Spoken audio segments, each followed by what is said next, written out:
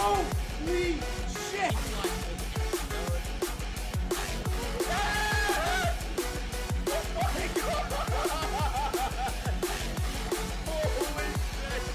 Oh my god, it's so bright.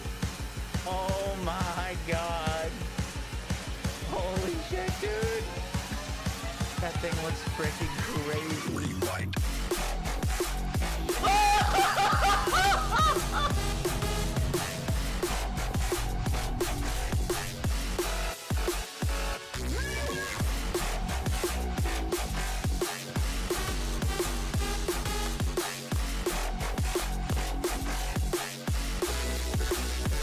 Rewind.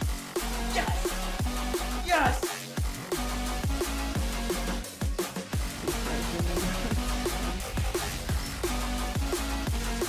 $69!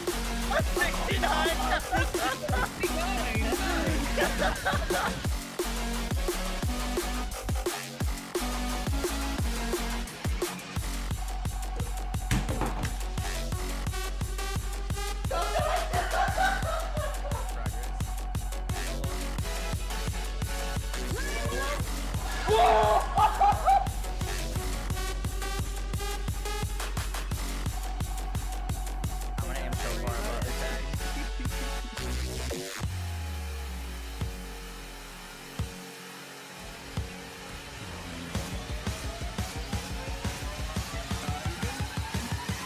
Rewind.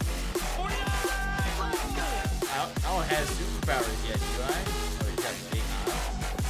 Do I have superpowers? Do it. One shot him. Oh my god, you did. Wait, you one shot Cole? Rewind. Yo guys, what is up? Yo guys, what is up? Yo guys, yo guys,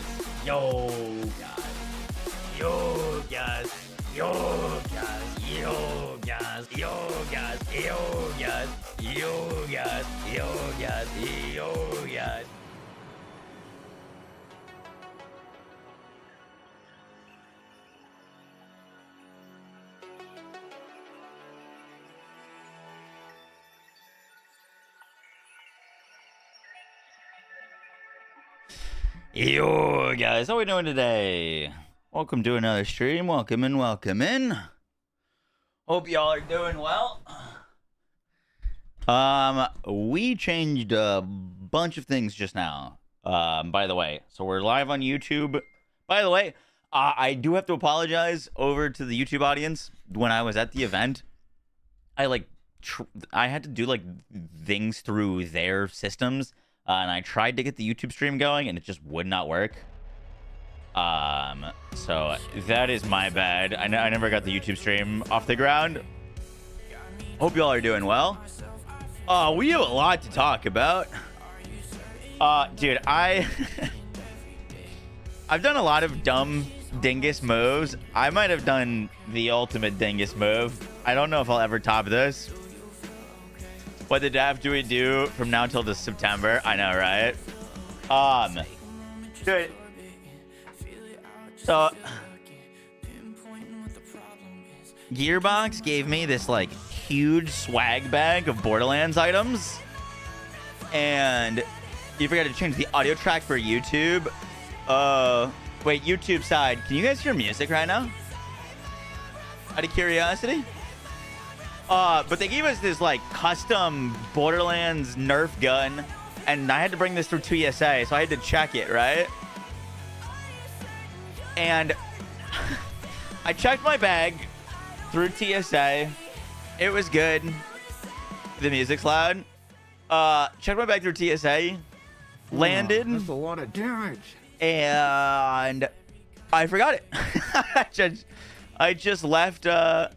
I left it. I took a hour-long Uber home to get home, went to sleep, and then went to bed, and didn't realize that I never grabbed my bag from the carousel at TSA until after Steph woke me up this morning.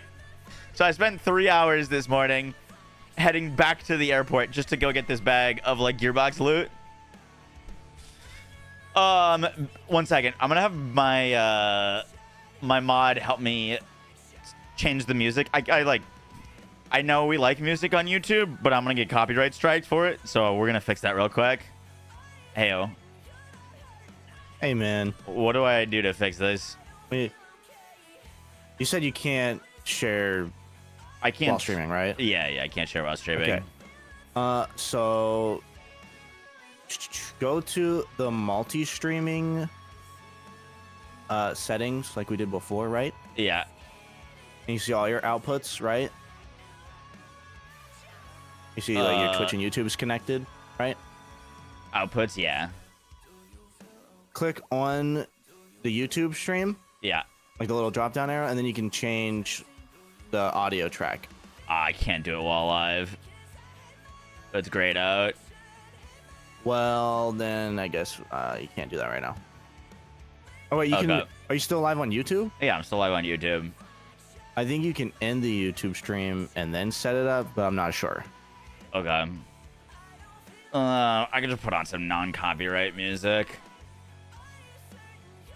Yeah, I forgot about it. It does have the Twitch VOD stuff, like whatever built in, but Yeah. NCS music.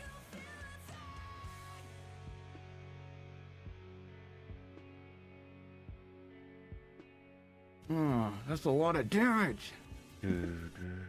Love the TFD content, brother. All right, guys, we got to listen Thanks to for the non-copyright music for this stream. Castillo, thanks so much for the 3 months. Appreciate that. Thank you. The Borderlands stream was awesome. Dude, it was,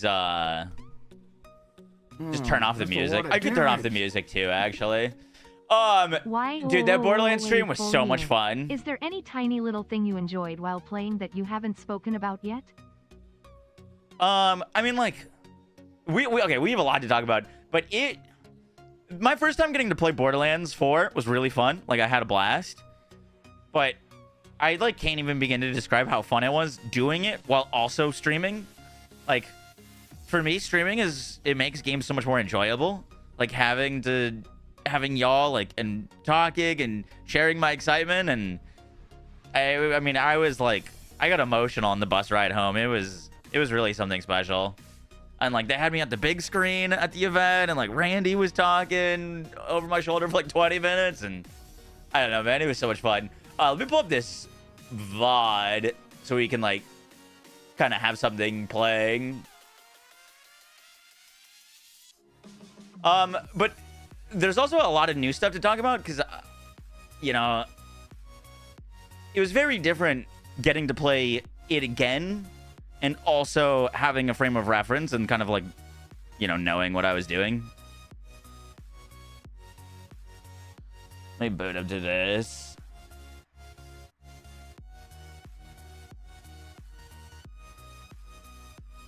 Getting bullied by chat is fun to you. Very fun.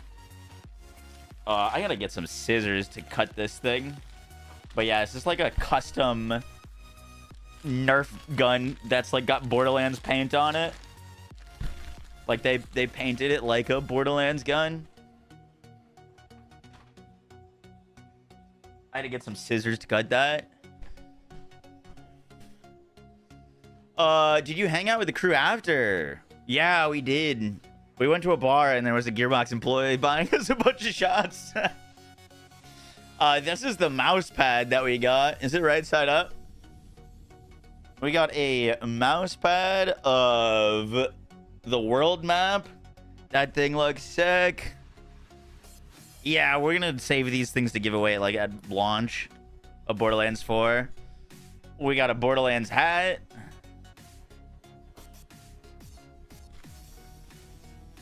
There's a bunch of things in here and more. Borderlands mug. They gave me a Ridge wallet, which is kind of random. I see a ton of YouTube ads for those things. It was cool meeting you. It was great meeting you as well. You want to do an ordnance build for Rafa? Hell yeah. We got some Borderlands shades. Cool.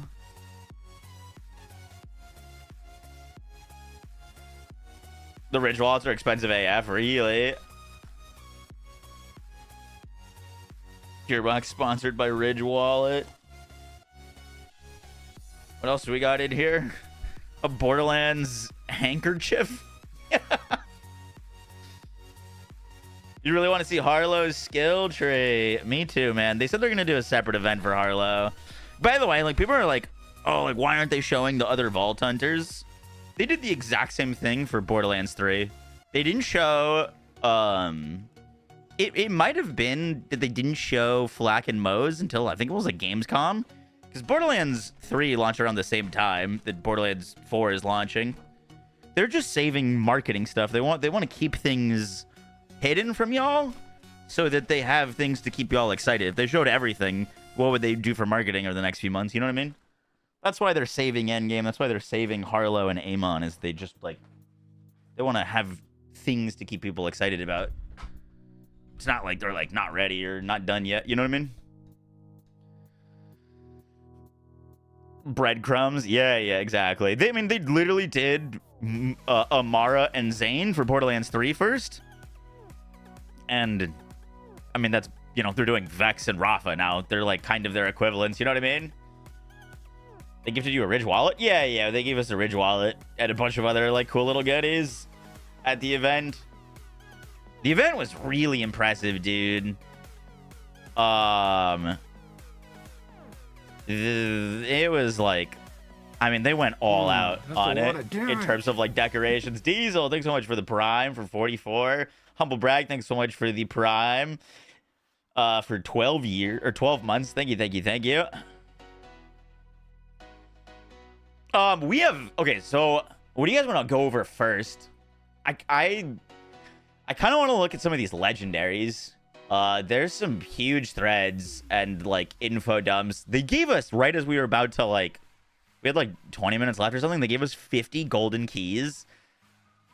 Check your connection. We're getting frame drops. You guys are getting frame drops?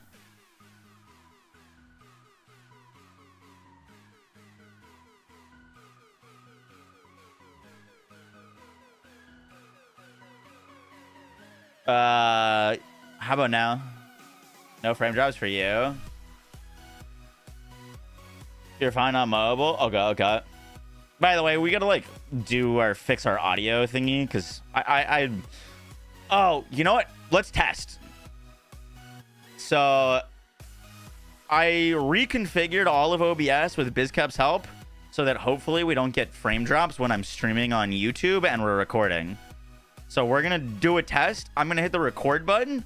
You let me know if the frames drop, because we just did all of this just so I wouldn't get frame drops while recording. So ready, 3, 2, 1, test. Let me know if it gets framey at all.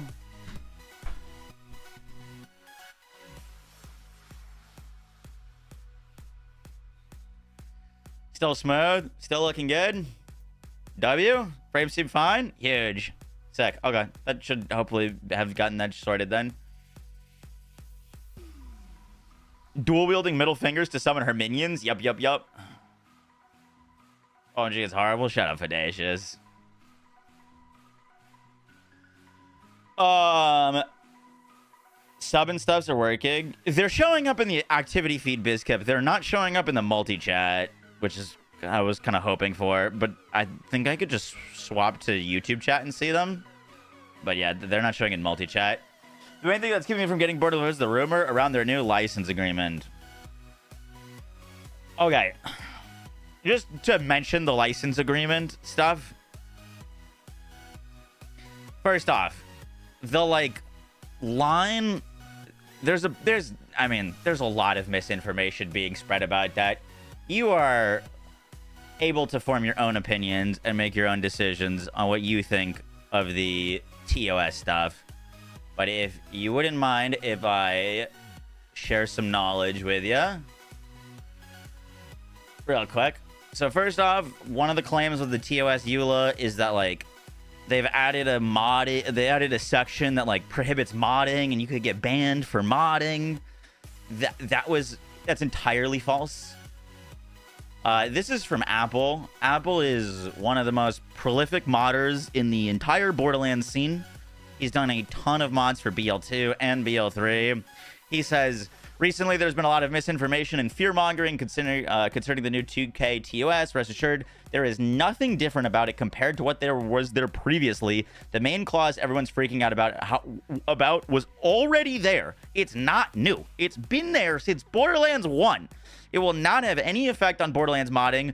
We'll remind you the Gearbox forums used to have a modding section all the way since Borderlands 1. They've never taken any steps against it, let alone legal action, so please don't worry about that.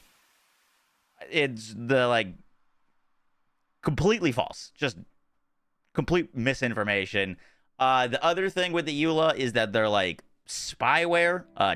2K and Gearbox have confirmed that that's also not the case.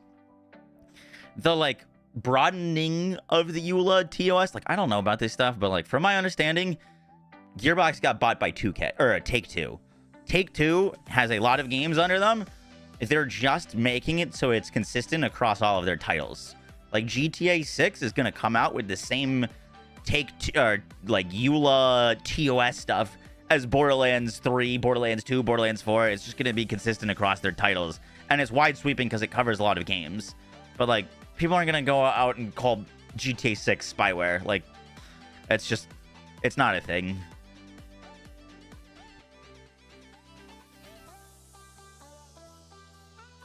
Has the properties of both rubber and gum. Thank you for sharing. Gearbox, if you want to check, I can link you a post that Gearbox and 2K have made that like details all of the misconceptions about it. If you want to read up on it on your own free time. You'll have to talk about any story beats connecting the game to Borderlands 3. All of the story beats connecting it to Borderlands 3 that I know are public knowledge. We know that this is years after the events of Borderlands 3, but it is directly connected to Borderlands 3. At the end of Borderlands 3, close your ears if you haven't played Borderlands 3 yet.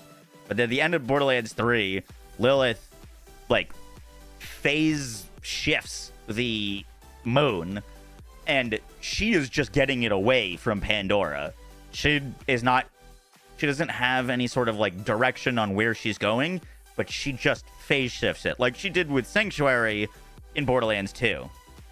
And so the like theory / conspiracy theory is she crashed it into Chyros, not intentionally. She didn't know Chyros was going to be there, but she has a draw to siren powers, and there's a theory that the like 7th siren, I think it was, is imprisoned on Chyros.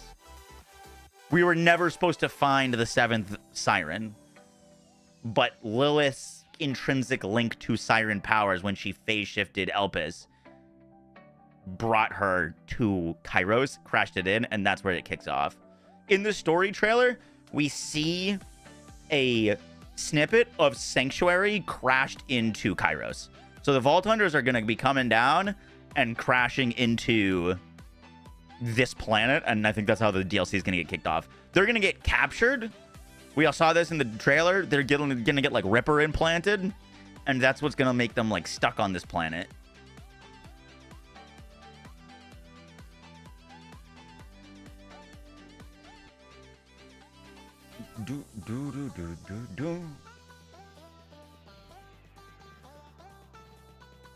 Yeah. I mean, it shows it in like the story trailer that they put out.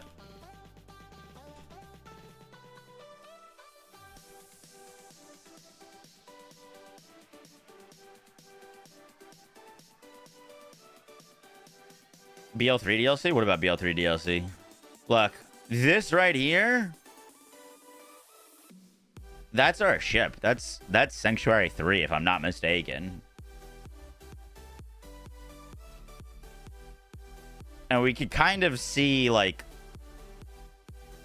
I think what's going to be the intro, which is the Vault Hunters getting these, like, Ripper devices implanted into them.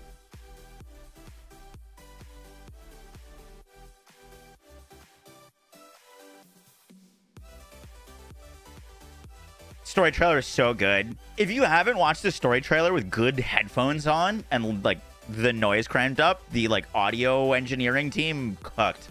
It's so good. Any thoughts on how viable melee builds will be? When I talked to Graham Timmons, who's like the creative director and in charge of balance, he was like, we want all viable builds to be, or all build styles to be viable. Grant Cow, who is the weapon designer for Borderlands 4, tweeted out that he just did a full playthrough on a build style of not dealing any damage. As in, like, he made a full Thorns build and did a Thorns playthrough where, like, it was just, like, reflect damage. As you would see in, like, a classic ARPG, like a Thorns build. Like, they're shooting for a lot of playstyles. I don't think it's just going to be, like, just guns. Your doll was removed as a weapon manufacturer, and there's only one article about the new gun manufacturers, and no one's made a vid on them. We could talk about them. The new manufacturers are Daedalus and Order and Ripper, I believe. Fishlap is returning. Yeah, I found it as well. There's a lot of new legendaries. Some cool returning ones too.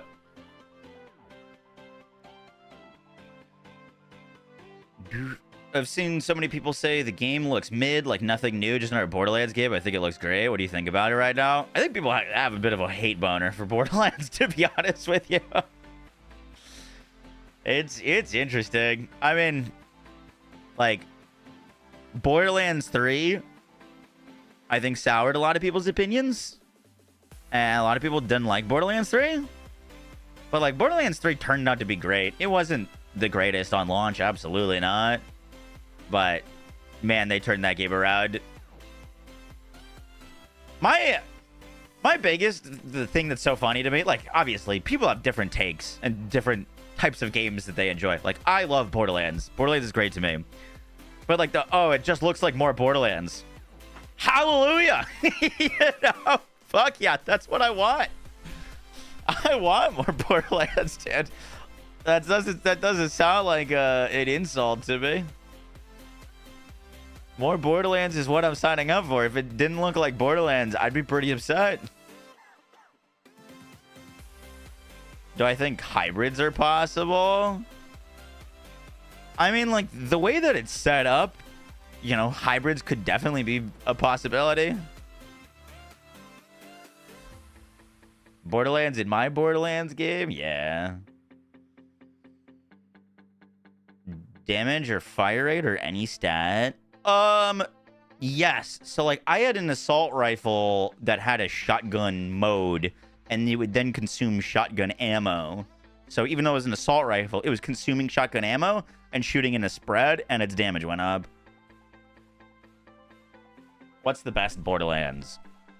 The best Borderlands is Borderlands 2. My favorite Borderlands is Borderlands 3. I think if someone was to ask me, I want to experience Borderlands, what game should I play? I'd tell them to go play Borderlands 2. But my personal favorite is 3. Still need to do a funeral for last gen. I know. I was like quite sick that day. I don't know how I did it, but I was not feeling very good the day before I left. And I drank a shit ton of orange juice, had some Advil, took some allergy meds, and like I felt brand new the next day. But yeah, I didn't stream. Wonderlands was great. I mean, Wonderlands gets hate as it deserves for its post-launch support, but I thought base game was very good. You're sick now? I'm sorry to hear that. The circle place on the map is probably Sanctuary. I don't think so. That seems to be what a lot of people think. But there's one key detail that people are missing on that. I think the circle is the end of the game. So this is gonna be a really it's not bad quality, but One thing that the devs told us in their like little presentation is that while you were playing this game, the entire time, the timekeeper is going to be watching you from his tower. Like, think like Eye of Sauron watching your move, watching your every move. I think he's going to be at the very middle of this, and this is where his tower is going to be located. Look, you can't really tell from that, but from the thing that they sent me,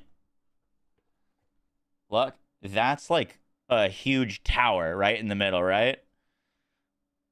So I think that's going to be where the timekeeper is. And we're probably I'm guessing like towards the end of the game is when we like finally breach the walls of that. And then that's like a raid on that tower to try to take him down. Is that a mouse pad? It is a mouse pad, yeah. Paintress from Expedition 33. That'd be dope. Did you notice on Vex kill skill, Green Tree was all stacking kill skills while the others were one-time activation, so you won't need to max nodes from green? Well, you'd still benefit from it, but you benefit more from less stacks, yeah?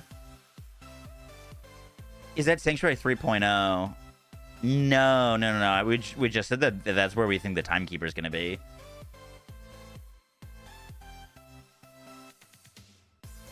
Boom.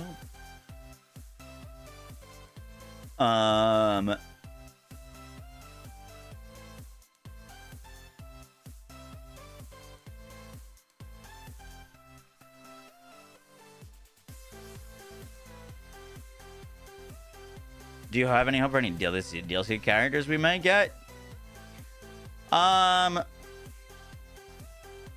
personally, I know a lot of people are like, oh, they should make this character a DLC Vault Hunter.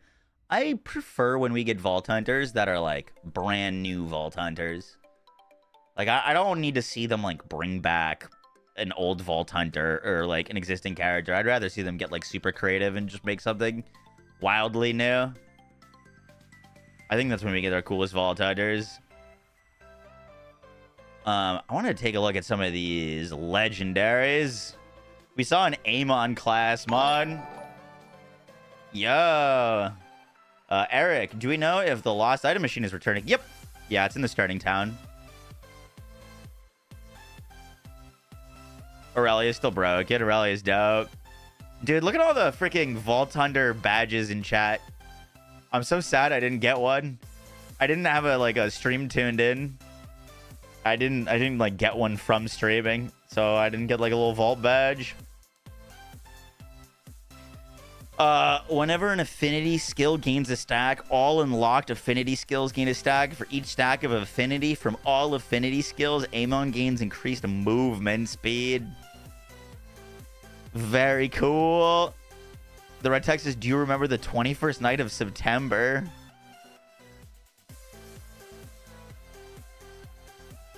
Casual fan. Okay, thank you. Wait, what is this? So I haven't seen a lot of these. This is a thread of a bunch of the legendaries. Vex and our minions deal increased damage for each active attunement. And gain damage reduction against each elemental type she is attuned to.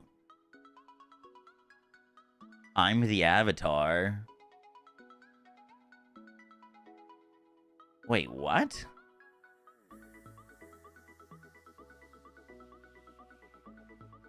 Does that mean, like...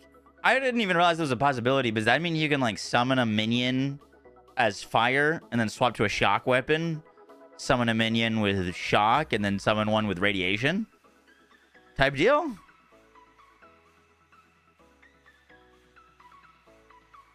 I'm assuming, like, how else would... For each active attunement... Well, the keyword on her passive is her action skill is attuned to whatever elemental gun she's holding. By the way, I sent the devs a long list of questions that I told them not to worry about answering anytime soon, but I'd love answers to them. And one of them is, I noticed that if you swapped elements on a Malawan weapon and then used your action skill, it seemed like it would only attune to the defaulted first element on a Malawan weapon, and it wouldn't swap to whatever you swapped your weapon to, which felt a little awkward. So I'm hoping they fix that if that was a bug.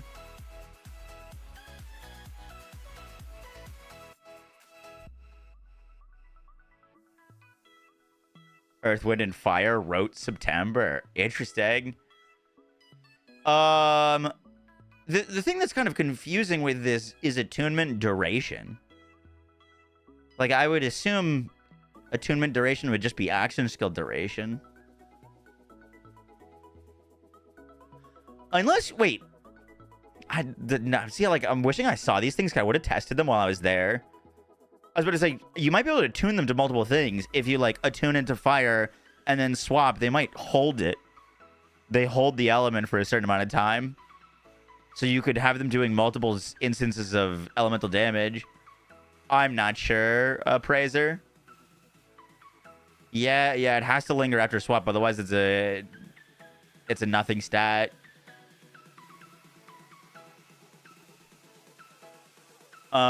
Cool. All right, we like that. Boom, boom, boom, boom. Stays for 6 seconds after swapping elements. Word. Energy shield breaks. Dude, I saw this. I've gotten this shield to drop a few times. I'd be curious. Not that it would be any good, but I'd be curious if we could, like, level 1 glitch with the Lost Loot Machine again. When your energy shield breaks or fills, it triggers a Nova. Dude, if we could get something like a, like Bloodlight or Moze with the Lifesteal or whatever, where you instantly keep filling your shield, you could basically have, like, RF Moze. Just run around with the Novas going all around you. Could be kind of insane.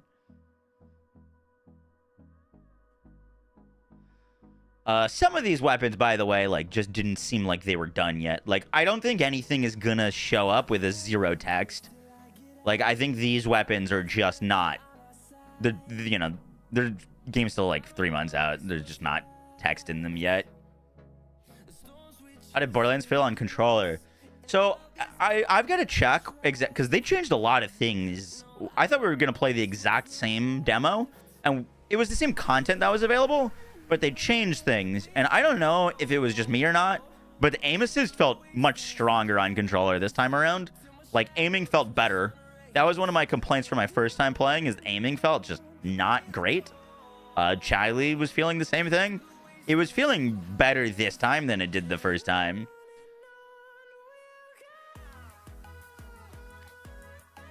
The sensitivity just seems very strong. Like, I was playing at 0.2 sensitivity on my mouse type deal.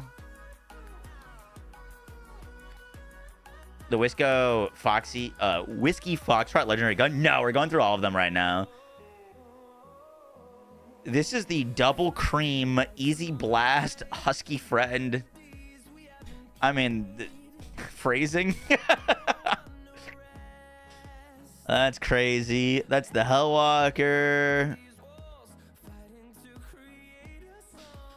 Chilling Elementalist. We already saw that.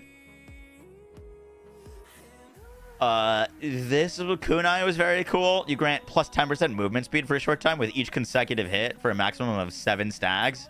You have 7 charges. So you just throw 7 of these in enemy and then boom. Yo, Beegis, thanks so much for the 27 months. Thank you, thank you, thank you.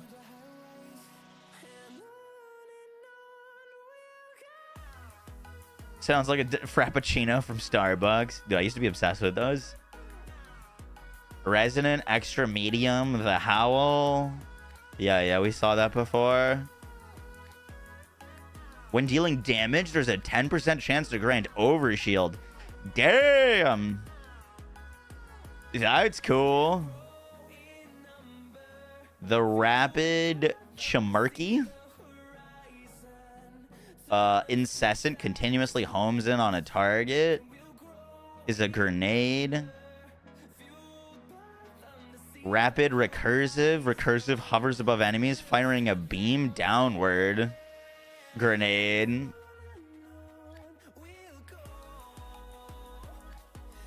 Called K6. Of his weapons as summons would be cool. Yep.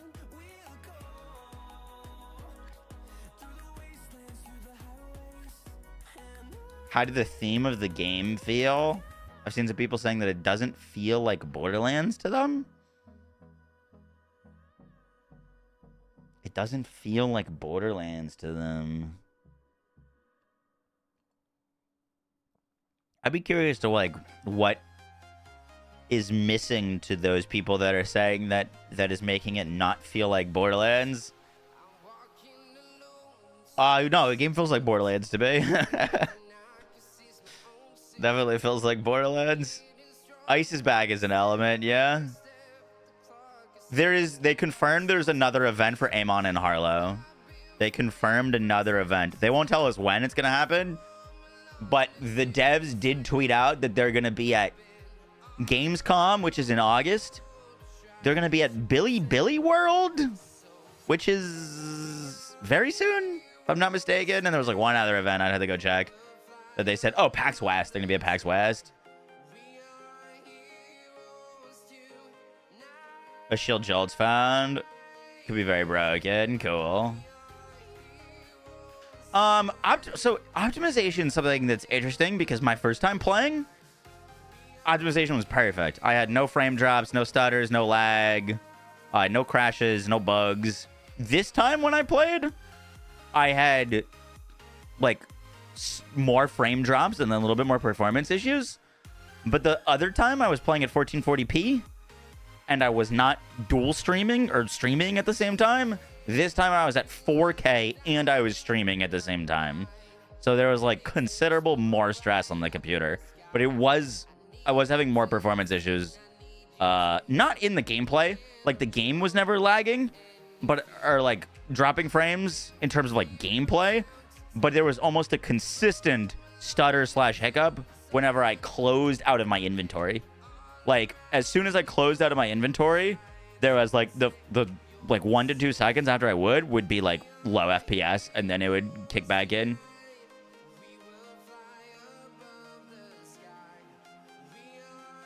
You think Zane's gonna be safe from being killed off because he's a vendor?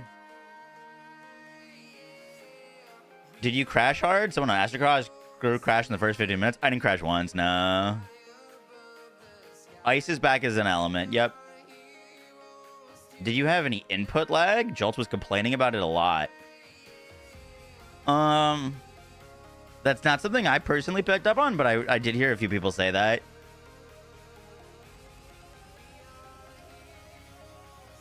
Yeah, we were playing on nutty PCs. Nutty PCs. You're also sitting in a row with 50 other people on PCs? Yeah. I don't think that should have had any effect on my PC though, right?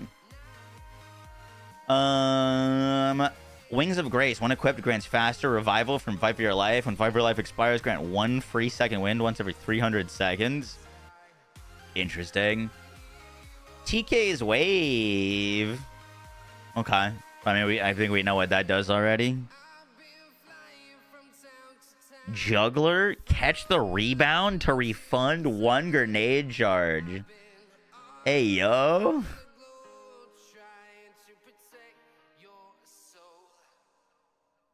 That's pretty cool.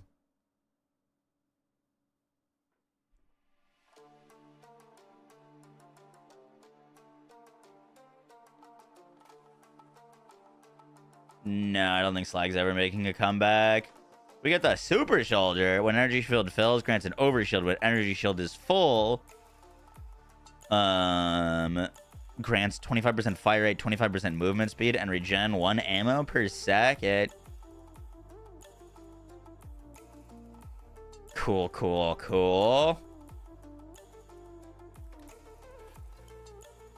You think they'll nerf throwing knives? I don't know. They're definitely very strong. Like, noticeably very strong. I mean, the big thing is they do a ton of damage, but they're also on really low cooldowns. You can kind of spam them.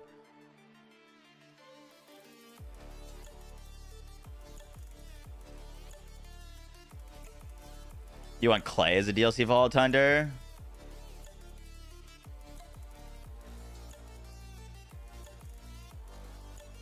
Yo, what's up, Jay? Good to see you.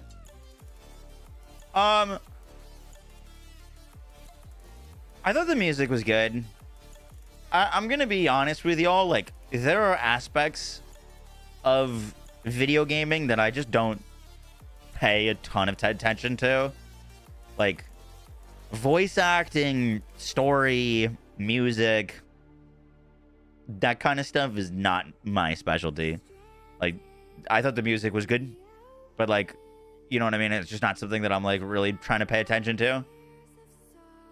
Am I allowed to talk about Harlo? I'm allowed to talk all about Harlo, but I know nothing about Harlo, so my information, I don't have like secret info about Harlo.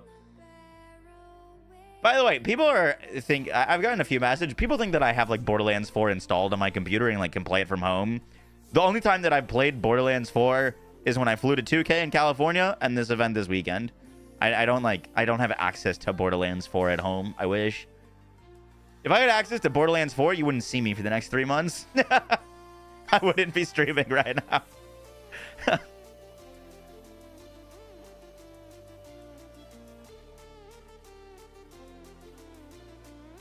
Triple drops from a single run. I did ask the devs if the drop rates were tuned up for the demo that we were playing.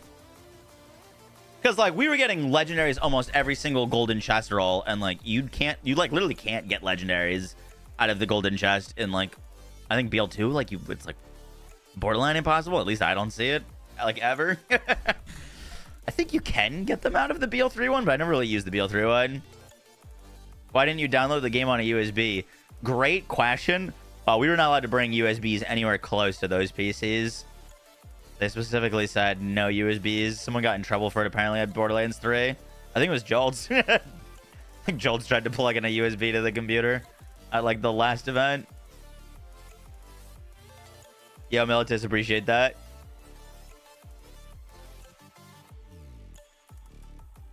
Why not just take the entire PC? True. Could have been all secretive. Did they say anything about specializations? Nope. No, those are very much kept under wraps.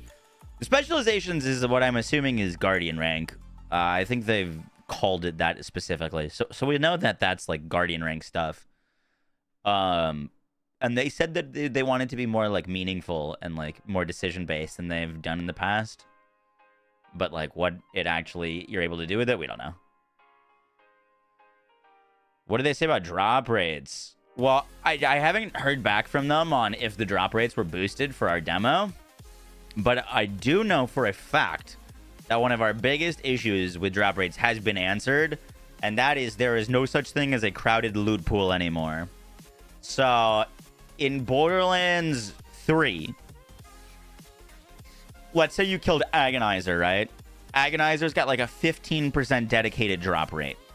So if Agonizer is a 15% dedicated drop rate, but Agonizer has 4 dedicated drops, that means you have a 15% chance to get a dedicated drop, and then that's 15% divided by 4 to get the specific dedicated drop that you want, because they would overlap. You could only get one dedicated drop, and if you you're like actual, even though the dedicated drop rate was 15%, your actual chance to get the specific item of the multiple items for was very small. To see what everyone plays first. So now in Borderlands 4, it's a 15% dedicated drop rate, for example. Like that's not like an actual number, but all 4 of those items in the loot pool are at 15%.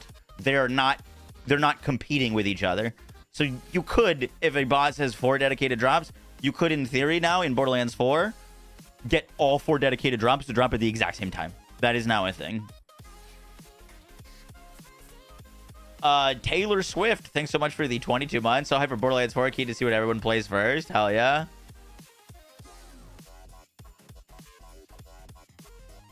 I thought you said the Gearbox employees told you about Harlo. Nothing like specific. Like I haven't like seen a skill tree. They were describing their favorite part about her gameplay, and that's what I'm not sure if I can talk about. but it was like 2 sentences. Tay Tay? Ain't no way. There is some things that I was told that I also just like don't know if I can specifically repeat because it was like kind of casual conversation that I don't know if it's like something that they would want publicly told. So I was gonna ask. Guys, it's not actually Taylor Swift.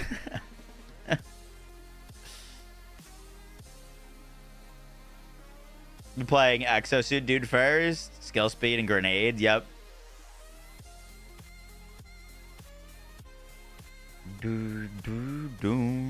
What is this? Psychosis when damaged, grant 15% elemental resistance, 50% or the last damage received. We've had, by the way, like we've had. He is a big, beefy daddy. Thank you, Vidacious. We've had elemental resistances in, you know, the Borderlands games for. I don't remember if they were in Borderlands 1. We definitely had them in 2. I think LE resistances are going to play a much bigger part in like endgame and defenses. There's like a Diablo Path of Exile like character stat screen that shows you all of your elemental resistances, all of your damage boosts, your crit chance, your crit damage, That's a lot of damage. like all of that. Do I know for sure it's not the Taylor Swift? I do not know that for That's sure. a lot of damage. Nerdify, holy, Greater than 67 months. What the hell? Yo, thank you. That was a very long time. Madman, I think it was 18. Appreciate that. What's going on, Bizcap?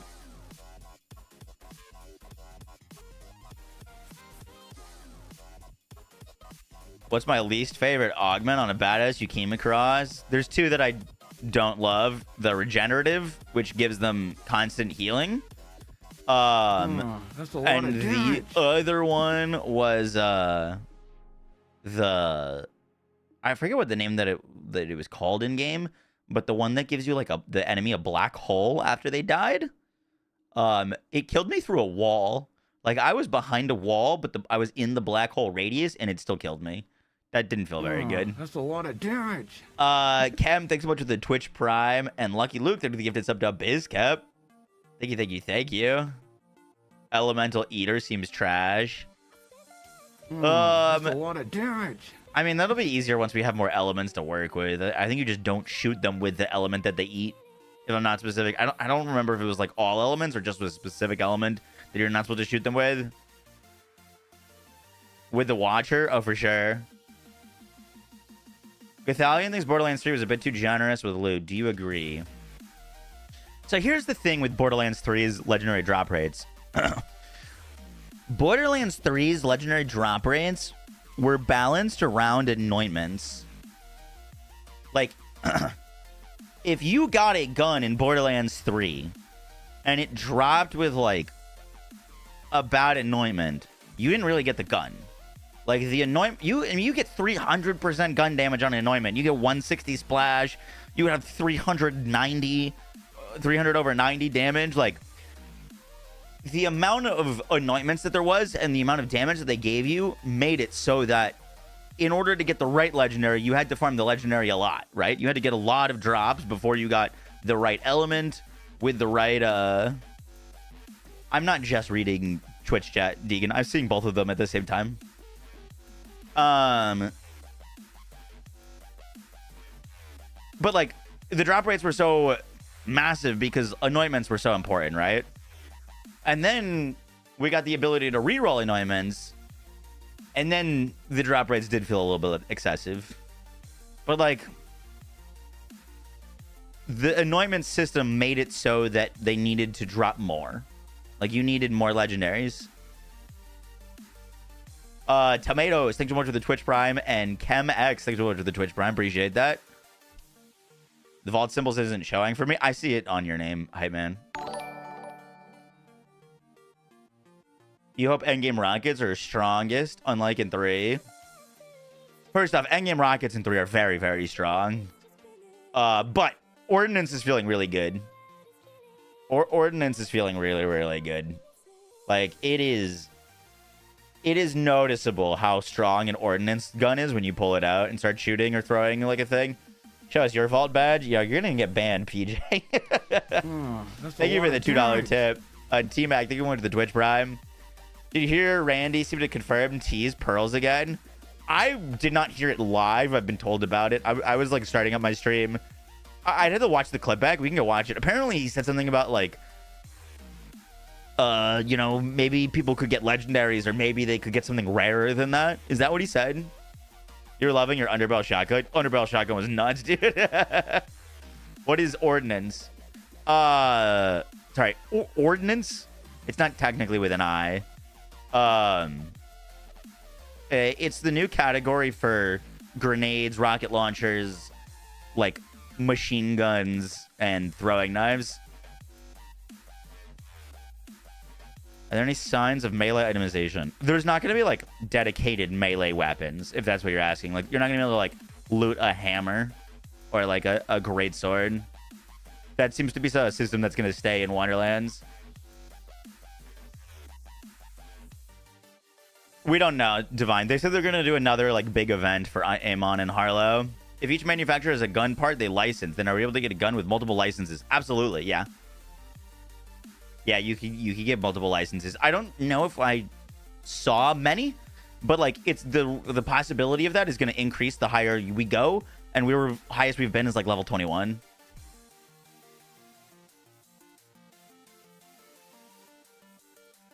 You're concerned about performance on console? I mean, I'm hoping performance is good. I can't like be like, oh yeah, the performance on console is going to be great because I haven't tried it. You know what I mean? So like, I think it's fair to be worried, but at the same time, like, they're dropping the game on the Nintendo Switch too. So like, if they can get it to run smoothly on a Nintendo Switch, like surely they can get it run smoothly on a console, right? Hopefully. You saw I did Jacob shotgun that reloaded like a TDR? Yep.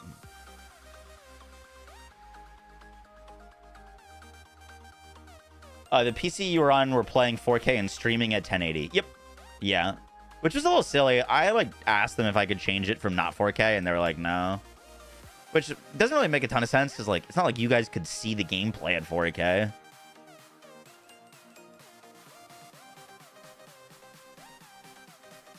Weird Borderlands 3 has 120 FPS, but this one doesn't. I set my game to 120 FPS. I'm not sure what you mean. Why'd you play on controller over mouse? I was planning on playing on mouse, and then I had a realization that I never played Borderlands 3 on mouse, and like, I didn't know the keybinds. Like, I couldn't tell you what the button is to summon a vehicle on keyboard and mouse. So that was my issue.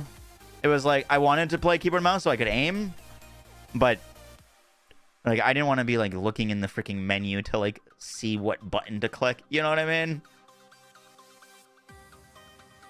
Do legendaries drop with licensed parts? They can.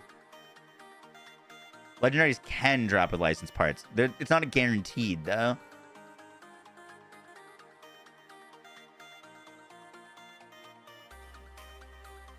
No, they didn't give any details about pearls. Years ago? Yeah. Well, we'll probably be playing a lot of Borderlands leading up to BL4. We can put in some time on KBM.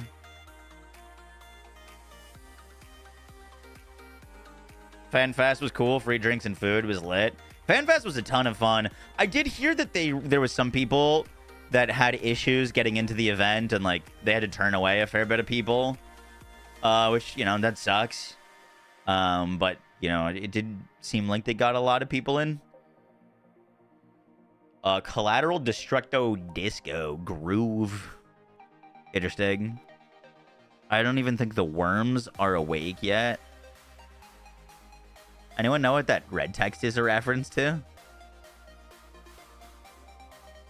UAV? Grenade Ordnance? Death from above? Interesting. Pork Sticky Hellwalker meta incoming, right? It's a DBZ reference? Krillin reference? Really? Okay.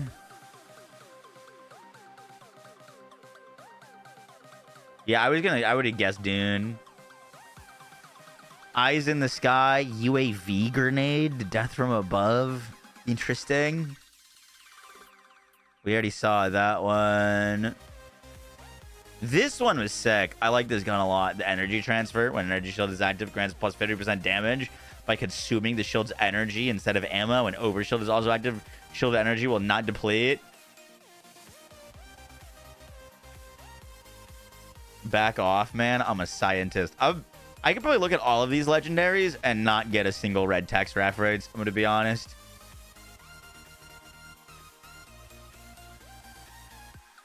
Do we see all of these? Oh, we got to go back to the original thread.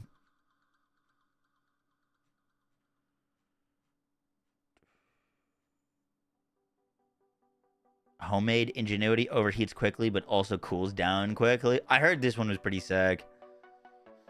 COV license mag. The gun has an unlimited magazine size. However, it'll heat up and eventually break. Dataless secondary fire consumes pistol ammo.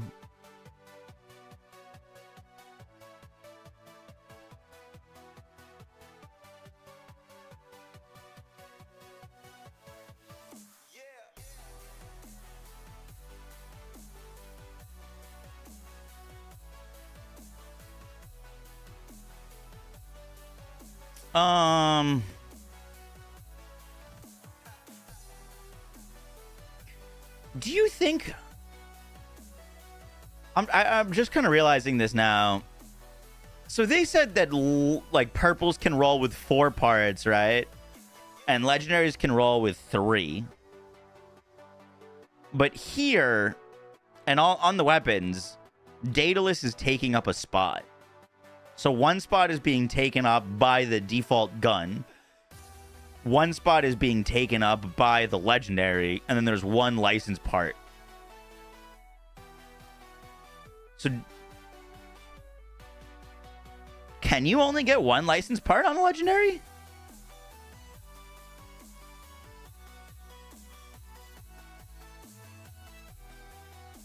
Look at the fire rate. Yeah, the thing flies.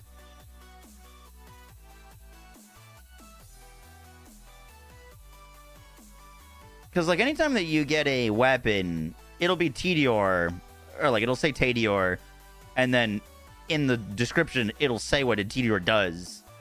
But I don't know if that's technically taking up a spot. Because, like, this is 3, and then a purple would be 4, but is it the legendary plus 3 parts? That I don't know. I was under the impression that it's legendary plus 3 part. Do legendaries always drop in the same main manufacturer? I believe so. There was one gun that I've seen like 18 bajillion times, and it's never not been a Tedior.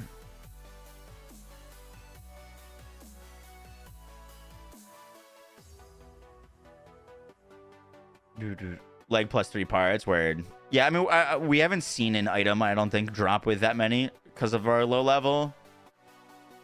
The legendary gun that they showed in the first gameplay reveal had 4. Okay, cool. Cool. Just clearing that up. Fully loaded Slippy Swordfish deals melee damage. This is the fish slap.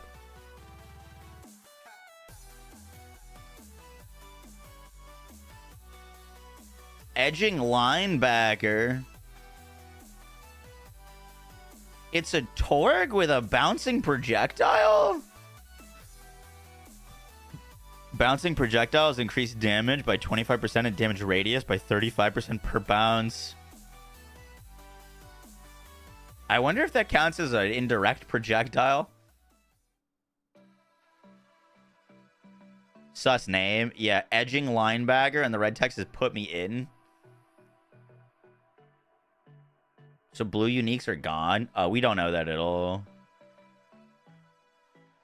Do you think the Firehawk gun skin in the deluxe edition and the pack of 4 head body skins in the super deluxe edition will be able to be purchased separately post launch? Probably. Probably. I think there are some cosmetics that'll be exclusive to pre-order bonuses, but I don't think those are one. Any info about the Forge Master? Only info we got about the Forge Master is we've seen one of his class mods. Plasma coils returning. Oh, is this a melee shield? Bare knuckle on melee hit, consume an armor segment. Oh, it's an armor shield as well. I want to do a breakdown on these. On melee hit, consume an armor segment to grant plus 100% melee damage. When armor shield is empty, grant plus 50% melee damage. Interesting. On armor segment break, knock back enemies and grant 30% movement speed. On armor segment break, trigger a Nova. That seems pretty sick. You just saw class mods can spawn with skills that spec into 4 different skills. Oh, we're cooked. We call that the Stinger. Yo, Alpha, thanks for the raid. Now that's a lot of damage. You can buy the pre-order bonus after the game launches. Word. That seems pretty sick. Yeah, kind of like the Stinger shield. I'm curious if there's like more likelihood to get something like this on this shield or something like that. You know, if there's weight. Because, like, I mean, these are, like, perfectly for this. Oh, you know what? Armor shields probably have their own specific armor rolls. It would be weird to get, like, something, like, recharge focused on, like, an armor shield that wouldn't work. What'll be your starting class? I'm waiting to see the skill trees. I'm leaning towards Harlo, but like that entirely depends on what Harlo's skill tree looks like.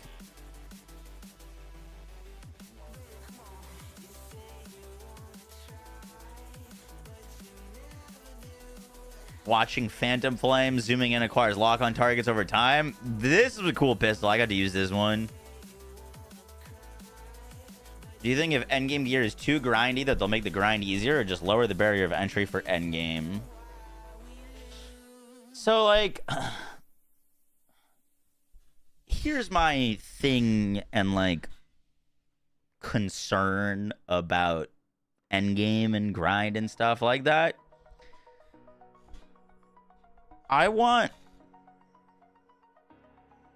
I'm hoping that it is on the easier side to get the starting gear for a build, right?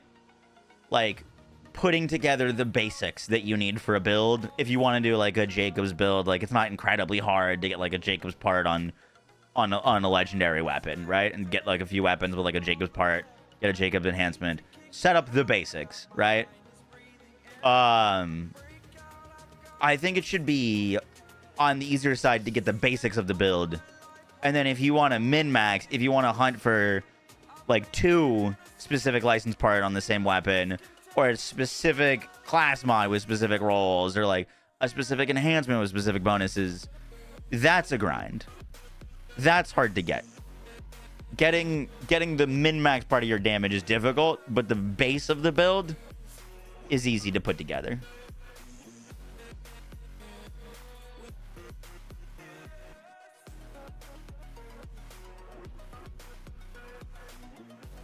Do you know if the grinder makes a return? We do not know.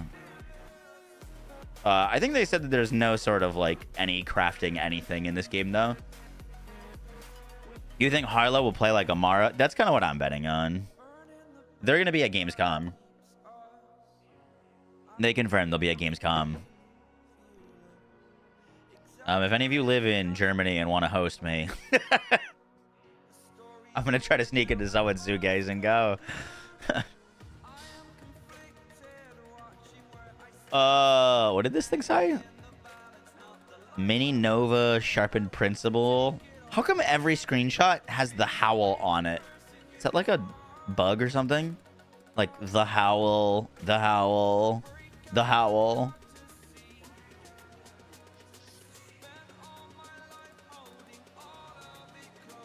You'll be fishing on launch? Shield boy. Spawn a shield boy when the last armor segment breaks. On armor segment filled, grant gun damage.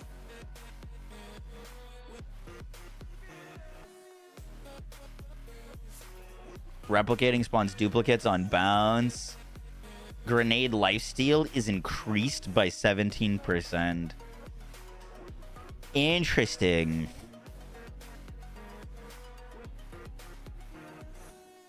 That seems like, you know, that's not going to do anything unless you already have lifesteal.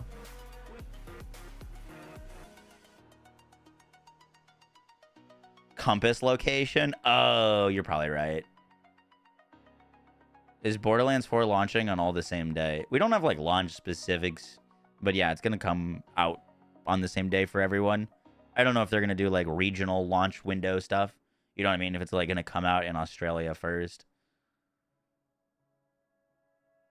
3550 on the Borderlands channel. Okay, I'm down to go watch that. Yeah, I didn't see it live.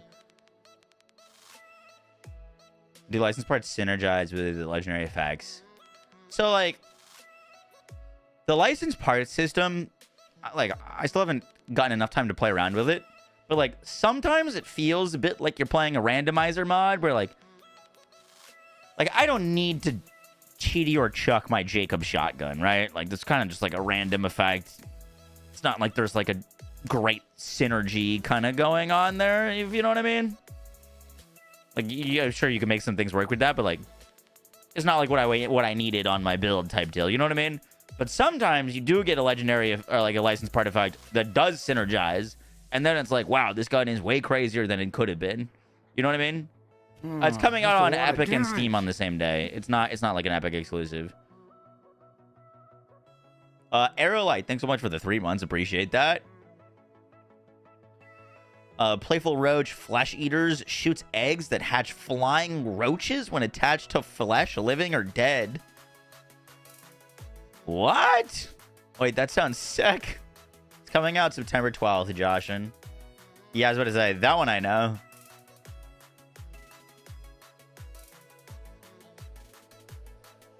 Cooking ambush Borstel Ballista. Propagation.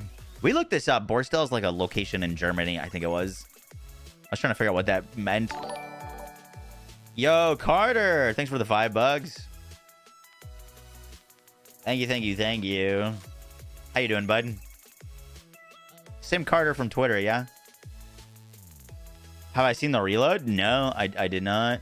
We're gonna go watch some footage of some armor gameplay, by the way, because I don't think I've ever used an armor shield.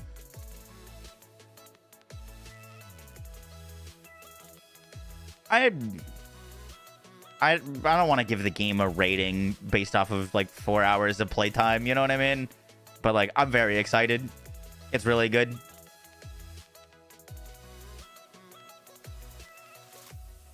Yeah. The names are Borderlands names. There's gonna be like thrusting, whatever. The firm potato thrower. I'm a hot little potato right now. Spud gun. The Raven Fire. I did get that. That was a cool ordnance launcher. It like shot everything across everywhere.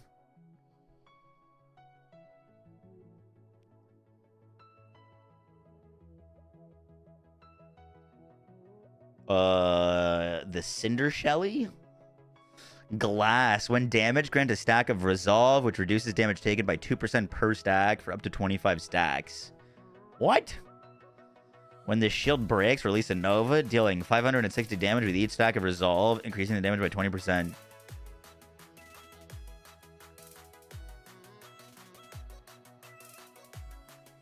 What? When damaged, grant a stack of Resolve, which reduces damage taken by 2% per stack for up to 25 stacks when the shield breaks. Yeah, but like, if you can get your shield not to break, isn't that just like perma 50% DR? Like if you've got skills that are returning shield or rejetting your shield, that just sounds like a 50% DR shield. Farming a proper one's gonna be hell. Yup. Do you think the roach gun will count as minions? Probably not, to be honest with you. No answer gets that I have to buy a PS4. No clue if this is going to be on the PS4 or not. It will not be on the PS4, Kenny. It is not a. It will not be compatible with last gen consoles. Got you hype AF. Glad to hear, Bram. Tiniest Peen, thanks for the follow. Appreciate that. You think my link is bugged? Which link, Snack? That link? The pre-order?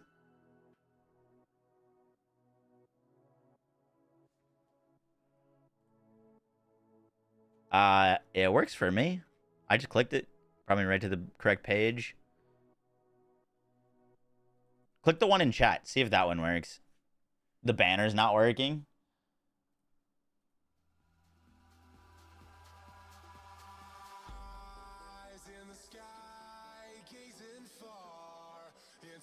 Oh, that one is not working. Thank you.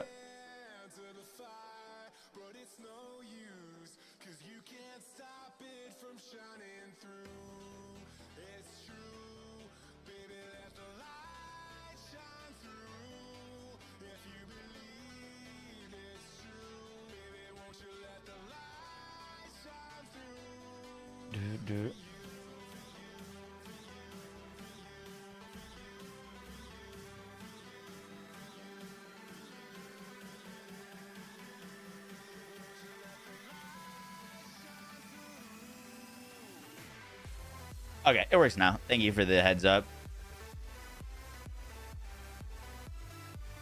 Adaptive. When equipped, shield grants plus 16% max health. When the shield is active, grants plus 40% resistance to the last damage type. Dude, I mean, like, obviously we don't actually know. But I think I sent the devs a big list of questions today. I think building in the defenses is going to be a whole lot more important in this game than in previous games. It seems like they're giving us so many different ways to be tanky through, like, overshield, more sources of DR. Almost every shield comes with some sort of inherent, like, elemental resist on it. Who am I most excited to play? Well, I want to see Harlo and Amon skill trees. That's like what I'm waiting for. There's like a whole page that you can pull up now, though, that's like Path of Exile D4 style. Like all of your, it'll like it shows all of your resistances. It shows your inherent crit chance. It shows your damage increases with different things. It's very like ARPG coded.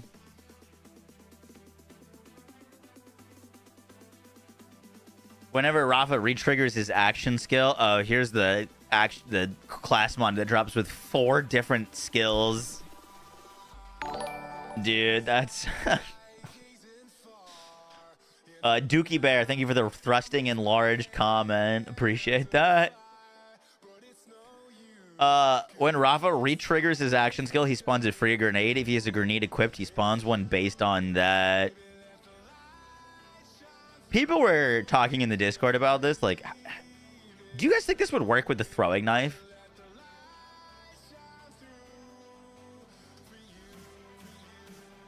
Nash, we were getting a lot of legendaries from the golden chest, but I don't know if the golden chest was tuned up for this demo.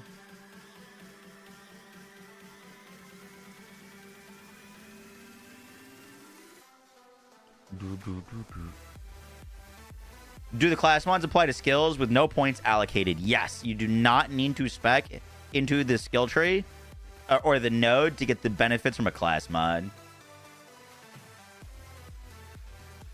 I tested the infinite ordnance with action skill active. It does not work. Ordnance does not count as a gun. If something is like your gun does not consume ammo while your action skill is active, that does not apply to your ordnance. They're very like specifically labeled. Strapped, I had the exact same idea. Literally, my first time playing the game, I tested it. Yeah, not a thing, unfortunately. Overshield Eater. When energy shield is active, enemies have a 12% chance to drop an overshield when hit. When overshield is also active, grants plus 25% shock damage. I wonder if that's increased or like additional.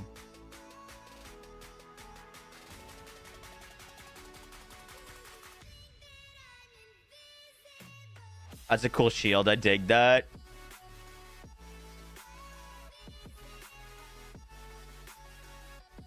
Throwing Nathan will work with a knife. It'll just pop in front of you. Then no. Yeah.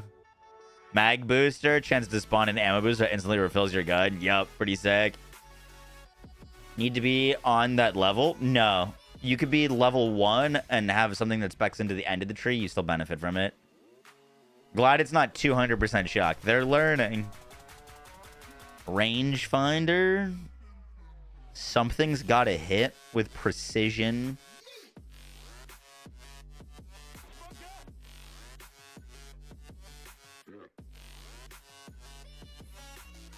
Pacemaker. Oh, this is a legendary rep kit.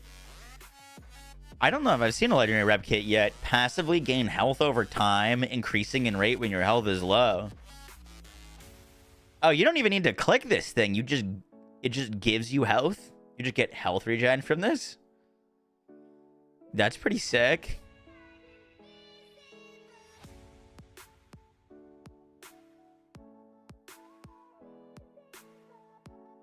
Why precision? No explanation. Not every legendary has text on it yet.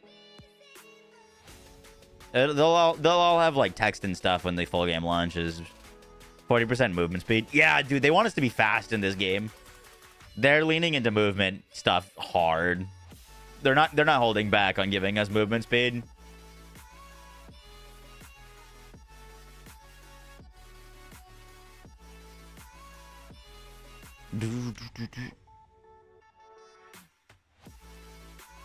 That dropped from Horus, probably a dedicated word.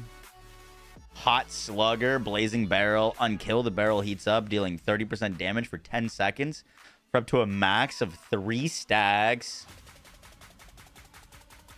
Barrel heats up, dealing 30% damage for 10 seconds for up to a max 3 stacks. Damn. That's a cool weapon, dude. What? It's a Jacobs with 1 in the mag, too.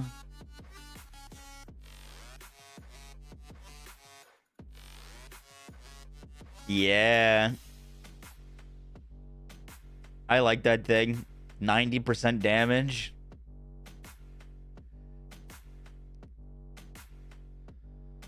Rhythmic Queen's Rest. Fires high-speed rounds and damaging enemies at a 30% chance to spawn a homing sticky projectile.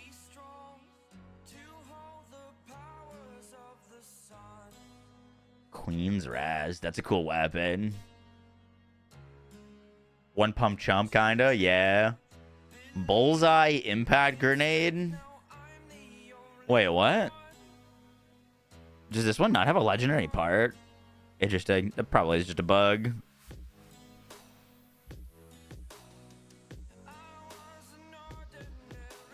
We already saw that glass one.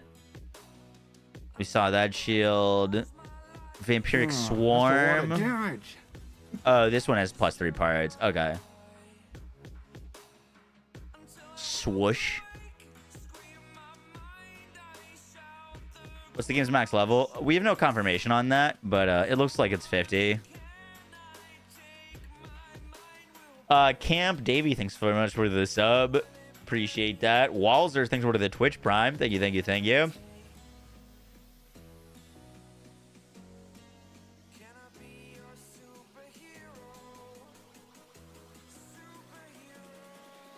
Why so many people had hands-on already? They just did a big Borderlands fan festival where anyone could attend and play the game. People are getting hands-on because the marketing is stepping up. Random elemental damage on bleed. Yup. Dude, there's a Maliwan enhancement that transfers dots from enemy to enemy but it only sounds like it's gun dots, which I don't know if it will work for bleed or not.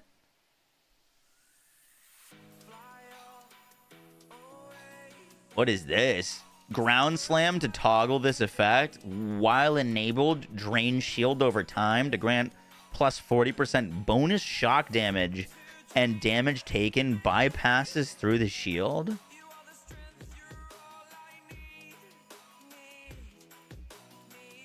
That one specifically says 40% bonus shock damage.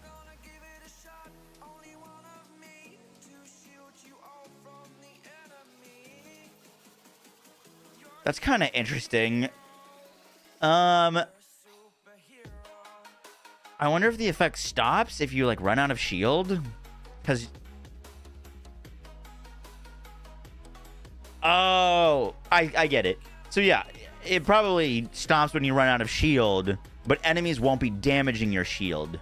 So it's kind of like a set timer, right? Because all of the damage that you're going to be taking is just going to hit your health bar, and then this will drain until, you know what I mean, until it's gone. That's really cool. That's a very cool shield.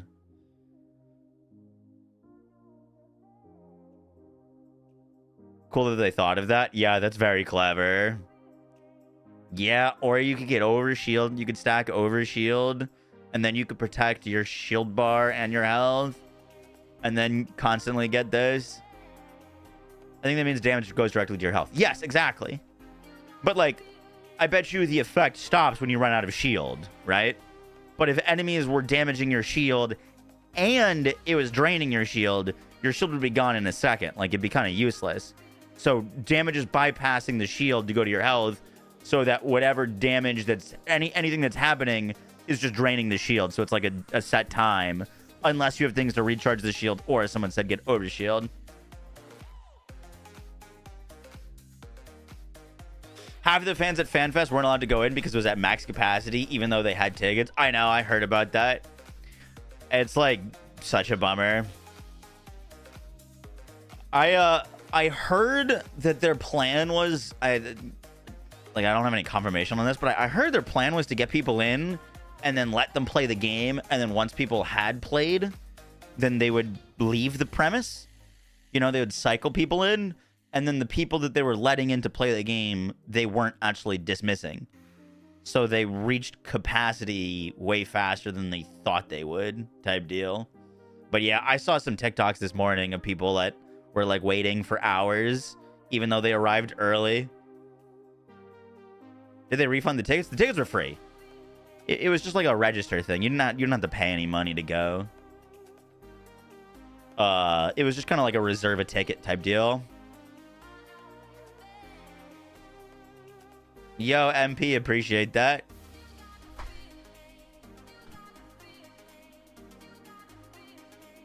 $80 for that trash. It's 70. So is Borderlands 4 symbiote or deal breakers for you guys? Is Borderlands 4 a symbiote? Symbiote is antivirus. That's like 2K's, or not antivirus. It's like anti-piracy software.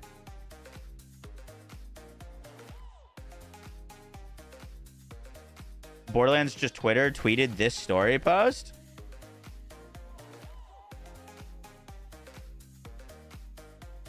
Whoa.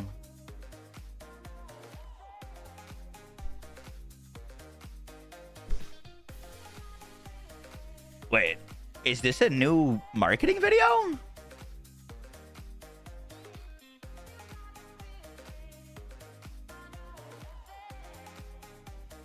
There's 1,000 people watching us on YouTube right now. What the hell? Thank you guys. Damn, that's crazy. No, I think it's just an old video. Watch on YouTube. Yeah, this story trailer was so good. Let's see.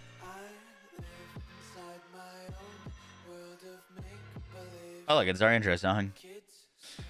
The Timekeeper has this is where it starts. Feast your eyes. No, the Timekeeper has maintained total oppression over the people of Chyros, but you're about to break free from his control. In the Borderlands 4 story trailer above, you can get a glimpse of the Timekeeper's cruel reign, including the disturbing process of being implanted with a bolt, a spine-grafted cybernetic device used to dominate the populace. Soon after crash landing, confirmed crash landing, Ava's gonna die in the crash. The Vault Hunters are arrested and forcibly affixed with a device trapping them on Chyros. The Timekeeper and his order are the ultimate superpower on Chyros, ruling them from the impenetrable fortress city known as Dominion City. When Elpis arrived in Chyros' orbit and unleashed cataclysmic destruction, the Timekeeper locked down the city and sent his commanders to deal with the fallout firsthand. Now the Timekeeper watches over Chyros from the safety of his tower while his commanders maintain his order.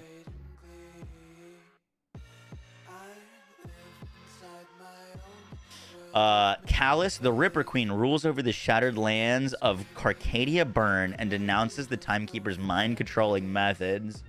Let me turn off the music while we're reading this. Denounces the Timekeeper's mind-controlling methods, while the hulking Idolator Soul terrorizes the rolling hills of the Fade Fields and remains loyal and subservient to the Timekeeper. Lastly, there's Violector, Overseer of the Terminus's Range's Frigid Peaks. He doesn't appear in the story trailer, but you can see his fearsome final form in our official gameplay deep dive. Oh, that's probably the Hands boss. If you want any hope of crossing the war-torn region of Chyros to get to the Timekeeper in his city stronghold, you'll need more than a few allies by your side. Until now, the Timekeeper has ruthlessly crushed any and all opposition, but the catastrophic arrival of Elpis has disrupted his perfect order. From humble beginnings, you'll need to travel across Chyros and ignite the revolution against the Timekeeper. People all across Chyros have begun to rise up, and this power keg is set to explode. Enter Claptrap, self-proclaimed mastermind behind the Crimson Resistance, who is set on making the Vault Hunters his newest recruits. In our story trailer, you'll see some returning fan favorite characters like Amara, Moxie, and Zane, along with new faces like the leader of 3 resistance factions on Chyros. The Outbounders, led by Rush, who all crash-landed onto Chyros much like the Vault Hunters. This resourceful group longs to leave this prison planet, and they've been a persistent thorn in Idolator Soul's side. The Augurs, led by Defiant Calder. These mountainous miners have been on Chyros for centuries. For the Augurs, Chyros is home, one worth fighting the Timekeeper to keep. And finally, the Electi, once favored citizens of Dominion City, who were locked out when Elpis arrived, are led by Levain. Life in the Timekeeper's shadow is hard enough, but life in the eyeline of the Ripper Queen has given the Electi the ultimate survival challenge. Pre-order Borderlands 4. Also, in case you missed Borderlands 4 Fest, check out the recap. Cool, cool, cool.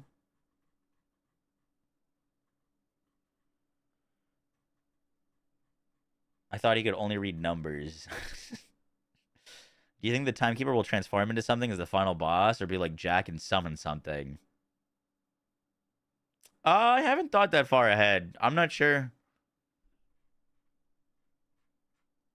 I mean, if he's got control of like time and stuff, you could see like a potential very cool like phase fight where you're like fighting through like different times.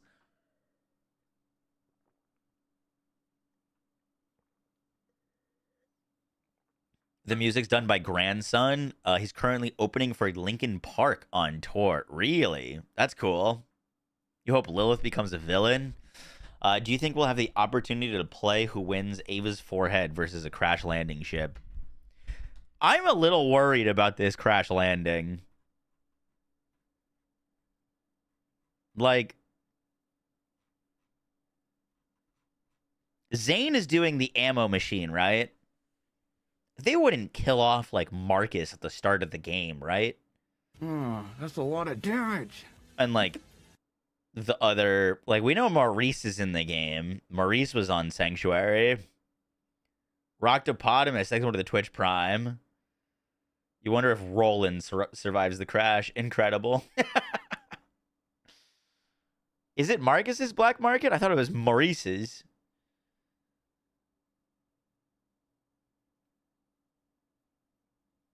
Yeah, they could have also, like, not gone on the ship. But yeah, Ellie was, like, on the ship. Hammerlock. Tannis. Well, they can't randomly kill off Tannis. She's a siren now.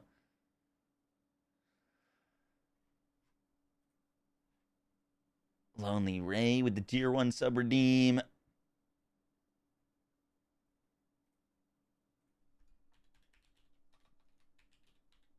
By the way, I couldn't see channel points usage before, but I've like fixed the alerts bar. So now I actually can see them. It says the Vault Hunters. I think it could be talking about new Vault Hunters trapping us on Chyros.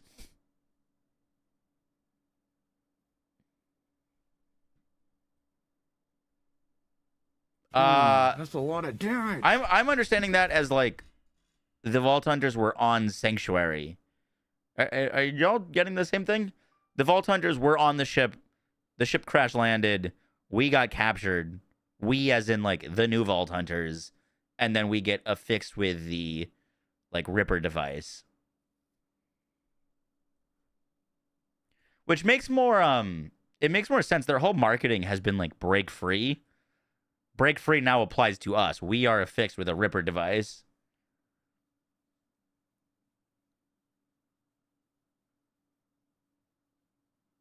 Did I tell chat about my bag? I did, yeah.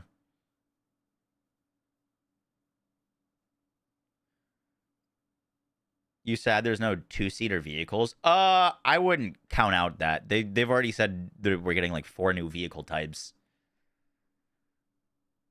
Salty was there, yeah. What happened with his bag? I checked my bag at the airport. That's a lot of damage. And then I forgot to go pick it up. I never picked it up from the carousel. I left without it, and I didn't realize until I woke up this morning. We don't talk about that, though. Brothers Peak Dingus. I can't believe I did that.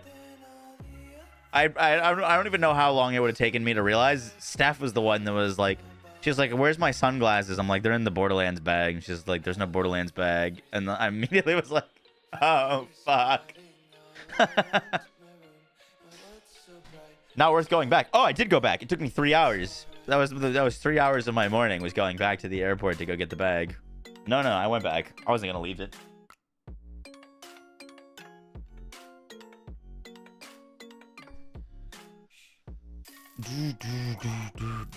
Should have checked your lost loot. Good one. They could have crash landed in a different ship. Would it be weird if the Vault Hunters were on the ship on Sanctuary? I don't think they necessarily need to be on the ship. But I'm understanding this as the Vault Hunters, as in like not Zane and Amara, as in like the new ones. I think the new characters, the ones we're playing as, are captured. What do you think the Headhunter DLC release schedule is going to be like? I think they're going to rotate it.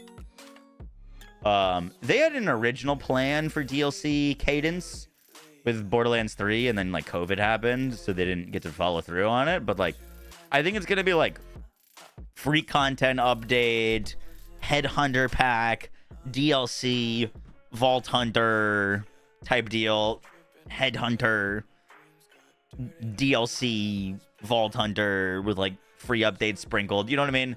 I don't think it's going to be like 4 Headhunters in a row and then a DLC, or like 2 Vault Hunters in a row. It's probably going to like be a little bit of a rotation between all of the content.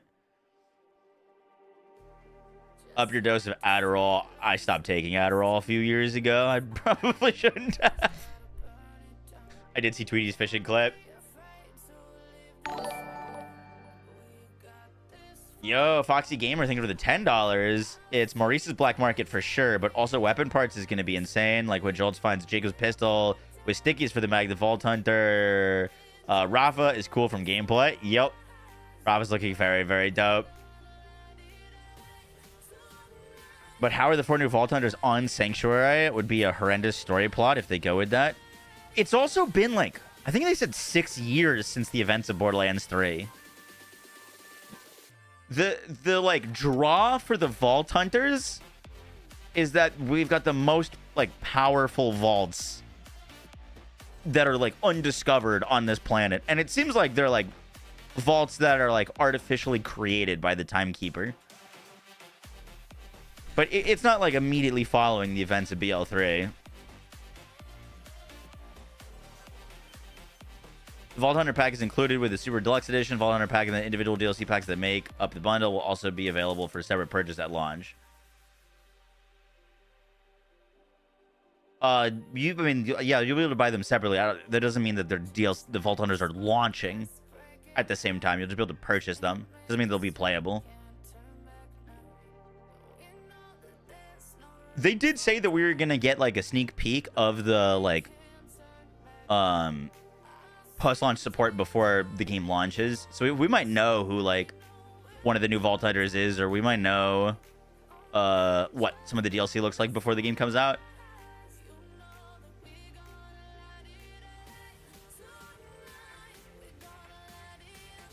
I hope the ship lands on Zane. The Crimson Raiders are always recruiting new Vault Hunters, and are definitely the best Vault Hunter group out there. Considering their feats, not surprising they recruited 4 new Vault Hunters. That's a good point.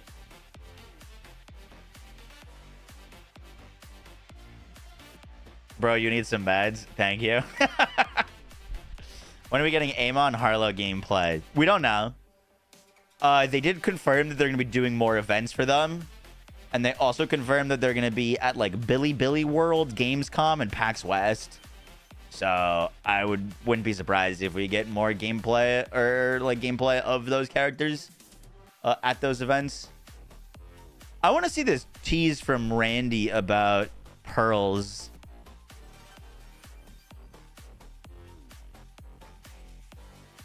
Because I was like with my headphones on at my streaming station when he said this.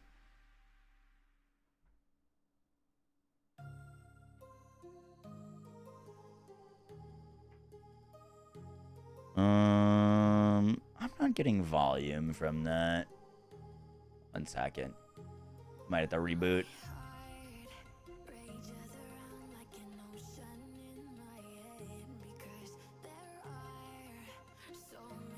Give me 1 second. I'm just gonna soft reboot this real quick. Happens sometimes. Muted. We can't hear. You can hear me, right? It's just the computer's muted. I'm just restarting it real quick. FanFest was great. You were there. Hell yeah.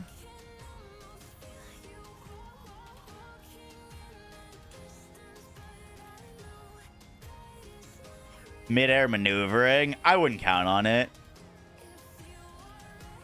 I mean, we knew about Gauge before Borderlands 2 release, so it makes sense if we hear about the new ones. Cool.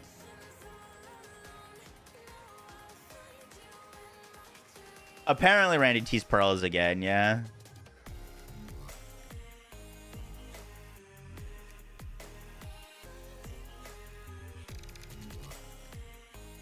If Sanctuary 3 crashes, I wonder where Flack and Moze are. It's a good question. I mean, once again, I think they... I don't quote me on it, but I think they said it's like 6 years have passed since the events of Borderlands 3. So, you know, they could have gone and done other things. They did say that they wanted to focus on new characters for this game.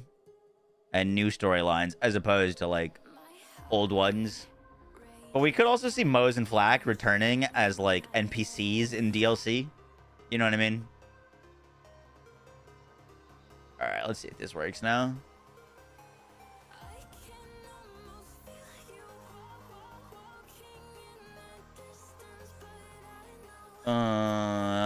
Borderlands. That's a lot of damage. 4. Hey.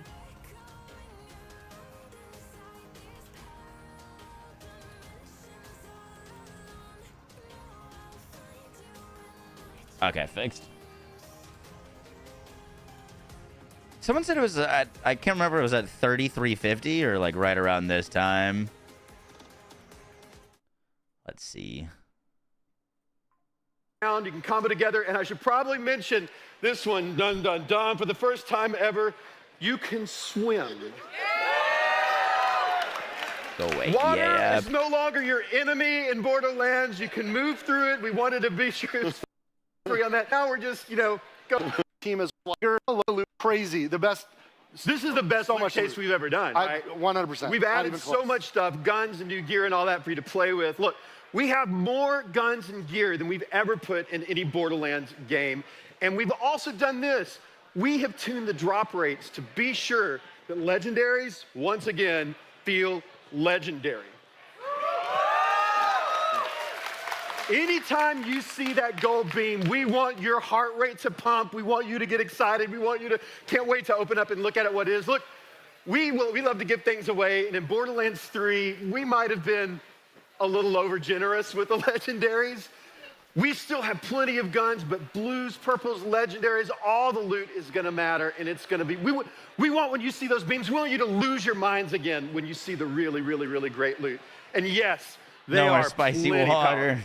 And there's probably, I don't know, there's a bunch of people in this room. I'm seeing hundreds of people here. There's thousands of people watching online. A couple of you might get really, really lucky and see something else. But what we're talking, real people here, and there's probably, I don't know, there's a bunch of people in this room. I'm seeing hundreds of people here. There's thousands of people watching online. A couple of you might get really, really lucky and see something else. But what we're talking about here are weapons, gear, loot, and guns, and some of our favorite weapon manufacturers are back. Interesting. There's probably, I don't know, there's a... We want, but a little over generous with the legend. All the loot is gonna matter, and it's gonna be, we want when you see those beams, we want you to lose your minds again when you see the really, really, really great loot. And yes, they are plenty powerful. And there's probably, I don't know, there's a bunch of people in this room. I'm seeing hundreds of people here. There's thousands of people watching online. A couple of you might get really, really lucky and see something else. But what we're talking about here are weapons, gear, loot. Are we actually gonna get pearls? I like Mexarican. Thanks so much for the 3 months or the 16 months. Thank you, thank you, thank you. Pearls a tier above legendary, yeah. That does not sound like pearls. What do you think he's talking about then?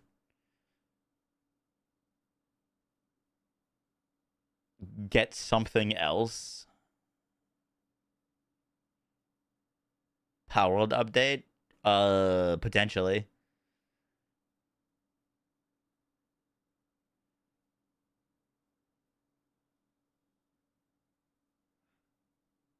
I mean, maybe it's not Pearl Essence, but like it feels that does kind of feel like a hint that like there's a tier above legendary. I like doubt that we would have seen a Pearl at level 20 in a demo though. Like I don't think he was actually thinking that anyone would find one. You know?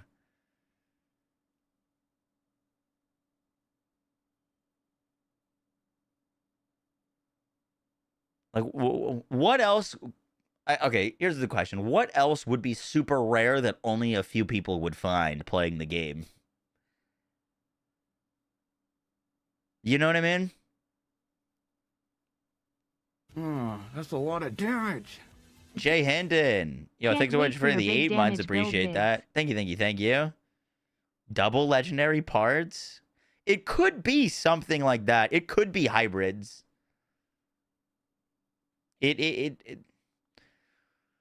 Honestly, I feel like hybrids would be more likely than pearls.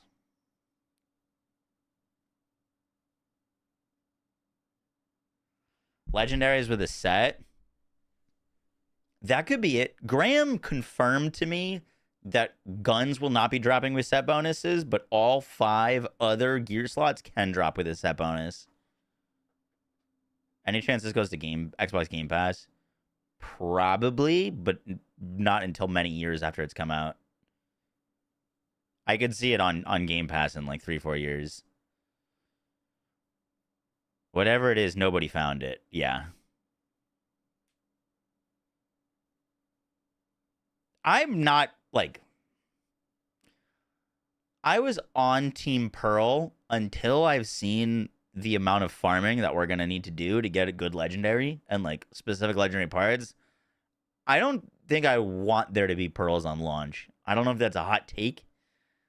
But, like, I really want the focus to be on the current legendaries and, like, how they exist and how they play, I feel like if pearls are there on launch, people are just gonna like not care about legendaries and just want the pearls and stuff like that. You know what I mean? Like, I don't think we need it. Like, we're gonna have so much content and so much farming to do with the current license part system and all the new legendaries.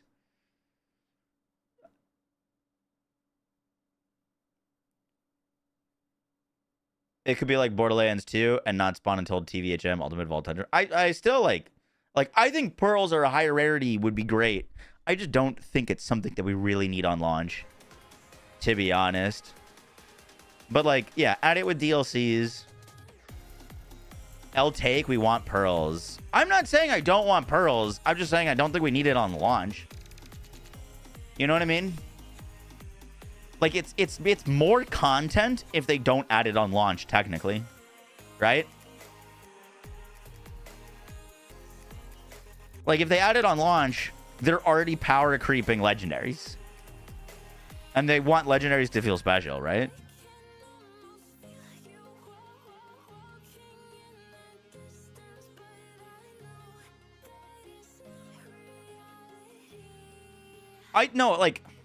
I think there's going to be very rare legendaries. Like, there's no chance that you can get some of the best legendaries in the game at level 20 from a golden box. Like, there's going to be loot locked behind Endgame, like we've had Mayhem 4 exclusives and, like, Mayhem 10 exclusives.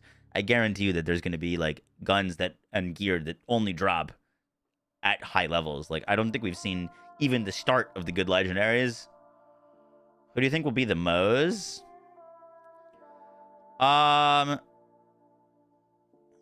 You know, after the new marketing, I think it might be Harlo. Could be Iridian weapons. Could be something like that, yeah.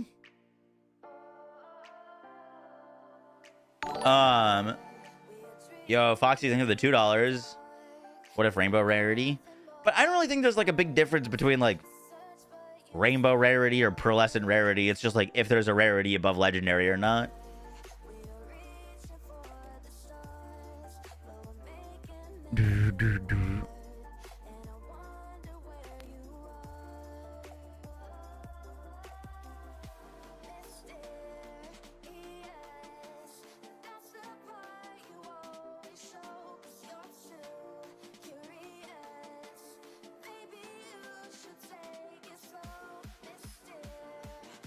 What part of the broadcast was I on for?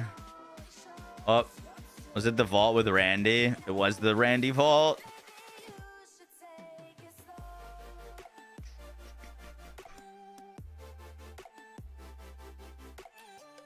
I was on there for a while.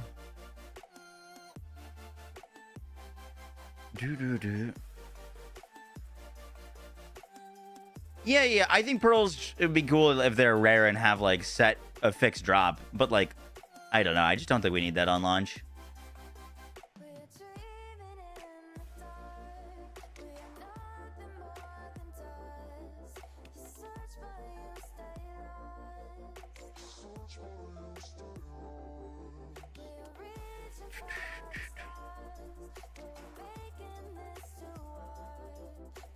The jump scare, yeah. Shroud watched me for 90 minutes. Really? Jesus, that's crazy.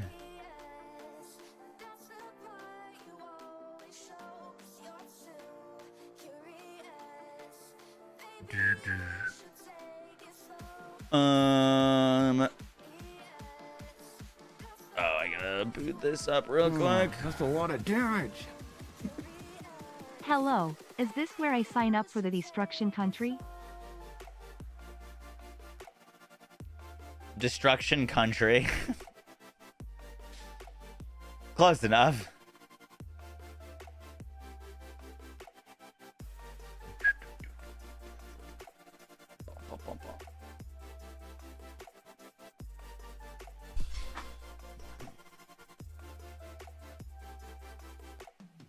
In the current part system, they probably add hybrids. I wouldn't be surprised by that. That would be really cool.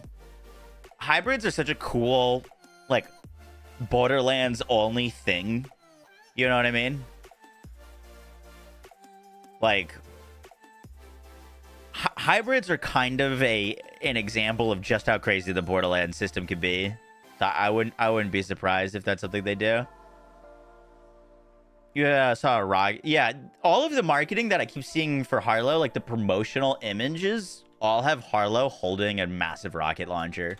So someone just asked, like, who do I think the Moze character is gonna be? I have a feeling that Harlo might be like an Amara Moze hybrid-esque character. Which, if that's the case, she's my day one. If Harlo is Moze Amara hybrid, because she's a Malawan trooper, so she's gonna have like elemental stuff, but like all of the marketing is always, this isn't like a great resolution image, but she's the one that's always holding this big freaking rocket launcher. Moze already ended up quite a lot like Amara. Yeah. And with I mean, Vex has like quite a few elemental stuff, but like her real unique tuning is her subtly drops pearls in PAX East interview. Yeah, I saw that clip. I didn't think that was a legitimate hint at pearls, to be honest with you. Some people took that as like direct confirmation that pearls are going to be in the game. That's not how I took that. The guy next to him was like, "You're such a troll." You know what I mean? Like, I don't know. I think he was messing with us.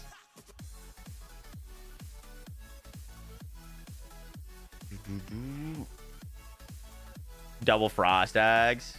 Any hints for Endgame? I know about as much of Endgame as you do. They've been very tight-lipped about that. Even in like personal conversations on like not official stuff, like they haven't mentioned anything. Who's gonna have the best bleed effect abilities? I mean, right now Vex is the only one with bleed. It'd be dope if like Amon had bleed too. I could see that being part of his kit. You know, he's kind of like a berserker.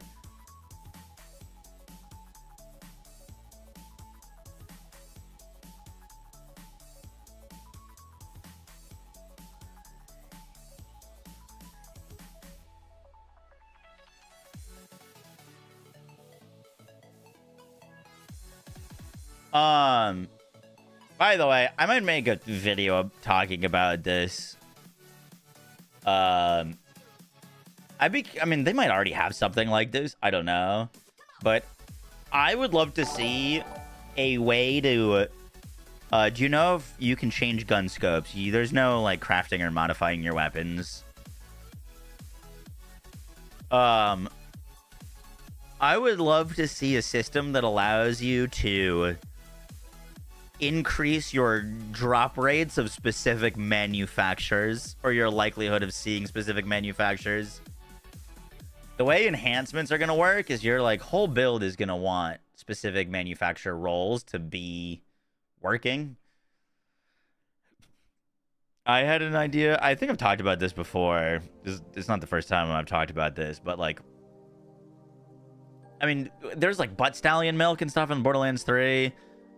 But basically a way that you could insert something, whether it's into like one of those like towers and you could like pick a location on the map, or if it's just like a global buff, but that would something that would like slightly increase your drop chances for a specific manufacturer. So you get like a 20% chance or increased chance to get Jacob's parts on your gear. Cause like right now, like the part Farbeg looks like it's gonna be insane.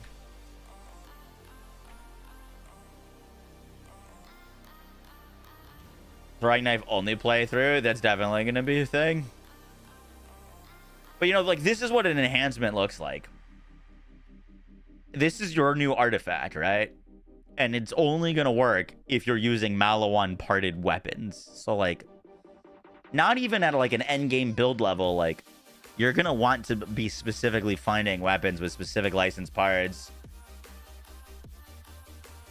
This seems really cool, by the way. On kill, guns with Malawan licensed parts spread their active status effect up to 3 nearby targets. I dig that.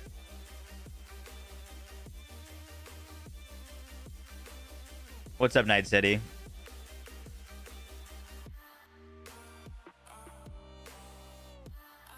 0 to hero playthroughs are gonna be nuts. What about a loadout system? I don't have any information about a loadout system. I think I get it, but can you explain the license part system to me? Yeah, let me pull up a Borderlands 4 gun.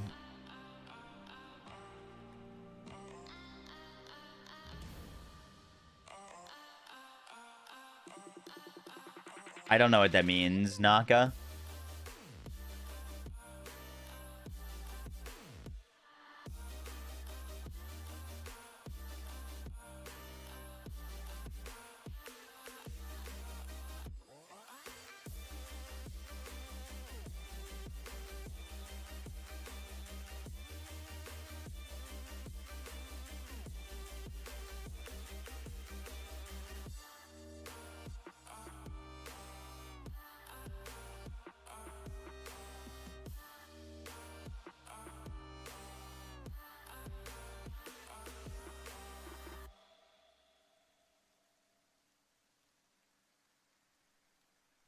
It's not a great image, but this is a legendary shotgun, right? It is a TDR shotgun, but here, and here's the TDR part.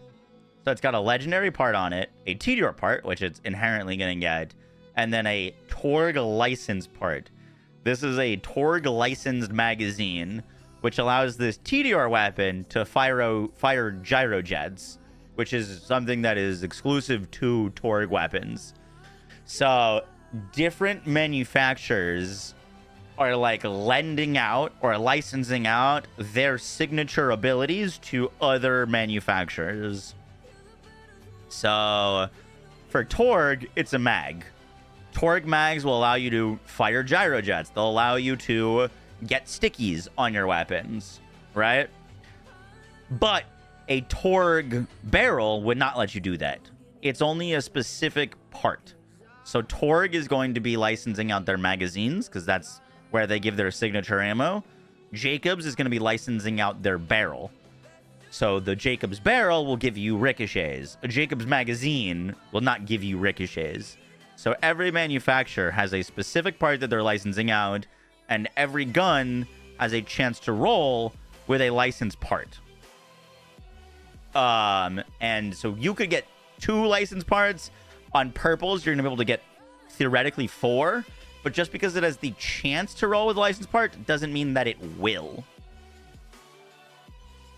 So like, you gonna want the licensed part in the right spot with the right licensed parts in the right combos. Like, should be kind of crazy. So on any random gun, its barrel could either be Jacobs or straight up non-licensed. I believe so, yeah. But like, it seems like it scales with level. So like, I never saw licensed parts on low level weapons. It wasn't until we were higher level that we started seeing licensed parts. So like, by the time you're level 50, it might be guaranteed. We just don't know. You know what I mean? Like, it might be guaranteed licensed parts at level 50, and then it's not guaranteed at, like, level 10 type deal. You know what I mean? Like, we know that they're, like, ramping up the system as you get higher and higher level. Could be story-related, yeah. There's 0 crafting. There's no re-rolling. You can't swap a part or swap a piece or something like that. I put out a thread kind of asking for that, and I got destroyed. People were not happy that I was suggesting that. They're not interchangeable, no. High-end parts being level gated makes sense, yeah. What level did you get to? We started at level 5, on like level 4 characters, level 5 characters. We could play that for like an hour and a half, and then we played level 20 characters in the vault. I don't think anyone was getting higher than like level 22.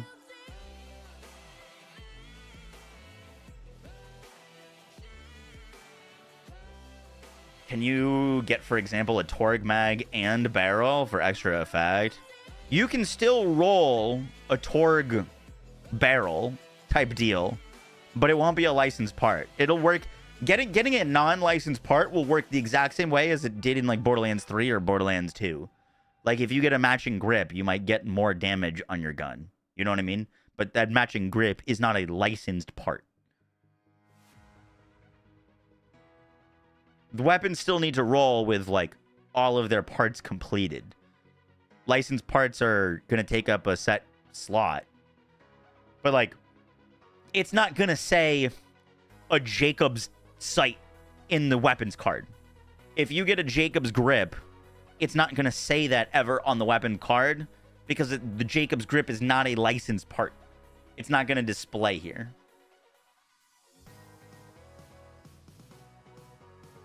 Whenever I say crafting, I don't mean the creation of a gun out of thin air. Like, I would never want that in Borderlands. What I mean by that is, like, the ability to, like, change a passive and lock everything else in place.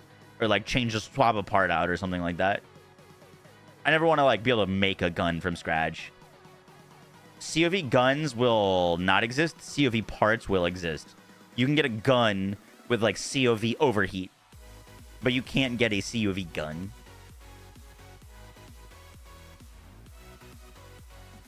I don't know, Jay.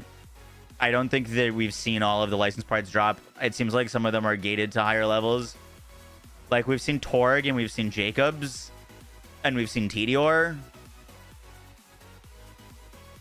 I mean, we've seen a lot of the base ones. I don't think I've seen special ones. Like, for example, COV is a special thing. I don't know if we've seen, like, a COV licensed parts. Actually, you know, we probably could. I bet you we could find them all. I bet you we could compile a list.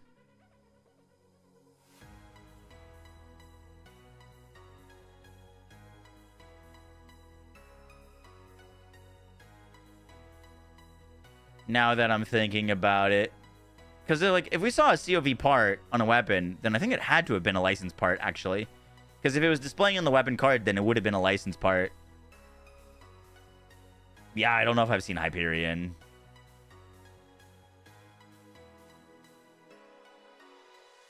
We don't have reroll like BL3, though. All the elements from BL3 are back, yeah.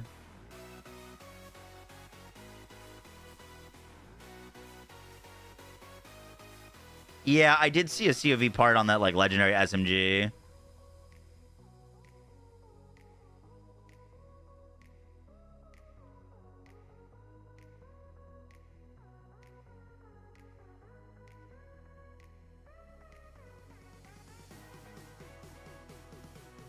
Do I have the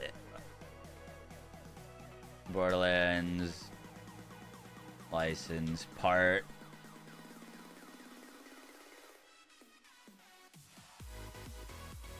There is this image. So Torg Mag. Maliwan's gonna be like the elemental switcher. Hyperion looks like... I mean, the only thing that I could think that Hyperion would license out would be their shields. So I'm imagining Hyperion shield. Wait. Is the Maliwan an underbarrel? Never mind. It looks like Maliwan's an underbarrel there. And then Vladov might be like fire rate stuff. There. Hyperion shield, Vladov. Ammo, fire rate. The CV part in the Legendary was guaranteed. The Legendary effect was built around the heat mechanic. Makes sense. I don't know, John.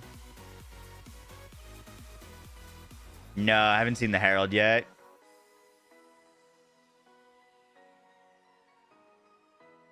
Vladov is the underbarrel here? Interesting. Definitely not pointing to an underbarrel, but that would make more sense than a Maliwan underbarrel. Oh, Vladov is the base gun. Gotcha. That makes more sense. Yeah, I mean, it couldn't have 4 license part anyway, so it's probably a Vladov gun with a Torg license part, Hyperion license part, and Maliwan license part. Vladov's license effect is underbarrels. Okay.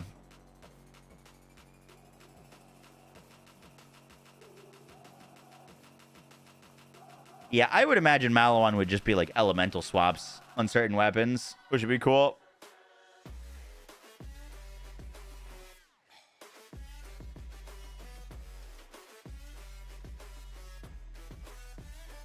returning weapons like Ruby Spider, Liquid Cooling.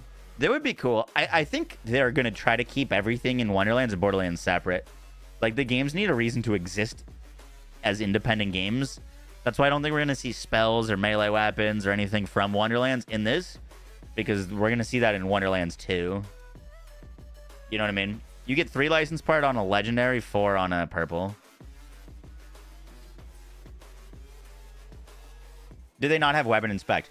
They did not have weapon inspect. It is confirmed that weapon inspect will be available on launch, but it was not in our demo.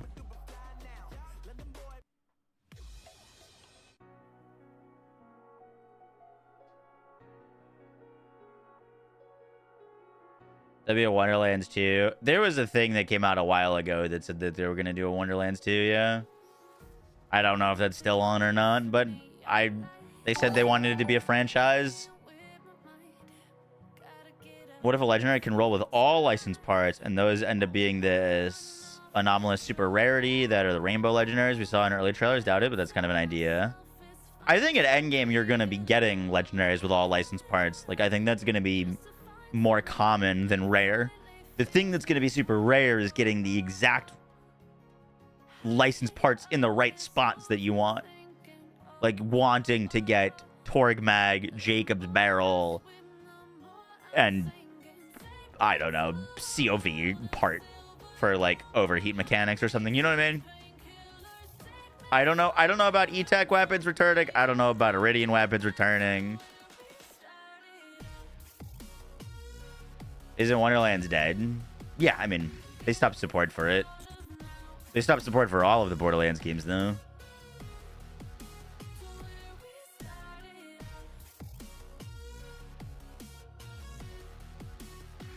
How big Wonderlands 2 is a complete game? Agreed. Every legendary farm is going to be a 96% cham. He's getting it. Yeah, gun rolls are going to be really hard to get. How many times do you have to play through the story? That we also don't know. We saw an image of Ultimate Vault Hunter mode, though. But if that's going to function the same way as Ultimate Vault Hunters in previous games, we don't know. But this was in the demo. Ultimate Vault Hunter mode. This was in the matchmaking menu. Find players near your mission progress. Campaign not completed. Locked Ultimate Vault Hunter mode.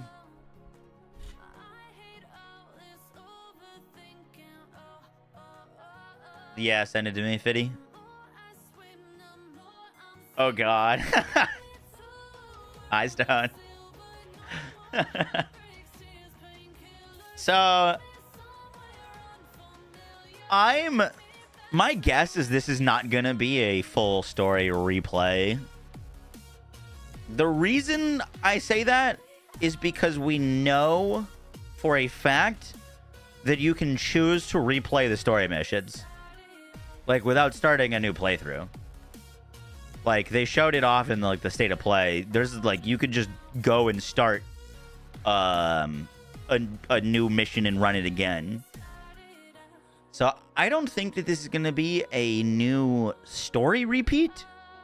But my guess is this is going to be like a Diablo world tier. Like, I think this is going to change your world into being scaled and harder. But I don't think, yeah, like a difficulty slider. I don't think it's going to be like a full reset of your game type deal. How does that even work with the open world? I think it has to be a like world tier. Do we know how much bank space we have? I don't.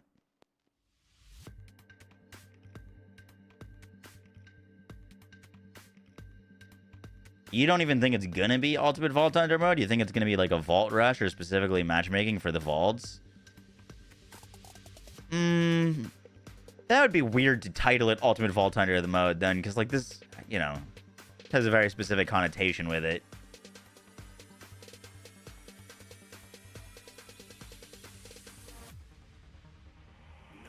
The other two options here, by the way, was Moxie's big encore runs, which I think is matchmaking for specifically with people that are just farming bosses. And the other thing is weekly wild card, which like sounds kind of wild. I think this is going to be something like Wonderlands did with its like boss rush mode that was like kind of like a random dungeon layout like each week type deal.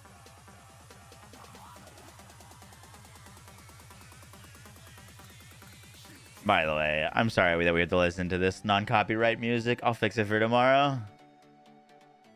I don't love it any more than y'all do.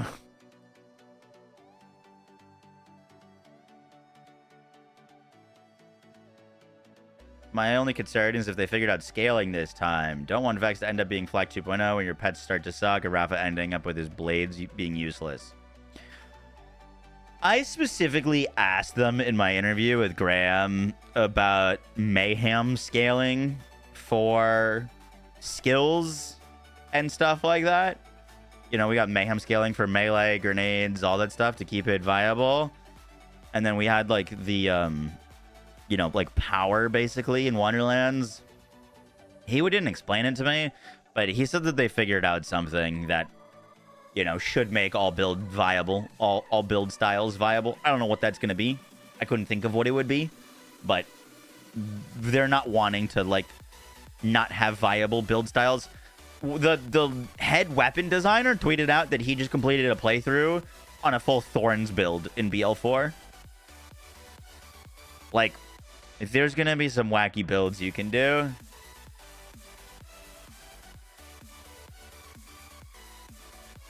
I didn't see any loadout stuff. And boost how good it feels using the machine when farming. Oh, yeah? Oh, like spending gold to increase drop rates, but not tying gold to actually spawning the boss.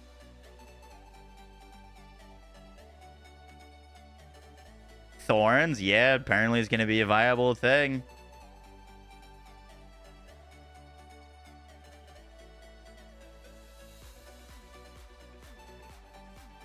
I can tell you from playing the game that the game is not easy, Fargo. This is the hardest Borderlands we've gotten. What are thorns? Like reflect damage. Like when an enemy hits you, they take damage.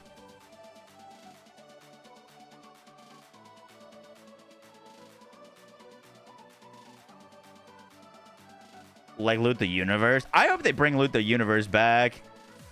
Loot the Universe would actually be a basically solving the thing that I was saying I'd want. Which is like a way to farm specific things.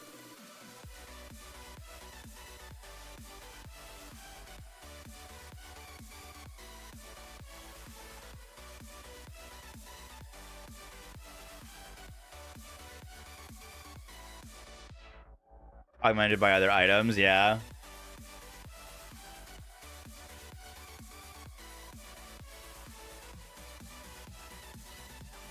$70 game. It is a $70 game, yeah. That's also like this standard. That's how it's been for 2 years for AAA games.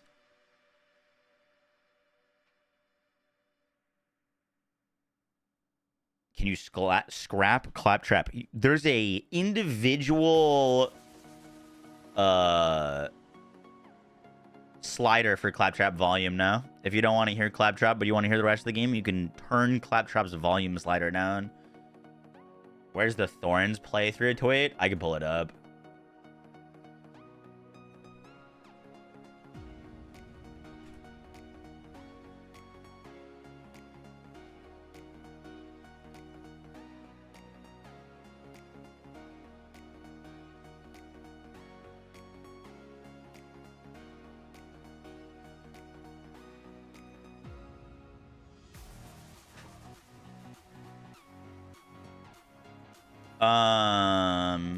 So this was a thread of Legendaries. Grant says, I see some really good ones in here.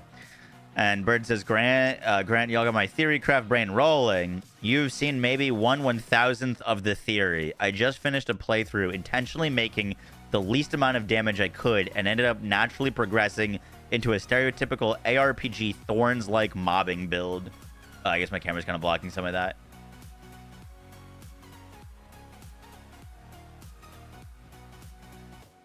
They brought the price down from 80. It was never $80. The game was never set to be like... It never was like an official statement that the game was going to be $80. It was Randy basically going on a tirade on Twitter. And someone said, don't make the game $80. And Randy didn't know if the game was going to be $80. Maybe he did know, but like... You know what I mean? There was never an official announcement or an official price reveal that the game was 80 and they brought it down from that. The game revealed was 70. You know what I mean? How to loop what is Thor? It's basically reflect damage.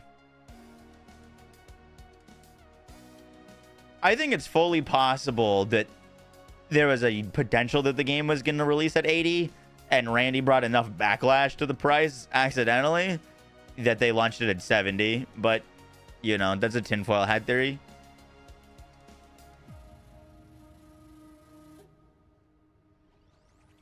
You hope Claptrap acknowledges that you muted him? Yeah, it'd be cool if they did, like, a pre-sequel thing, where it's like, he does some sort of interaction if you do that.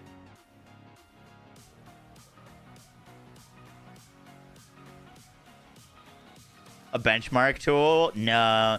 Dude, this event was over so quickly. We basically set up our stream stations, streamed, and then we had to leave like 30 minutes afterwards.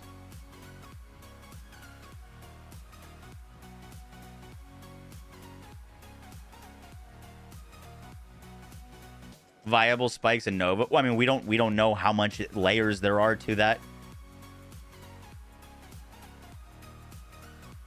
Hopefully the matchmaking won't be garbage. I asked a specific question to Graham about matchmaking in the interview I posted. They said they've taken a lot of steps to improve it. Claptrap learned sign language.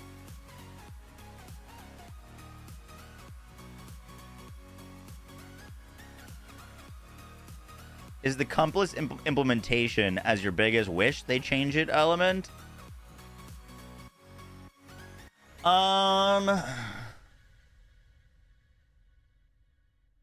Yeah, I'd say so.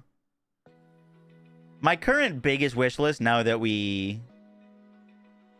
you'd prefer no music. My current biggest wish is photo mode. I want photo mode on launch. I made a whole like tweet about it this morning, but photo mode is great for taking pictures, obviously, and getting screenshots and like sharing cool stuff. But it is also the primary way that, you know, build crafters test how much damage they're doing, or like test if something is increasing or decreasing in damage. Like, you can zoom in photo mode, you can pause the game, you can navigate around damage numbers. If I'm shooting an enemy and it looks like this, I'm not going to be able to tell what's doing what amount of damage. You know what I mean? And so, like, photo mode is really helpful to be able to pause and, like, navigate and see it. Like, you know, if I want to test how much damage my indirect ricochets are doing, that's going to be really hard to see without, like, a photo mode to, like, pause and see when those projectiles are ricocheting, how much damage they're doing. One of the Gearbox employees did reply to my concern about that. Also, Grant, he's the GOAT. He said, while I can't really talk about photo mode, not my department, but I can say there will be a better way to judge your damage numbers. I don't know what that means, but some people were commenting that they think that might be a damage log, like a combat log that you could see or pull up, which would be really cool.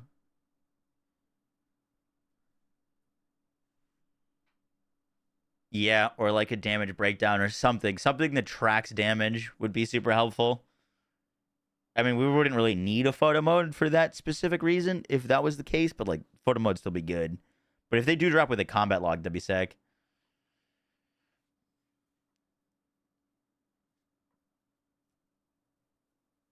full training dummy. Yeah, it could be like a more in-depth training dummy as well. Training dummy is still like the thing about a training dummy is it's not gonna like split up the damage. I mean, technically it could, but like, you know, if I'd want to know how much damage is coming from my certain skill versus the gun versus like a bonus effect type deal, you know what I mean?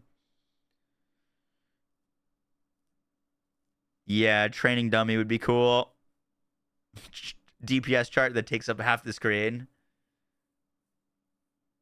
Why build a big cool world and not have a photo mode? It seems like another dev responded and said that implementing a photo mode is like a lot harder than making like a combat raider or something like that. So that might be part of it. It might just not be in the cards for launch. The event is over.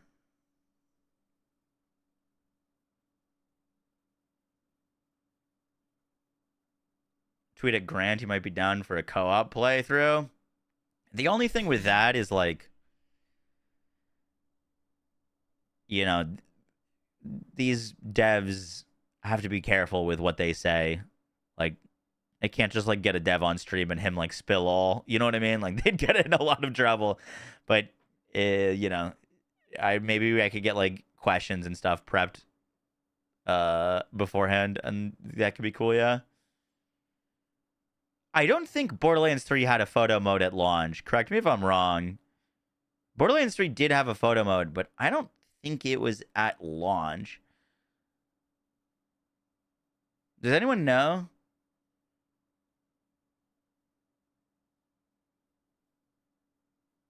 Who am I playing first? That depends on Harlo and Amon's skill tree. Right now, I'm leaning Harlo.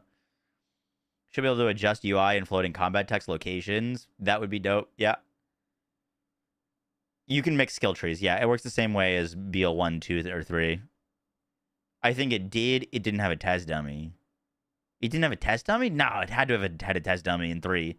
You're one of like starting missions is like to go put out the fires in the training range with Marcus. It definitely had a test dummy on launch. The Jack dummy was added later? Oh, okay. The Jack target was not at launch? They just had a shooting range? Oh, I guess you could still shoot the targets on the wall then, huh? No, we don't, Blaze.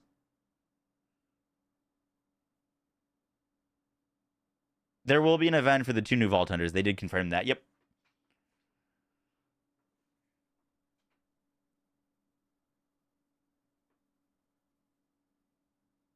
We were using summoned vehicles. Oh, shit. I do remember that. Oh, that was weird. Yeah, you'd spawn the like runner at the bottom of Sanctuary and shoot it with your SMG. It didn't have photo mode on launch on consoles. Interesting. Yeah, but I mean, dude, Borderlands 3, all things considered, was like a long time ago.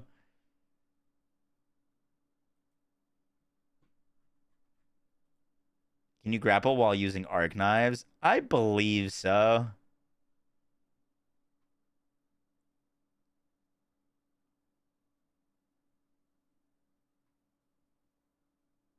Here, I'm going to put on some different non-copyright music, but it's like chill music. It's not like EDM stuff. Borderlands 3 launch versus end of service is a whole different great game. Yep. Totally agree. Can you go first person? Rafa Blades? No.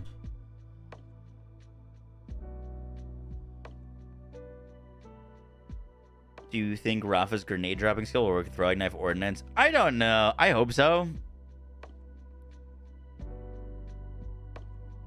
You might like have to get like a homing roll on the throwing knife in order to get that to work.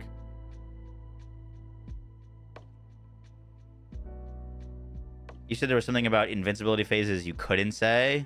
No, I had a question about invincibility phases, but I ended up not asking it because of the boss fight. Like I had it written down, but You know, I didn't even get to all of my questions that I did have. But I didn't ask the invincibility phase question because I felt like it had been answered by the Vault boss fight. The Vault boss fight was like a perfect implementation of how to make a boss that has mechanics that you can't just like one tap, that doesn't have like hard immune phases. So that's why I ended up not asking it. I did tell it to Graham at this event though. I told him about the question. And he was like, yeah. It was something we've noted, and like, you know, we've actively tried to improve on that.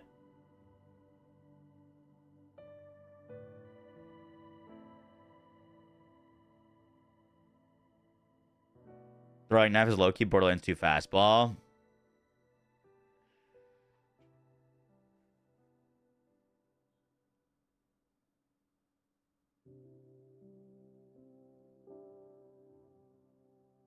Grenades are like a cooldown. They're no longer an ammo. That's the big difference with ordnance. Is they're not a. You can't run out of grenades. You use their cooldown. So like if you've got multiple stacks of grenades, you've got multiple uses before it goes on cooldown.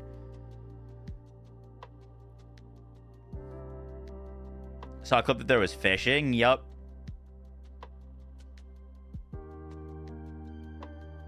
Do I know if there's gonna be loot tinks again? I don't. I'm trying to think if I saw a loot-like enemy. I don't remember ever seeing like a loot enemy or like, you know, killing something that was running away that dropped a bunch of loot. Yeah, it's more like Destiny.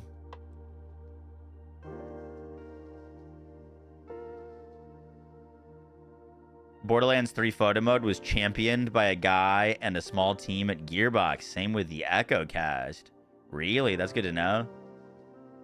The tail swipe. Yeah, it was really cool that it had like more readable attacks that you could like actually use to like avoid damage. We don't know about any additional skill points to request.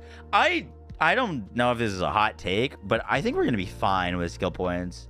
You get like 49 skill points. That's enough to reach a capstone in one tree and almost hit a second capstone in another. With 49 points. Like, I don't... It's going to be more fun having lower skill points at the start because it's going to mean that you have to make more decisions. You're going to have to be more, you know, focused on what you spend your points on because you've got less of them. You know, we're going to get level cap increases, right? Like, I'd be shocked if we didn't. And, you know, then more builds will be more possible. Or, you know, we'll be able to do more things with the skill tree.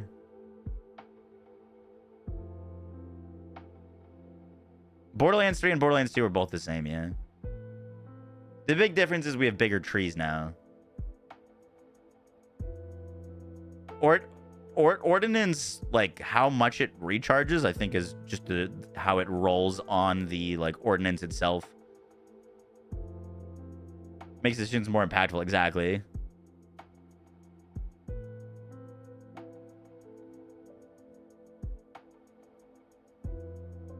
The HUD looks like a low-cost mobile game. It's grown on me. I actually didn't really like the HUD at first, but now that I've gotten some time in the game, I really don't mind it. How many points are needed to hit one capstone? I think it's 25.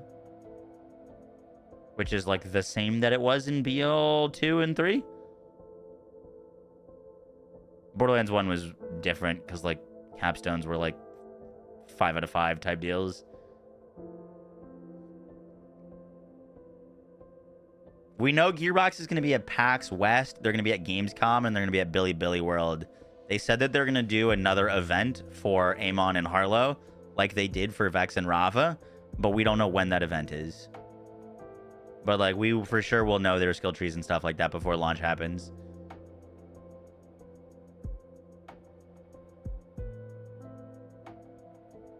Oh, I died here. Does Rafa feel glass cannon like? I mean, it just kind of depends on how you build him. Like, Rafa had a bunch of, like, overshield stuff, but, like, I didn't spec it because I didn't have a lot of synergies with overshield. Guardian rank is returning is something called proficiency.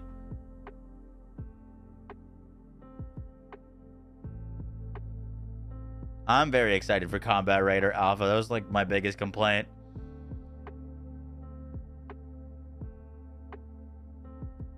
Did you enjoy Vex or Rafa more?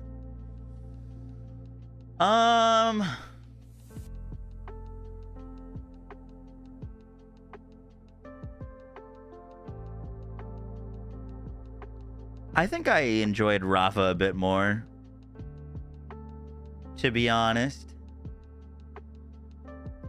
But a lot of Vex things seem like the stuff that we were trying to do is like a little bit more like specific. Like, I think Vex is gonna have stuff that like really pops off. We did some of our most damage with Vex. It was like at the very end of the stream.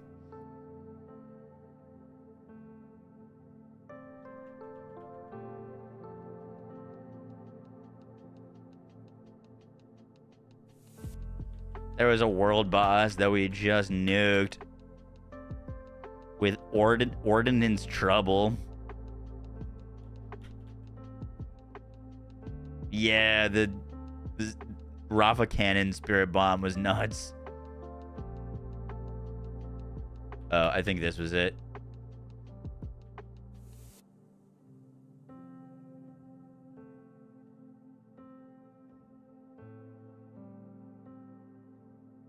Well, Vex is more like survivability tools.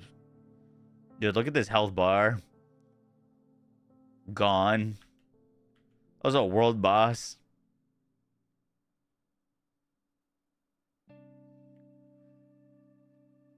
Douche, douche, douche.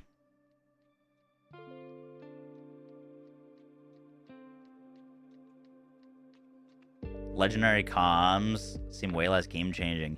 But we're also looking at legendary comms that are dropping at level 20.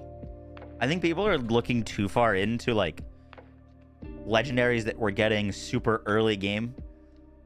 Like, the best stuff is going to be locked to the hardest difficulties in Endgame. You know, some of the craziest class mods, like Driver, for example, for Amara, was locked to Mayhem 4. You know what I mean? I'd imagine that the gear that we were getting at level 20 is going to be very different than the gear we're going to be getting at Endgame.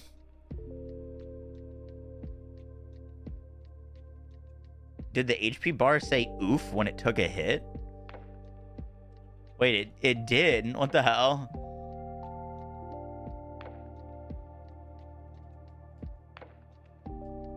It does say oof.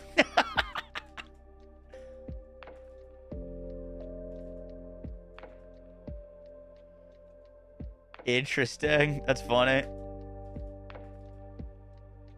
1,570 damage, by the way, with that. Big oof if you one-shot them.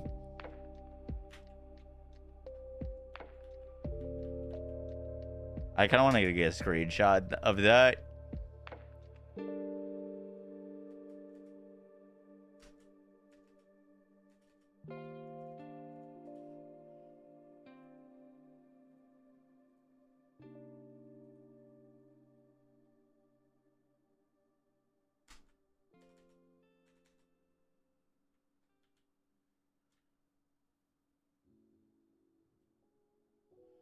Oops.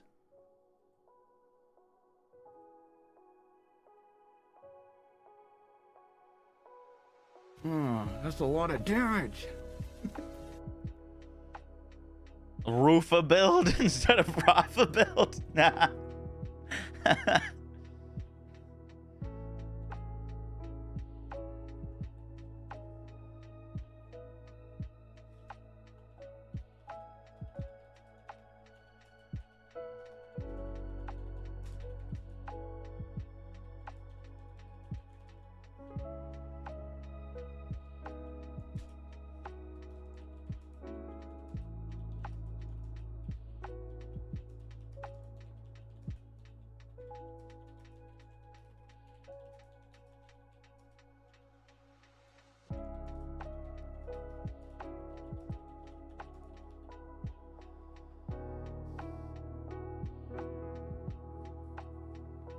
This is the stream from FanFest. Yep. Is the Maggie coming back? Not sure. I'd be surprised if it didn't. Velocity, thanks so much for the 7 months. Appreciate that.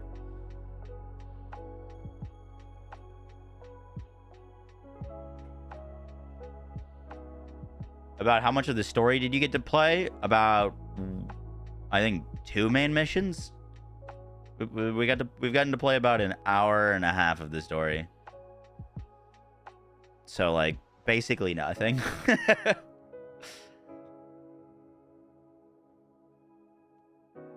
Is the red line shotgun coming back? That one would definitely be a bit more niche. Billy World will be the next event, yeah, for Borderlands. When is Billy World?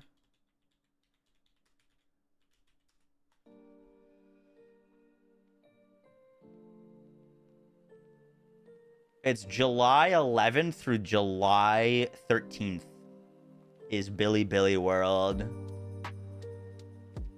So that's probably when we see our next Borderlands stuff.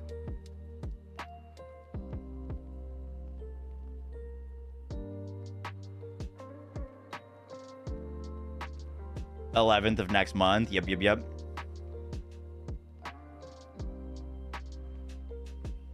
What do you think about losing Vlad off pistols for SMGs and TDR SMGs for TDR ARs? I'm fine with it. The more, like, I don't know, I'm just down for new stuff. Gamescom is in August.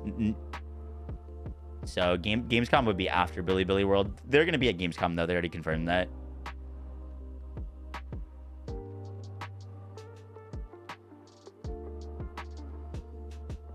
Are they adding True Vault Hunter mode? We know that they're adding Ultimate Vault Hunter mode. I don't know about TVHM. Doll is not going to be on launch.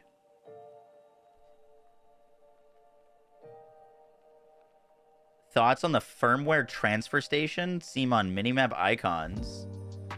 You posted a screenshot on the Borderlands 4 discussion.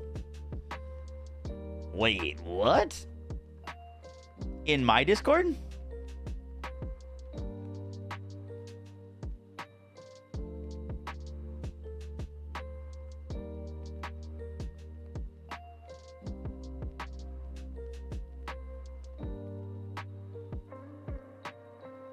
Borderlands 4 discussion.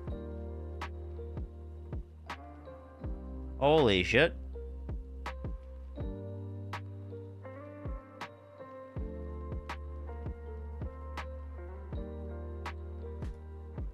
Yo, did you just cook with this? That's a lot of damage. Can't wait for BL4. Keep up the content, my guy. Dude, what? Coliseum World Event? Meteor World Event? Target Practice Dummy? Completed Fortress? Ancient Crawler? Hey, yo. Firmware Transfer Station? One second.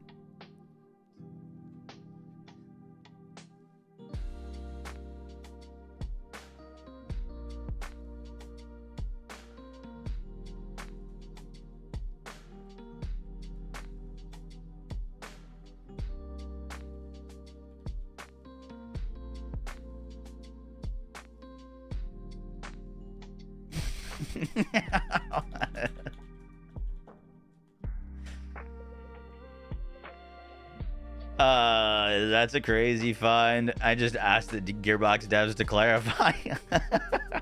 What is firmware? It's your artifact. It's what's replacing artifacts.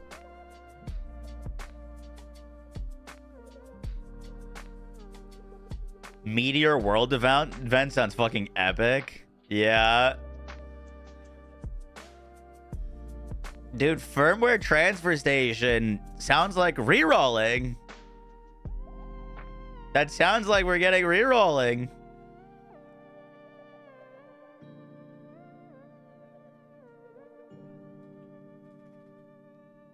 Oh my god, I'd be so happy. Dude, farming a fucking firmware is gonna be such a pain in the ass. It's transferring the set bonus thing? Is that confirmed? Where'd you get that from?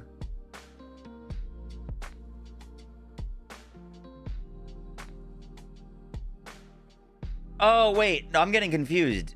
There's two words, right? Firmware is set bonus. Enhancement is artifact. So yeah. I was thinking, I was getting confused. I was thinking that you would be able to change like Malon to Torg and like Torg to like TDR.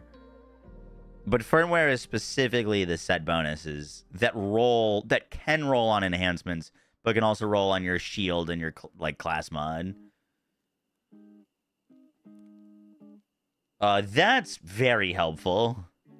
By the way, one cool thing that is going to be happening with firmware that I didn't know until I talked to Graham about it is you're going to get set bonuses at each tier of the set. So it's not like you need a 3 out of 3 set to get the full benefit or get any benefit. You're going to get a benefit from 1 out of 1.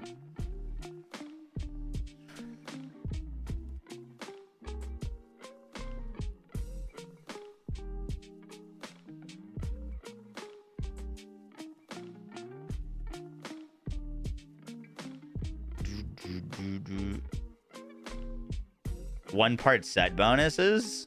Well, it's probably going to be really weak at one piece. But, like, the reason that's cool, just rolling, is because if you've got 5 pieces of gear and there's a 3-piece set bonus, there might be more interesting combos. Like, you know, maybe there's a 4-piece set bonus that you could have, or you could go, like, 3 and 2, or you could use a 4-piece, or you could go 2, 2, and 1. You know what I mean? Like, there's going to be more interesting build stuff than just, like, every build is defaulted to, like, you know what I mean, max rolled set bonus, or only 1 set bonus. Graham says that they can't spill the beans on the firmware transfer station yet.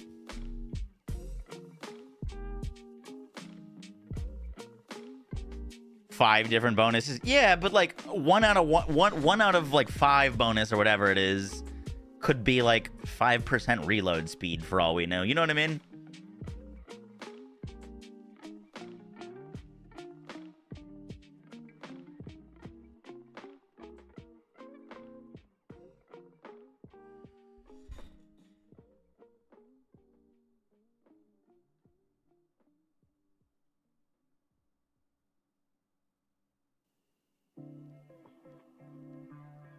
Boom, boom, boom, boom.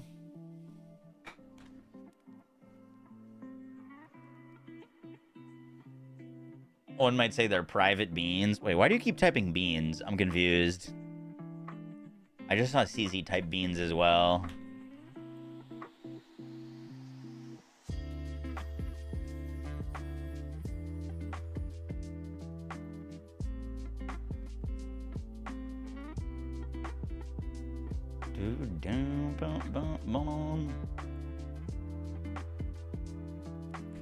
Guys, stop typing beans. I'm out of the loop. Oh, it's because Graham said we can't spell the beans on that yet. I see. New things we learned about. We gotta work on some videos today. I'm probably gonna turn the section of us looking at all the different legendaries into a video. New things we learned about BL4 list.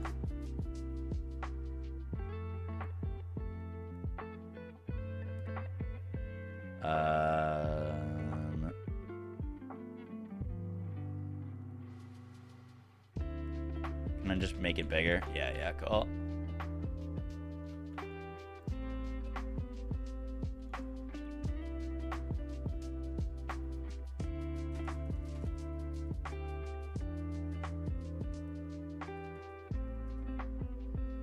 Boom. Okay. Let's break it down. What do we got? There will be fishing. World events. And firmware transfer. Beans is the DLC Vault Hunter.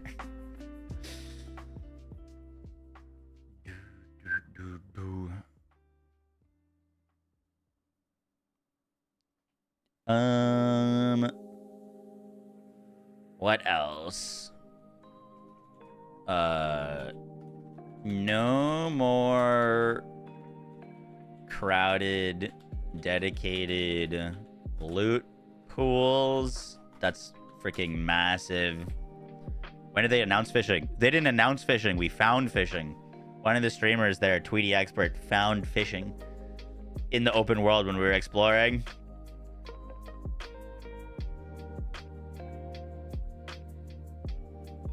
Beans is a DLC weapon manufacturer. I wouldn't put past him. We still don't know anything about specializations, unfortunately.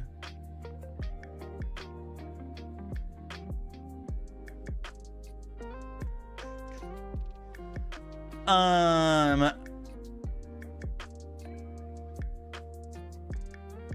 don't know if I'm gonna make like a separate video on it, but like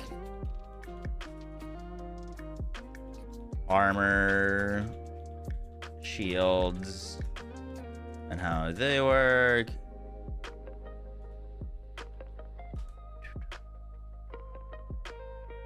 What do I mean by 0.3?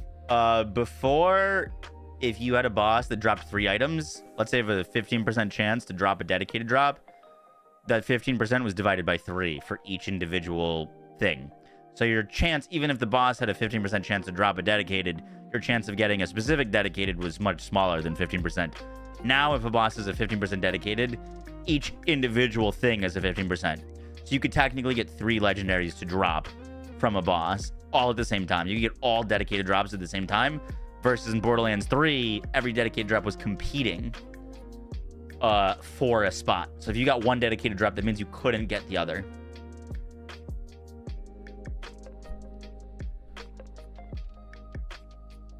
Cryogenic weapons by Beans are called cool beans.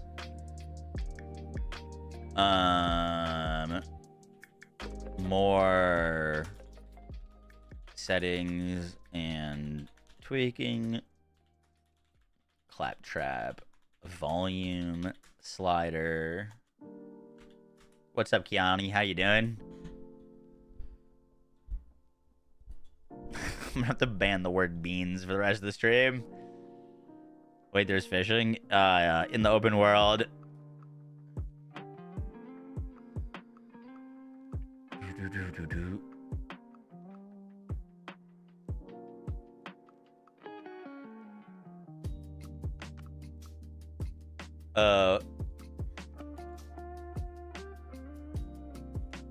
Encore machine cost.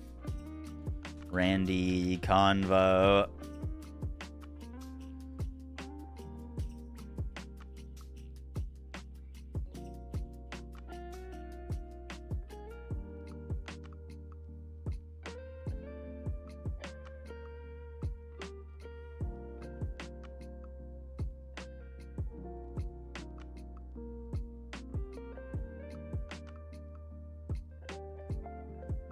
It's a real RPG now.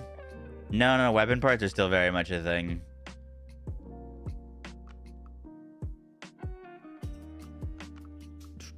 I'm trying to remember. There were so many things going on.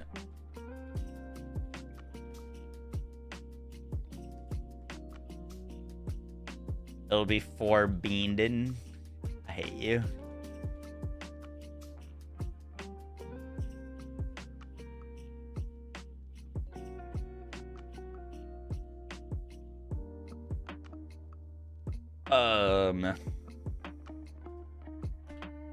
I'll move my camera up here. Returning legendaries and beam weapons. Coming back.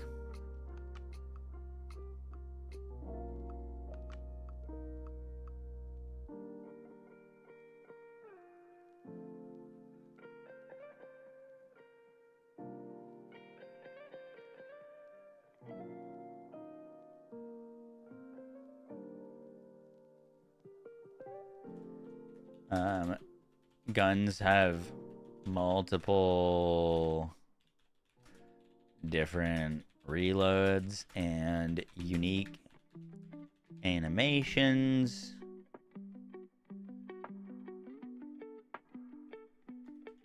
New weapon type under the manufacturers. Vladov SMGs. Ultimate Vault Hunter mode. That's a good call. UVHM returning.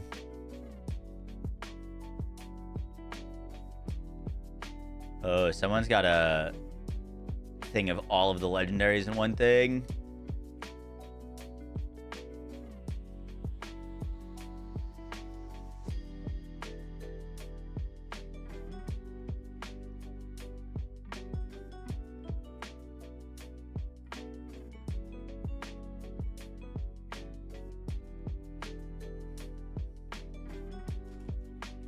Class mons with 4 perk rolls and working like in BL3 plus individual skill respec. I didn't realize that was a thing until this time.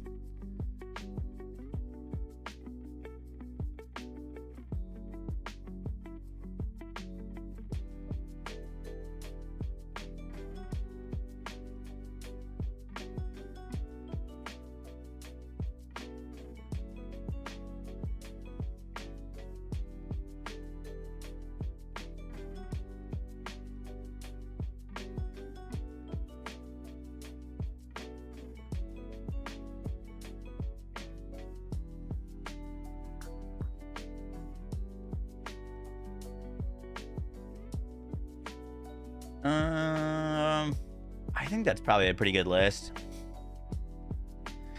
I didn't see TVHM. What's up, Baggin?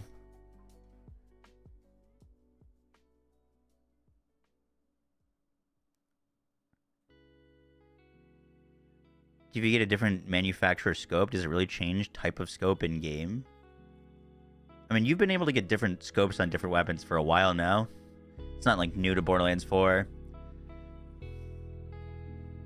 Do you still need to go to a respec machine to respec? Yes. I didn't see skill tree loadouts.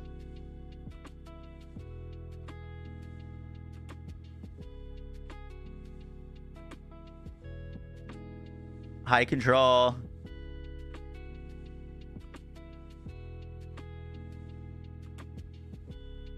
No, they haven't confirmed level cap. What is firmware? It's set bonuses.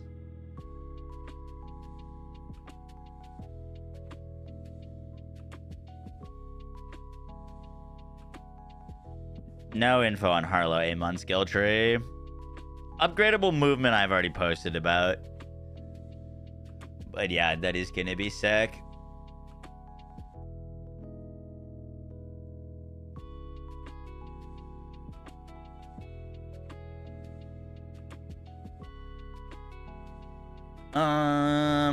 Someone put together a compilation of a bunch of details. The playable environmental area will be larger than Borderlands 2 and Borderlands 3 combined.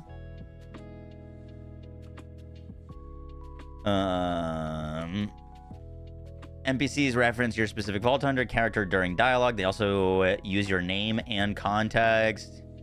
Vault Hunters appear during cutscenes. Skins persist in real time. No Earth politics in BL4. The writing team revised all story and side missions multiple times for pacing, continuity, and story flow. Side quests and main missions will play out more connected, so it won't feel like 20 different employees worked on each quest with no relation to one another whatsoever. That's kind of a good thing to note. They did talk about that this time around. There'll be more total dialogue in Borderlands 4 than in older games, but it's more spaced and less spammy, always in background type. Timekeeper watches you throughout the game, himself and through his subordinates, similar to Handsome Jack. Rip Veronica. Claptrap's build a girlfriend robot from Borderlands 3. Not going to spoil the mission. Albus Moon appears. You can fast travel spawn right next to your co-op buddies. Bounty missions return. Ancient Crawlers, Abandoned Auger Mine, Order Bunker, Ripper Drill Site. Rifts are random world events where defeated bosses return with their dedicated drops. They have higher loot drop rates than usual. Non-boss enemies in Rifts don't have dedicated drop tables. Completing a Rift rewards you with a loot box type that has a chance for legendary loot. Primordial Vaults, Floating Rock Arenas, Side Dungeons, Wave of Enemies, The Watcher Talks.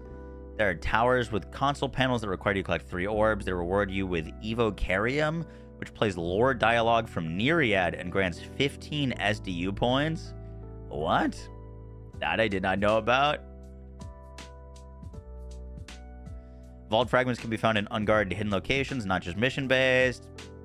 There will probably be 46 vault symbols to find. Yeah, there's new collectibles. Marcus bobbleheads they were telling us about. Gameplay mechanics. Armor chunks can fall off defeated enemies in mid-fight. Collecting them gives you extra breakable armor type HP layer in addition to the rechargeable shield and health bar. Health vials are no longer found in chests or containers, only dropped from enemies. Infinite vertical melee exploit is fixed in the game. Leveling up grants a temporary power boost and HP refill. Respawns after dying still costs 77% of your total money count. Enemy scaling. Early locations start with low-level enemies. When you scale your levels and go back, there'll be higher levels. Loot will drop at your current level.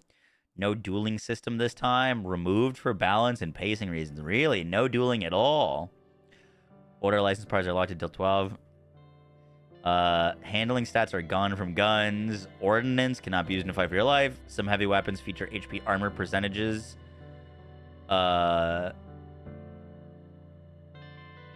Heavy guns, armor rockets. Some license parts are locked behind story progression. Vladoff manufactures SMGs. Tier makes assault rifles.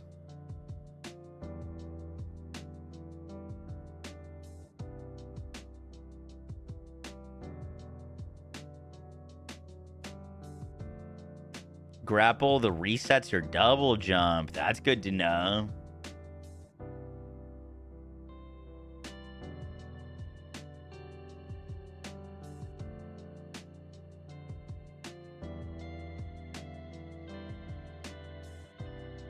Patch notes? No, this is just a Reddit type up.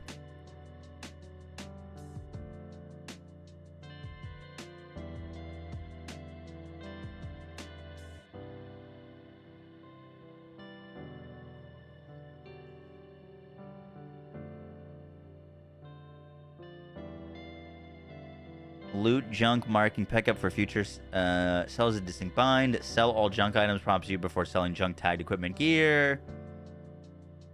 Very likely for golden key chests to appear across regions with map icons. Interesting.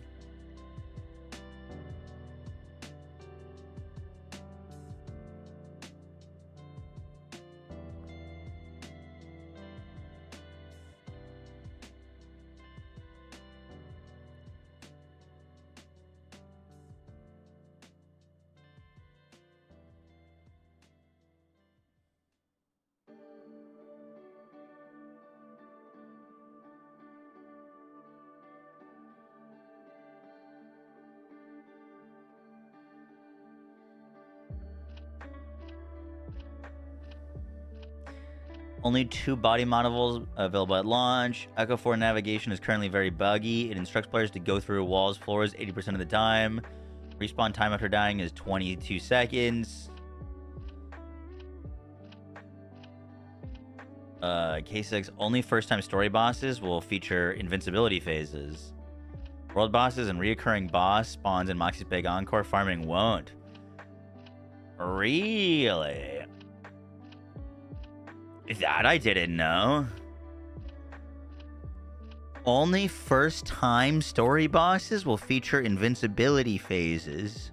World bosses, reoccurring boss spawns, and Moxie's Big Encore farming won't? That's kind of nuts.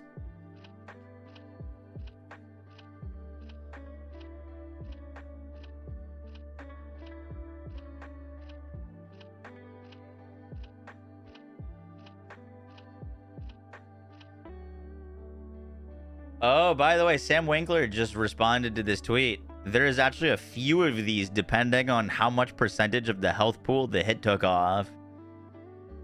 So, like, us hitting oof is probably one of the layers, but, like, you know, if you one-shot it, maybe it says, like, mega oof or something. That's cool. Big oof confirmed. That's a very good point. Whoopsies.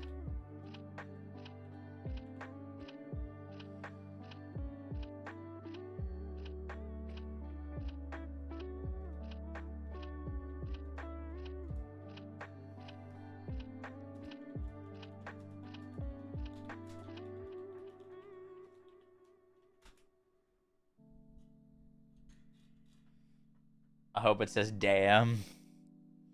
How much for that's a lot of damage? Oh my god, that'd be sick.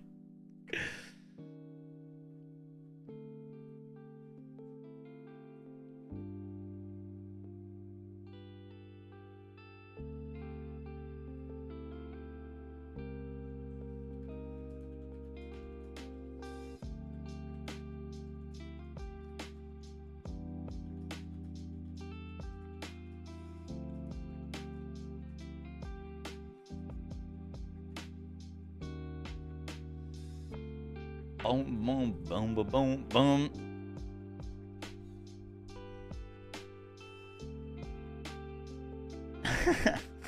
That's a lot of damage. Moxie's big encore, like Moxie the bartender. Even though it was debunked. Yeah, people got a hate boner for this game. Or just this franchise in general.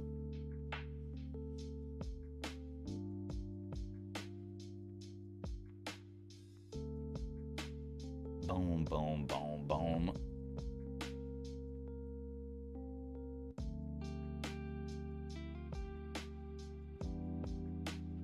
Do we have any info skills indirectly revealed from class mods? No, you couldn't, like...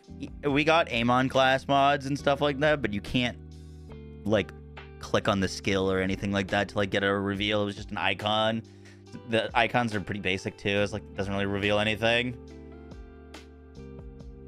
What do we know about Aura Knight? They're still keeping that really close to their chest. I asked them directly to their face about it, and they basically told me the same answer they said online, which is that it's used to blow things up. My ongoing theory, and this is just a theory, is that there's going to be sections on the map that are locked off that have, like, bosses and cool loot and stuff behind them that you need Ordnite to blow up the walls or, like, reveal hidden areas. That's my current ongoing theory. If you've ever played, like, Grim Dawn, you have to, like, collect these, like, explosives, and it lets you, like, blow open, like, tunnels and stuff like that that allow you to get to areas that, like, you couldn't before, or, like, open up shortcuts in the world.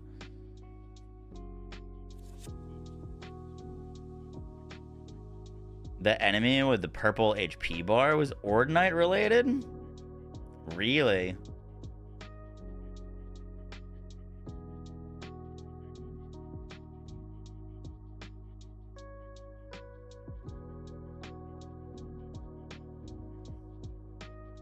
Won't have immune phases. Yeah.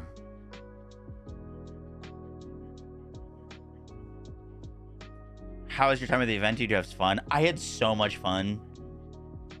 It was actually insane. It flew by. I said I blacked out. Like, it was one of those things where it was just like, it just flew by. I wish I could be there forever. It was really fun. Like the Ascension Bluff door? Yeah, like kind of like Ascension Bluff. The only thing is they specified that it's not a currency. Also, we don't know what Iridium does yet. I was getting Iridium for completing missions, and we know Iridium's not used for SDUs. My guess with Iridium is there's still going to be, like, cosmetics that you can buy, maybe, with it. But, like, maybe it's used for the firmware transfer. I don't know. I don't know what we're gonna use Iridium for. I just saw your question, but yeah, kill him. No, I don't know. Guys, stop typing beans. Come on. It was funny 20 minutes ago. New weapon, TDR AR, yeah. Purchase pearls from vendors. But they said it's not a currency. They said Ordinite is not a currency. So, like, if it's not a currency, then it shouldn't be used to purchase anything.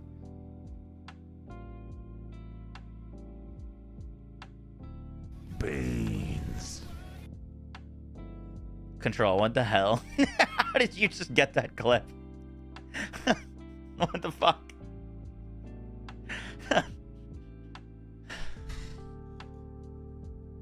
That's from 2021. Man's got the clips on deck. I bet it's cosmetics. They learned their lesson with repeated cosmetic drops on BL2 and BL3, we hope. Vlad off SMGs. Thank my mom for the gifted sub. Hell yeah. Actually owe her a phone call. Maurice is back as a special vendor. Maybe Iridium's used for that?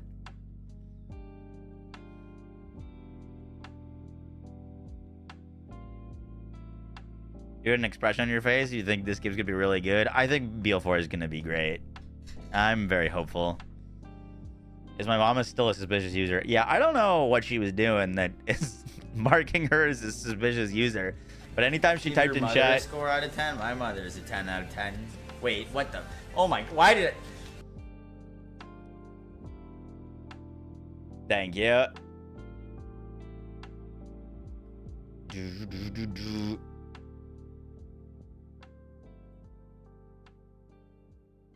Appreciate you sharing that. Man, I typed out a bunch of questions that I would love to have answered for this video, but we could just make it in a different video. All right, we're gonna record a little video. Hopefully it doesn't lag, because it shouldn't, because we like fixed the stuff, but we'll see.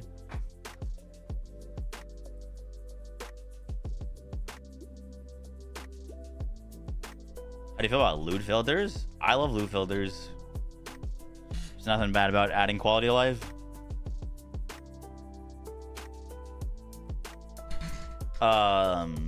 We gotta make a video with all the legendaries in it too.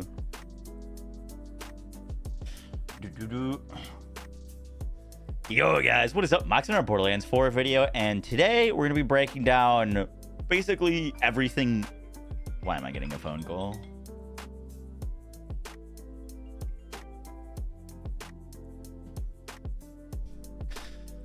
Yo guys, what is up? Max in our Borderlands 4 video, and today we're going to be breaking down everything new that we learned from this past weekend's Fan Fest. Now, at the Fan Fest... Sorry, my phone is exploding. One more try. Bean weapons. Bean lands 4. You guys are the worst. Yo guys, what is up? Max... Fucking hell. Yo guys, what is up? Max in our Borderlands 4 video, and today we're gonna be breaking down everything new that we learned from this past weekend's Fan Fest. Now, at this Fan Fest, so many more people got to play the game than our previous play session, and people from the community got to play the game, and the devs were all there, and we got a bunch of information from them about the game. So in this video, we're gonna be breaking down basically all of the new things we learned about Borderlands 4. Hope you guys enjoy the breakdown. Let's get right into it.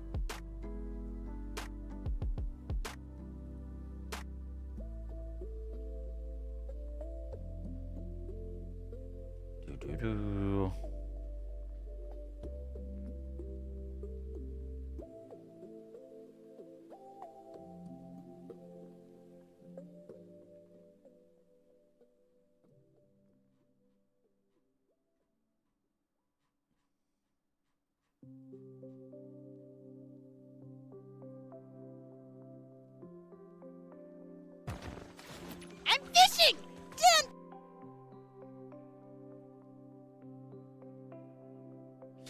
So the very first thing is one of the streamers there, Tweety Expert, discovered that there is a like fishing mini game in Borderlands 4. This is just like an open world activity. I think you could just find fishing spots. But one of the cool things that you can get from fishing is a loot. You'll see that there was like items popping up with different, like, you know, there was a bunch of junk as well. But a item with like a green weapon beam popped up. I'm imagining that you can probably get some cool loot from fishing. We did see that the like fish slap grenade is returning. So maybe the fish slap is like, you know, a dedicated drop from fishing, but something pretty cool. Just another like interesting thing that's going to be out in the open world.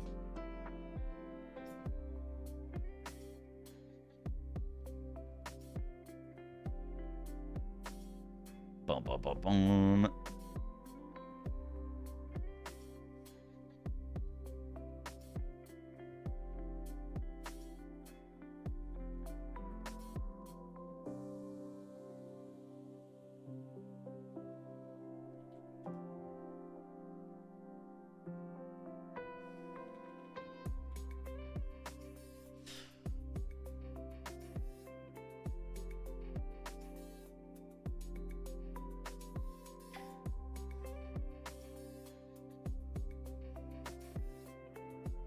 The next thing we learned has to do with the next thing we learned has to do with some people pulling up the like in-game legend, which great idea. I did not think to do that, but there's a bunch of really interesting things that is kind of revealed from this. The first is that we've got a Coliseum world event. We did see like the airship world event in the early areas. There's also going to be a meteor world event. We do know now that there's going to be a target practice dummy. There's also a bunch of different like activities here. They're cut off, but like an ancient crawler is one of the activities that you can do, which sounds really awesome. But one of the coolest things here is the firmware transfer station. Now, if you don't know what firmware is, it's a brand new thing in Borderlands 4 that is going to be most similar related to set bonuses. I talked with Graham Timmons about this, and he said that set bonuses are going to be like a big part of build crafting and endgame.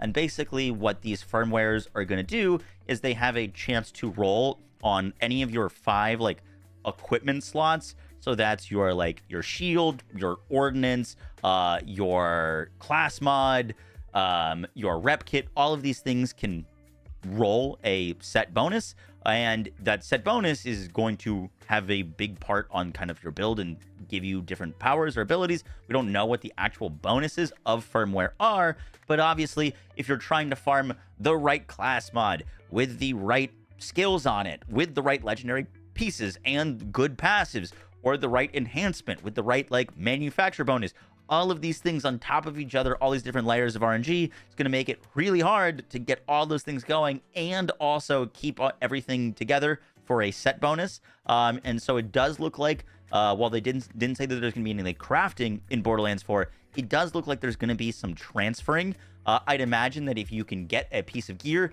that rolls with a firmware set, and then you get a piece of gear that drops that's really good, and it doesn't come with a firmware set, or you get the set that you don't want, you'll be able to rip that other piece of firmware off of that piece you don't want and put it onto the piece that you plan on using, which is just fantastic. I think, you know, with all of the layers of RNG, something like that is going to be really beneficial. I know some people want things to be like super rare, but we're talking about like ridiculous amounts of RNG already in this game, which I might make like a separate video on. But I think that is great. Obviously, something we'll learn more about in the future.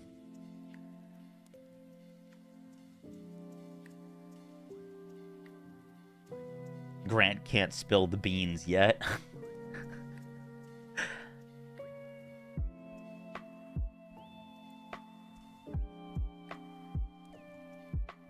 Bum, bum, bum. This is beans. Thank you.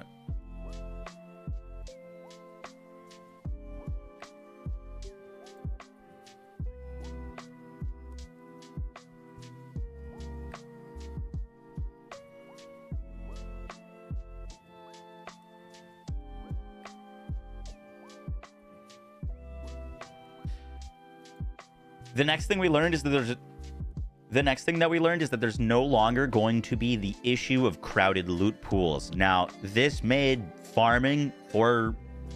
The next thing that we learned is that... I'm not recording. The next thing that we learned is that there's not going to be crowded loot pools in Borderlands 4. And what I mean by that is in Borderlands 3, for example, if you had a boss that had a 20% dedicated drop rate, but they dropped 2 different dedicated drops, you could only ever get 1 dedicated to drop at a time. So while the drop rate for that boss was technically 20%, your chance of getting the piece of loot that you wanted was only 10%. Now, that might not sound that bad, but in Borderlands 3, we had bosses sometimes with 4 dedicated drops, and the drop rate was like 15%, and getting the right piece of gear was very, very difficult.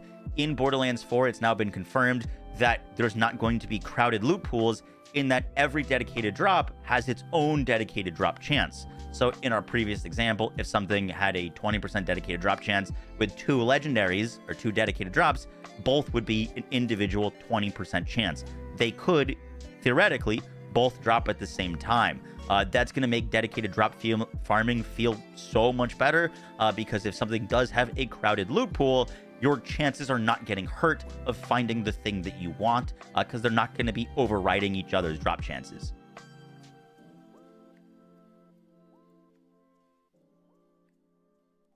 Did I hype sell out for Borderlands 3 before it dropped? I was not a content creator when Borderlands 3 dropped. I was streaming on my Xbox with a Kinect camera. Also, if you think I'm selling out, I mean, they're paying me to play a game that I would be playing anyways.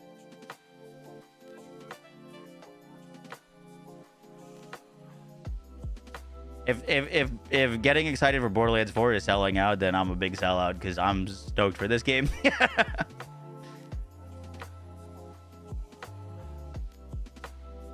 You'd be playing Roblox instead? Yeah. What is the firmware station? We don't have details on it, but you can like transfer different sets. This is the guess. I was pushing beans.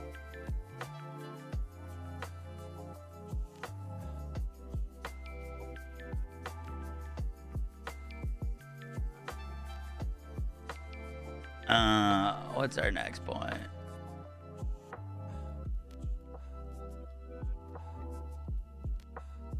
I look so serious. I was locked in. I had Randy over my shoulder. And I was on the main stream. Like, I hadn't died once to this boss. I wasn't going to let that be the time that we died.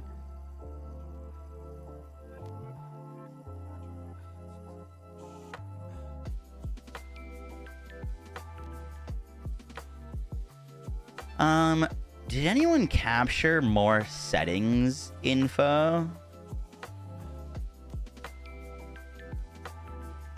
Did you see some of the FaZe guys there? Yeah, I talked to FaZe Adapt for a bit. I like grew up watching him, so that was kind of cool.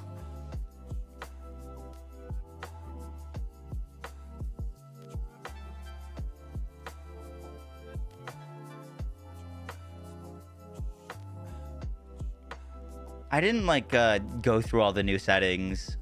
Be curious if someone did.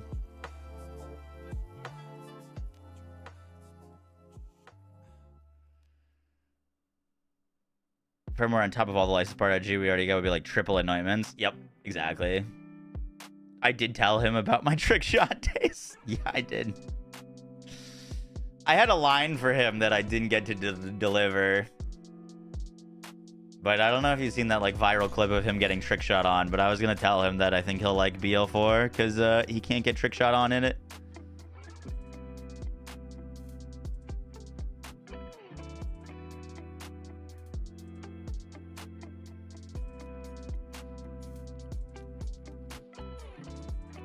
Jolts was in settings for quite a bit.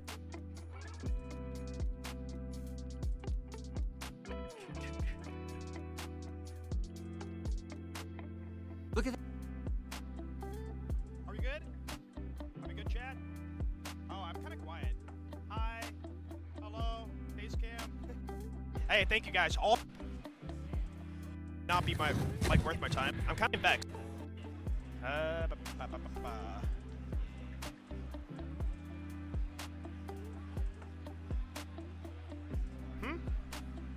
Okay, that's like visual settings. Sorry, disable that. Game crash. Help over here. Coin, thank you for the first time. Not too bad. Z, I made it Z, dude. I wonder if this is the first stream that Jolts has done a stream with a face cam on. Am I dumb? I'm dumb, dude. Okay, 5 feel life, yeah. Echolocation. These aren't on it. Simple. Oh, jet frame, but these are off. People up. They can like find and take it to a. Yeah, he's done a face reveal, but that's different than a face cam stream. Dude, you know what I mean? You don't. So it's kind of like blocking me. This time around. You know what the big thing with the settings thing is that Deceptix pointed out to me is you can now bind the same key for like multiple actions. Good, yeah. I tried it before. Dude, I'm gonna die. Story night build, dude. I cannot wait for our melee run. I hope that it's fun. Like you can have one key to like shoot and reload type deal. I can do that. So yeah, here's turret mode. If I'm understanding it correctly. Oh, by the way, there is weighted ammo drops. So if you're low on, weak, like very weak. Okay, that's enough loot. We're good. Okay, yeah. If I recall, when I threw it before, it spawned the launcher friend. But with it being bouncy, I guess you don't get that. What if I wait it out? Which is cool. Do. Alright, we can chat. Where's anti-aliasing? What would that be under? Gameplay? No.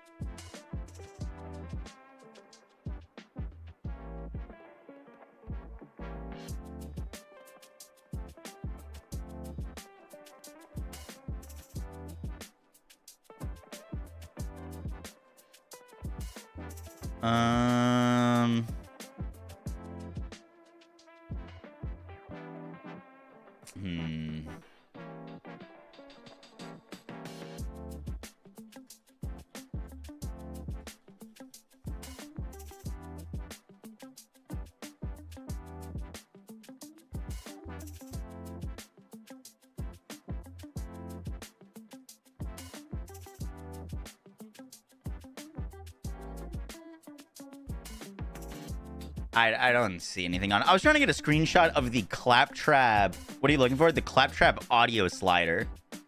And some of the new settings that you can do for audio is what I'm looking for. Has anyone looked for the like audio slider? Did you get any footage of the audio sliders?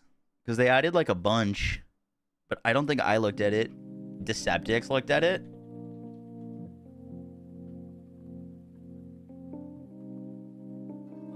Will content creators get to play one more time before official release and try the other two Vault Hunters? They did say that we'd be able to play Harlo and Rafa. Or sorry, Harlo and Amon. Did I see your question? No.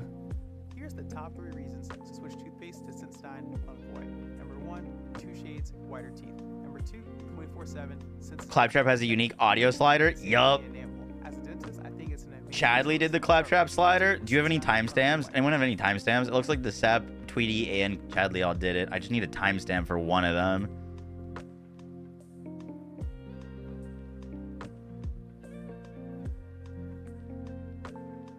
But yeah.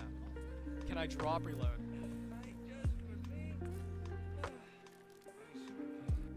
Was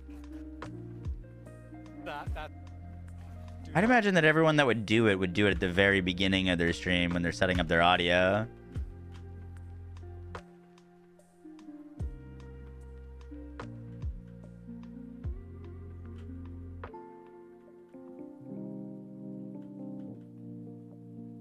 You got it, Tweety?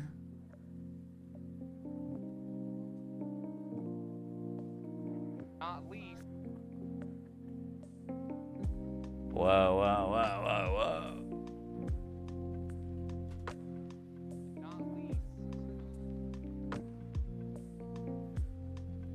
Claptrap volume, combat voice volume, player callouts, player idle lines.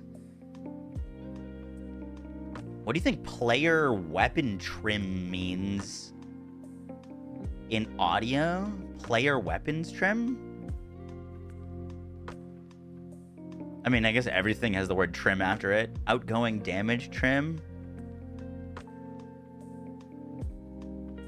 If the melee grenade, the throwing knives, they're sick.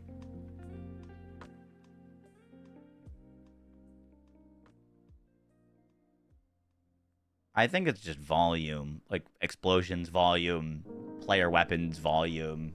I'm not very familiar with the term trim in terms of audio settings.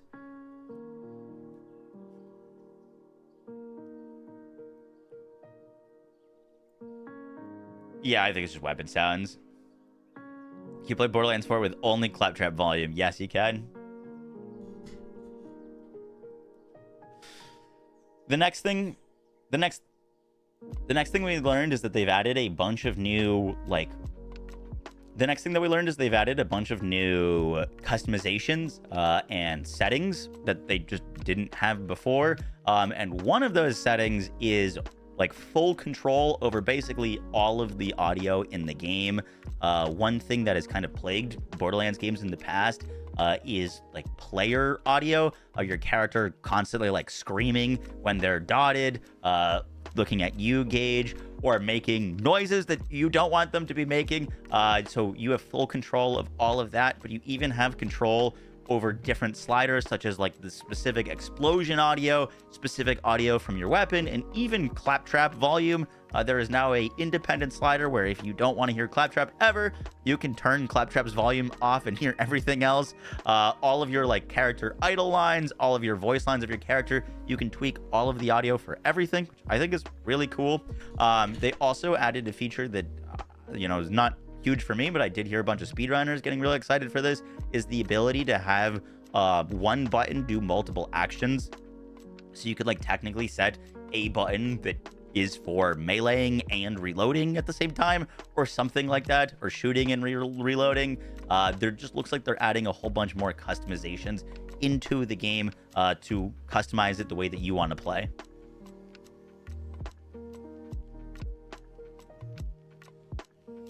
Amara sound effects. Yup.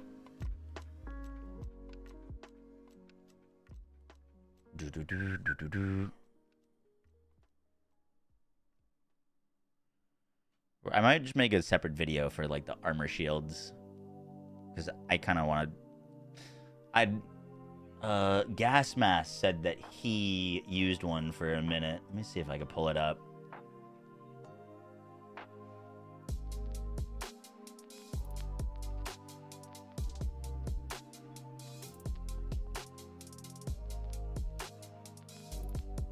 $254.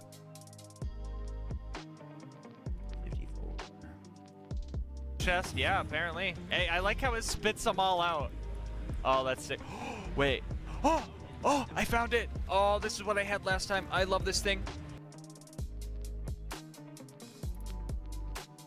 Gas tested the shield boy.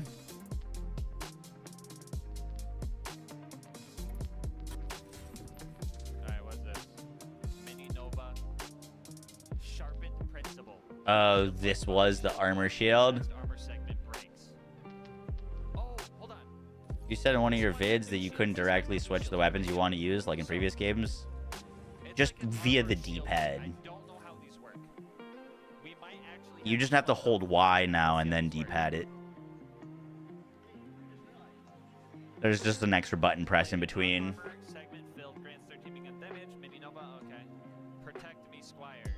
Trim is a stage in audio mixing that happens after a signal enters a preamp.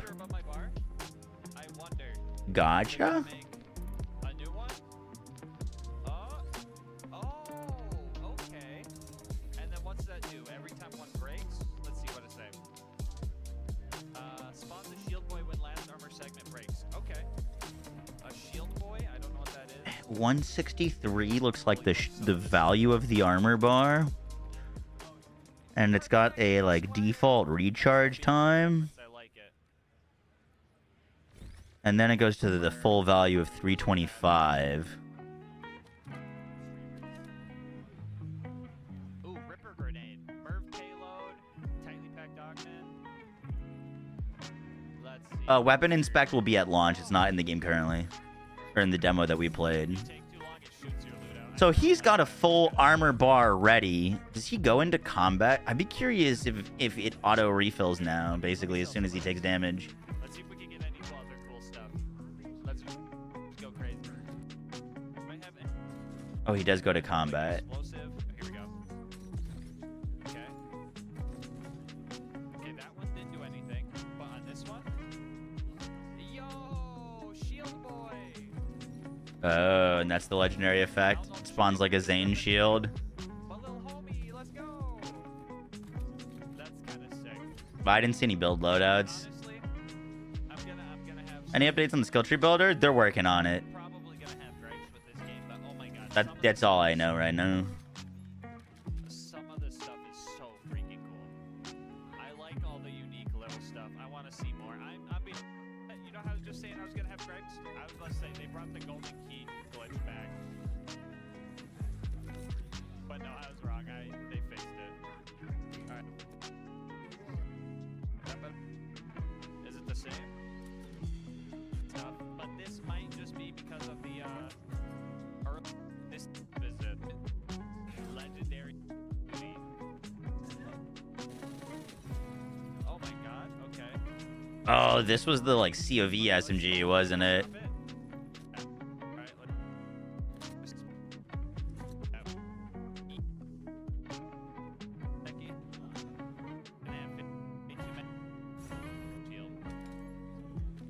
Kinda cool. Have fun. I think Oh, he went out and ventured without the armor shield on.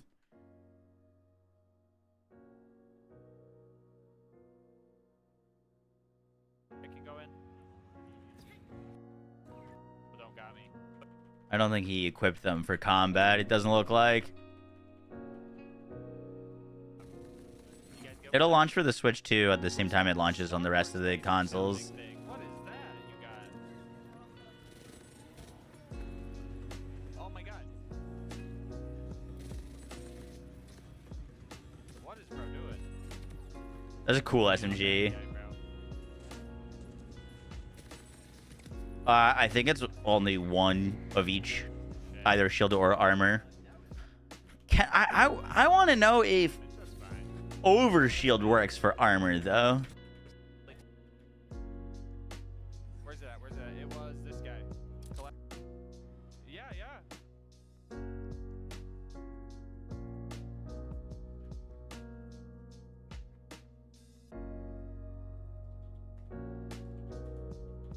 I'm gonna ask, can you receive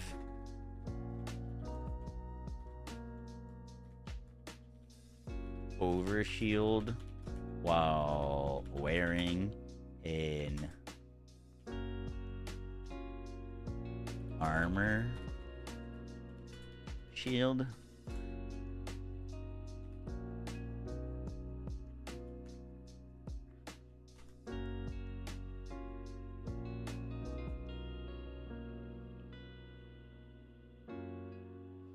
It'd be weird if you couldn't get overshield, right? Because it's like a whole... It's like in a bunch of skill trees, right? Like, it'd be kind of weird if all of your skill points were invalidated if you were wearing this certain type of shield.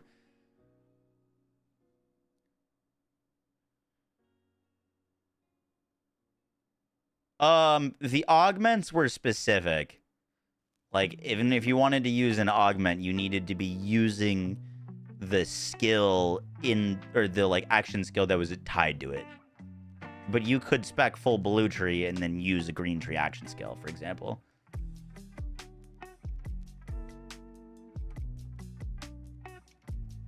I have seen it, chicken.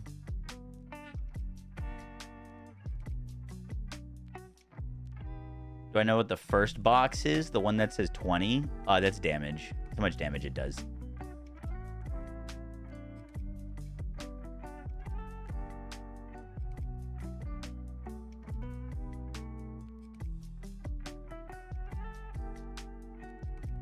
Turtle shells with high base values. I think it just functions entirely differently. It doesn't auto recharge.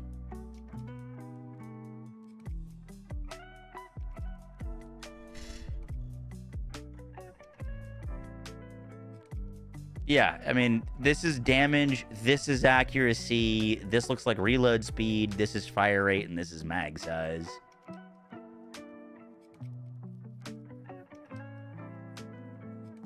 I hope we get big damage numbers like BO3. I mean, damage is going to increase over time. It was like a big moment hitting 1 billion damage. I don't think anyone was hitting 1 billion damage until like Malawan Takedown. And then, you know, then we started hitting multiple billions later on. Is there some new mechanic with armor? Well, the new mechanic is it can't... So, two things. One, enemies can drop armor pickups that will, like, give you armor. But it also can't be interrupted by taking damage. So, like, a shield won't recharge if you are taking damage. Like, it'll go down, and it's got a recharge delay, and you need to spend a certain amount of time not taking damage to get shield back. Armor is different in the fact that it doesn't care if you're taking damage. If you're getting hit the entire time, that this little bar here will always be refilling and then give you an extra armor bar over time.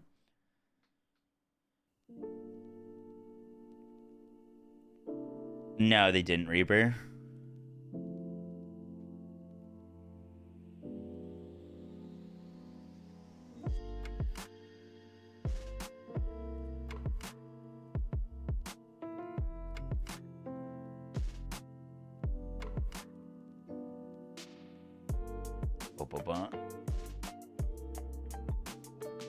Yeah, enemies can drop armor packs, basically.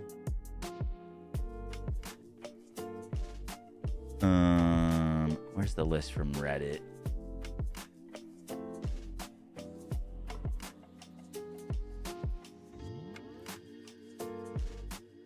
Armor chunks can fall off defeated armored enemies in mid-fight. Collecting them gives you an extra breakable armor-type HP layer in addition to the rechargeable shield and health bar. Wait, that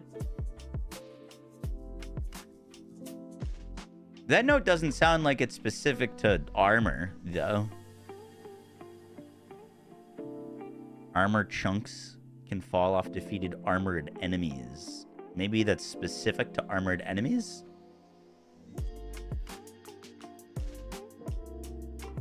Why would you ever use a normal shield over an armor shield? I mean, I think they're going to have different pros and cons.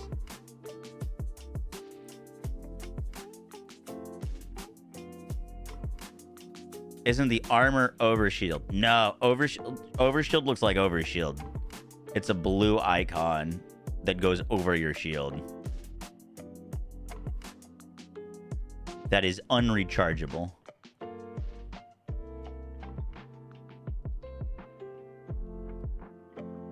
You bet Amon has armor stuff? I wouldn't be surprised. It would make sense. Armor, Revolter, when?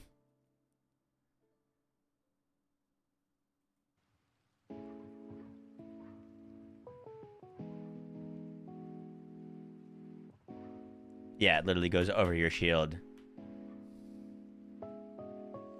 Is purple/yellow armor the over armor, like on the Vault mini boss?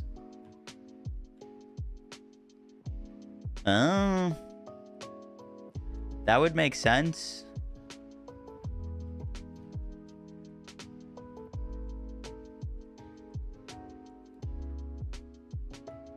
Oh yeah, you're probably more weak to corrosive with armor on versus weak to shock. I'd imagine that would make a lot of sense.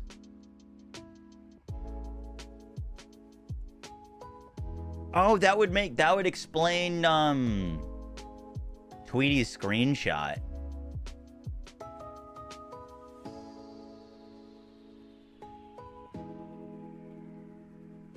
The shards that fell off of him are vile ordinite. Interesting.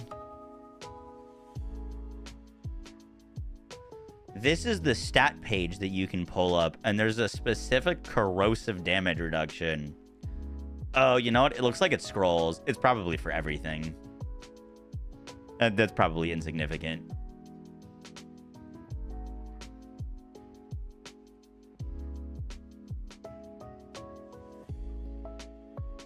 I'll answer a question or two about armor, but I have to leave for dinner, so you gotta ask quick.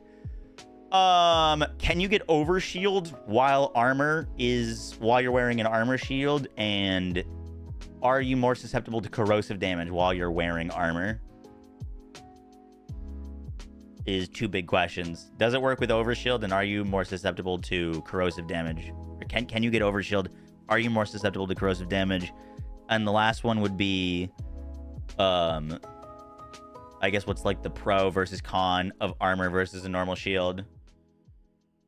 Overshield works with armor, yes, more susceptible to corrosive damage. And I guess what's the design decision on like shield versus armor?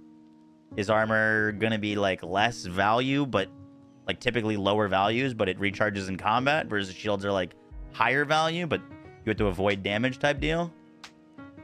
I guess what's the trade-off? Because armor seems pretty strong if it works with overshield as well. We're really resistant to fire, which is really nice. Yup. Also, super appreciate you, Graham. How's movement compared to Borderlands 4? It's way better.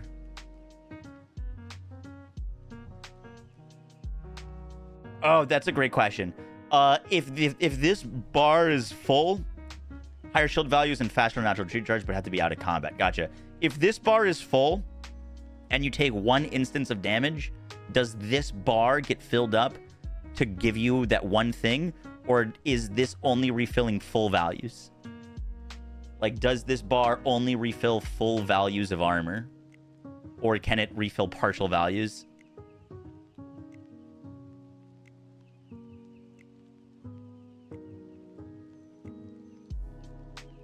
Hi, David. How you doing?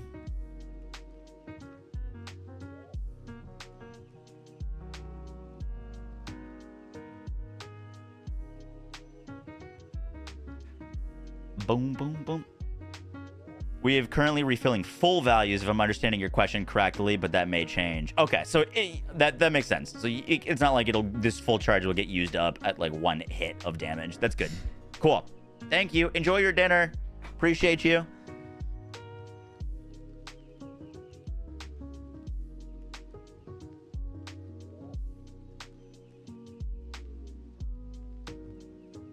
Boom, boom.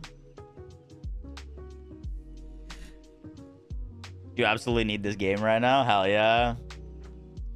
Spilling the beans about armor. Okay, I'm gonna record that.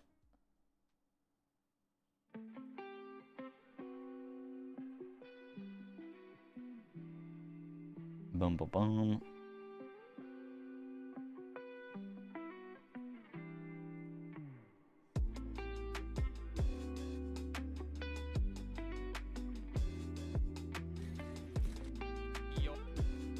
Holy tabs. Dude, look at this. We might actually have yellow health bars now. Let's see how these work.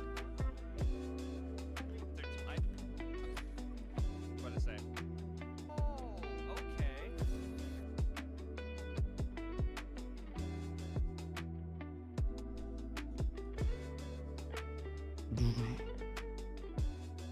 What are we talking about? Armor. We finally got footage of armor shields.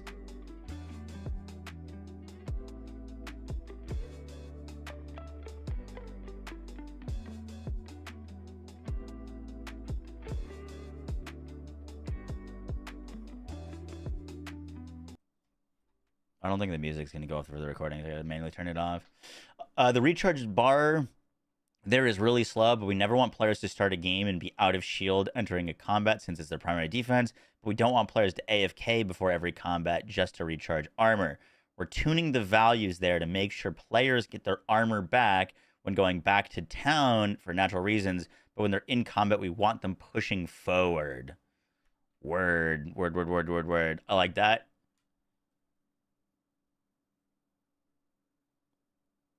Thank you. You were the best.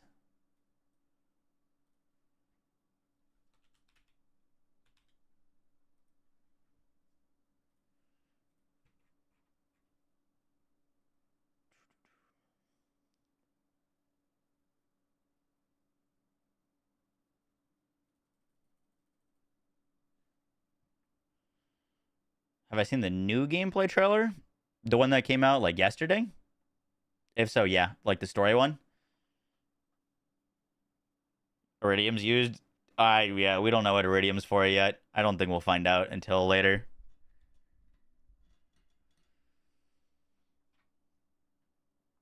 Is there a cap to the damage reduction stat? That's a good question. I'm not sure.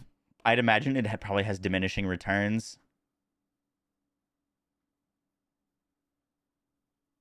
Yeah, I was there to watch it live, pre-man.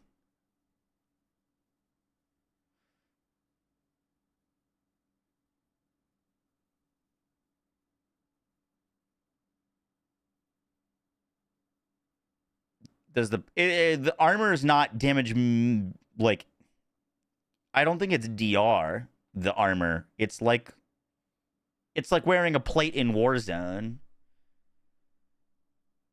No? I missed your message. Let me pull it up.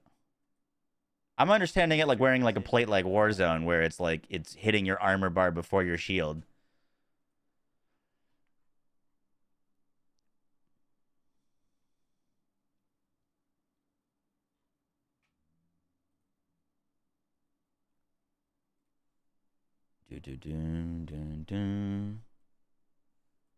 Sorry, that probably looked really confusing.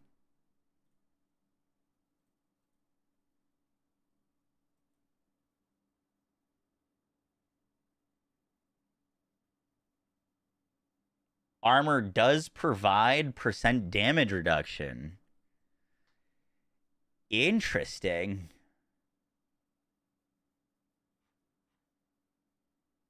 It's a flat % damage reduction.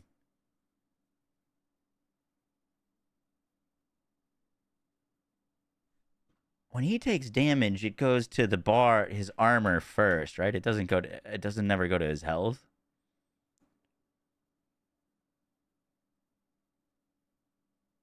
There seems to be a lot of sources of DR, which makes me think you're right about having to think about defense stats more in this game than previous. I think defenses are going to be a lot more important than in endgame crafting than previous games for sure. There's just so many new sources of survivability. Yeah, it's DR, but it also blocks his health. It shields his health bar. It's not just a yellow bar shield. Correct. All your Labubus came in today. Steph is asking me to get her one of those. I don't fully understand them, but she's asked me to get her a Labubu.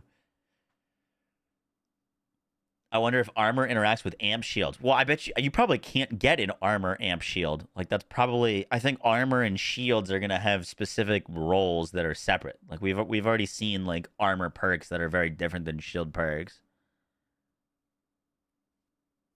Do I think Borderlands 4 is worth a pre-order? Is that what you're asking about? I mean, it kind of depends. With the previous Borderlands games, did you enjoy them? Did you spend a lot of time in them? If you enjoyed the previous games and you spent a lot of time in them, yeah, probably worth pre-ordering. If you didn't like the previous games, I would wait for reviews and wait for more opinions to come out.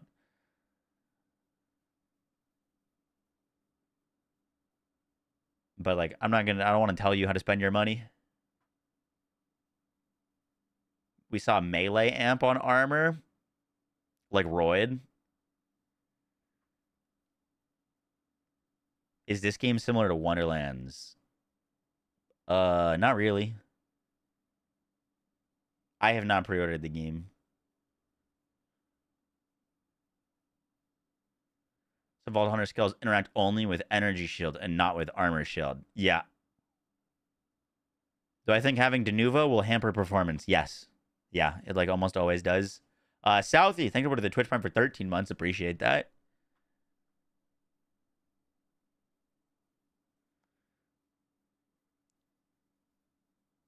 After Wonderlands, you're not pre-ordering until you know about the DLC. I think that's super fair.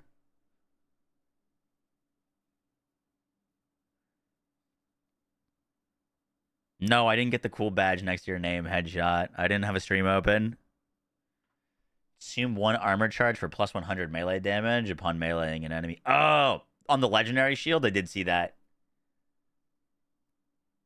We have min specs now. They're on Steam.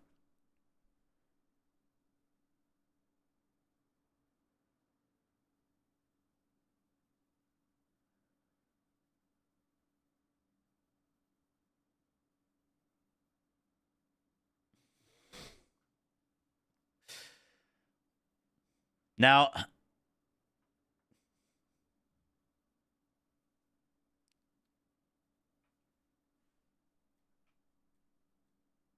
let me pull this up.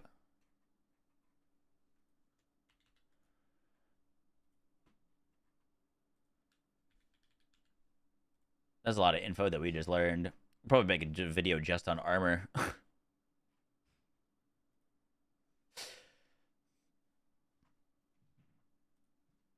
The next thing we learned has to do with armor shields. Now, we finally have like actual gameplay from Mr. Gas Mask of using an armor shield, and I've got some information from the devs about how armor shields are going to work, and they're very, very interesting. So, this armor shield has 2 segments. We saw another armor shield with 4 segments.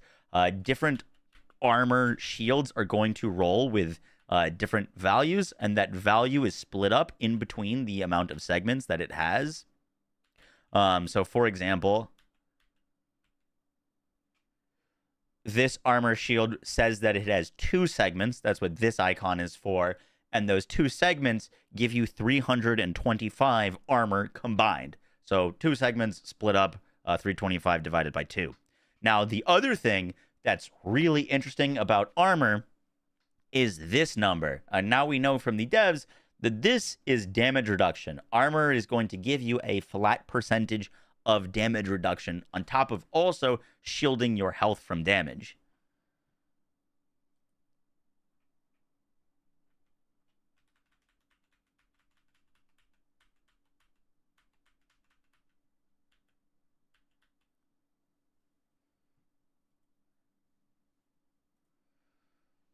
Now, the way that armor differs from a normal shield is that armor only recharges in chunks.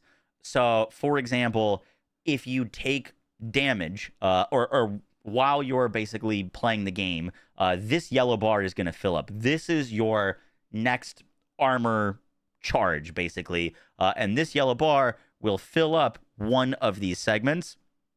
So as Gas Mask shoots himself here and then takes damage... Wait, that didn't work how I was thinking it was going to work, actually. 1 second. What?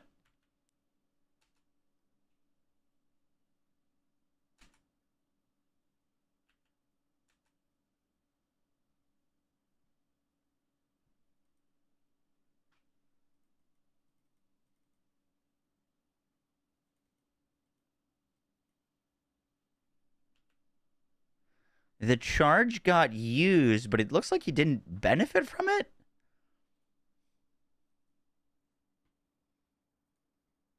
$325 is the total armor. Yep.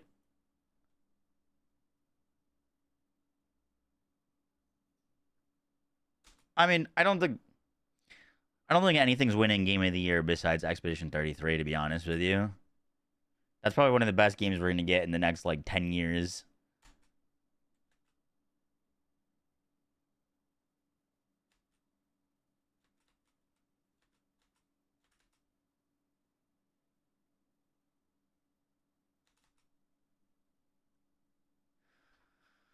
Oh, I think it actually might have worked.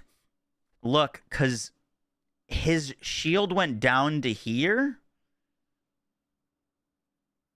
And then there's now another icon depleting.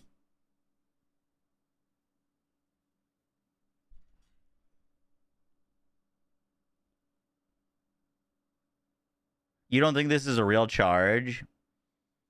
I think it is.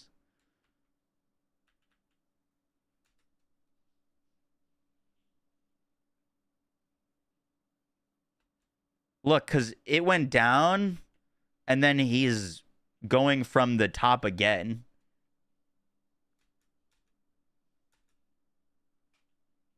See how it went down, but then it recharged? It looks like you can partially refill armor.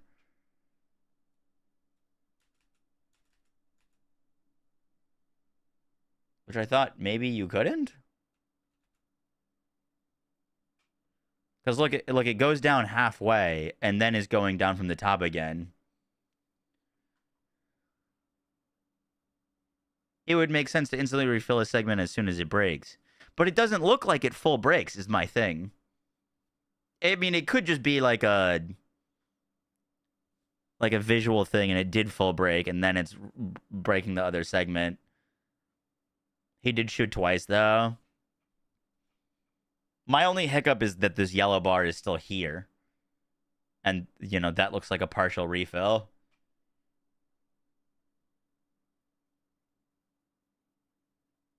Goth was totally calling you out with how much you said now in your vids. Recently, or what?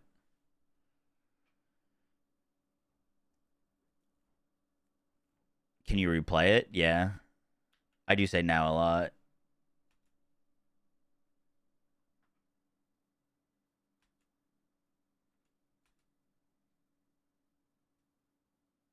So right here,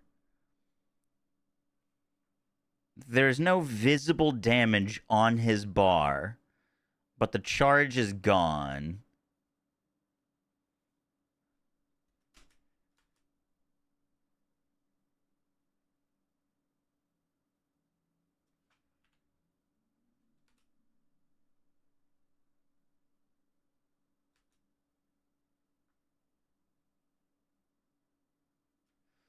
Jolts was using the armor.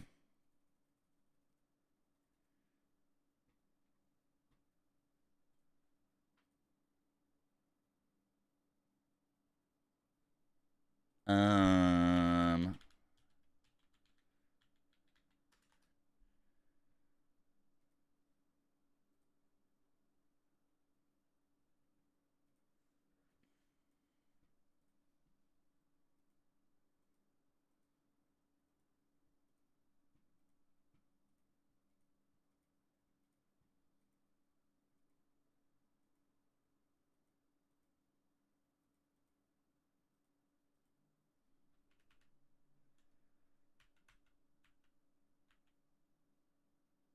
I guess let's see how much this refills.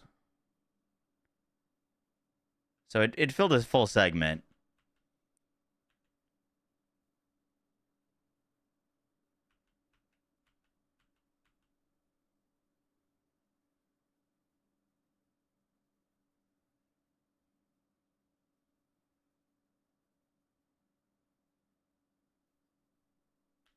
Wait, what?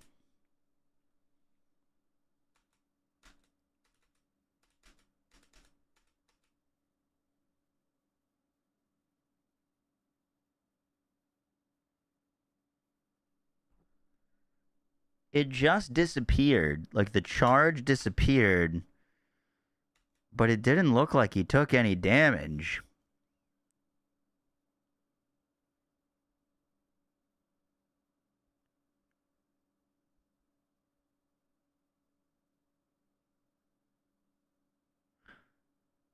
Oh, he cut out right as it was about to hit a partial.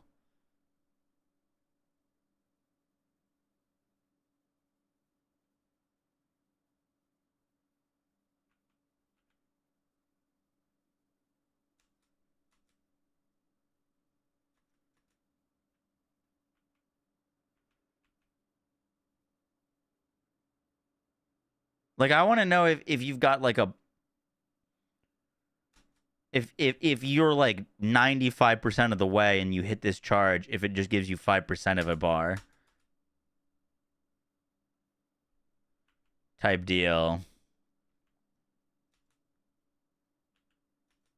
Oh, this might actually be it. He's about to get a full charge. Look, it did give him the extra. So it gives you a full bar. It gives you a full bar because he went from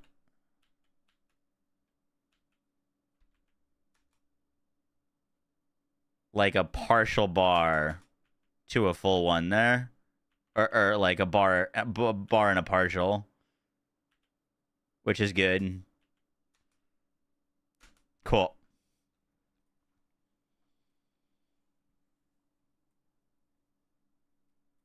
Bum, bum, bum, bum, bum.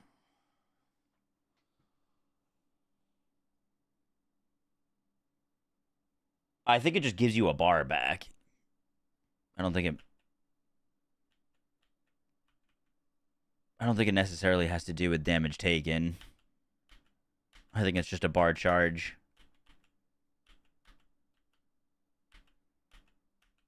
The interesting thing is, like, surely you would have different charge rates if you've got, like, 6 bars versus 2, right?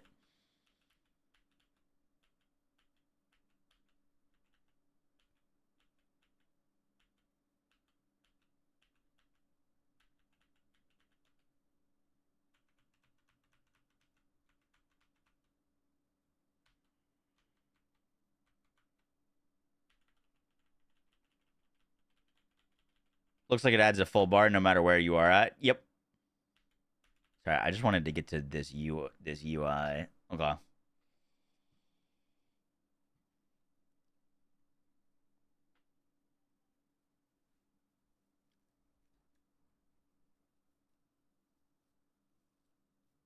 Yeah, despite combat.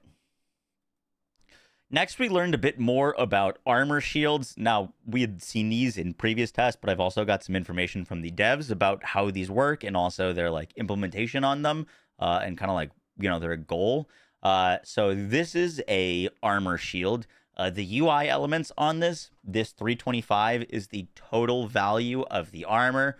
Armor functions in the same way that like shield does, in that it protects your health. So any damage that you take while you have armor on will go to your armor first, and then it'll go to your health.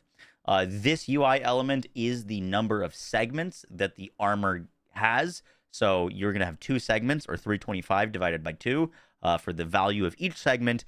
And then the 29% here is actually a flat damage reduction you get while you have armor. Armor gives you damage reduction. Different armors, I think, will give you different values. I'm not totally sure about that, but they give you damage reduction while you're wearing them. Now, the big interesting thing with armor is the fact that unlike shield, which with a shield you have a like recharge delay and you have to avoid taking damage for your shield to recharge, armor passively gains a bar charge while you're in combat.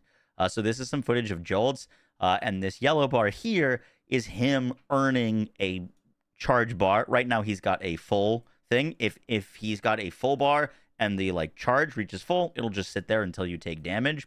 But right here, I believe it is. So Jolt's takes damage here. He doesn't lose 2 full bars. He loses like a bar and like 90%. And then once this reaches completion, while he's in combat, he's going to get a full bar, and because he had a little bit left, he gets like a little bit more. But this gives you basically a more aggressive type of shield because it'll regen while you're in combat, technically, but it'll only regen 1 armor chunk at a time. So it's a slower regen than like regenning a full shield, but it does allow you to get that armor while you're in combat. Now, even if you are wearing an armor shield, you can still get overshield. Overshield is a new defensive layer that allows you to get like unrechargeable shield. There's a bunch of different skills that allow you to get it, and any damage that you take while you have overshield will go to your overshield first.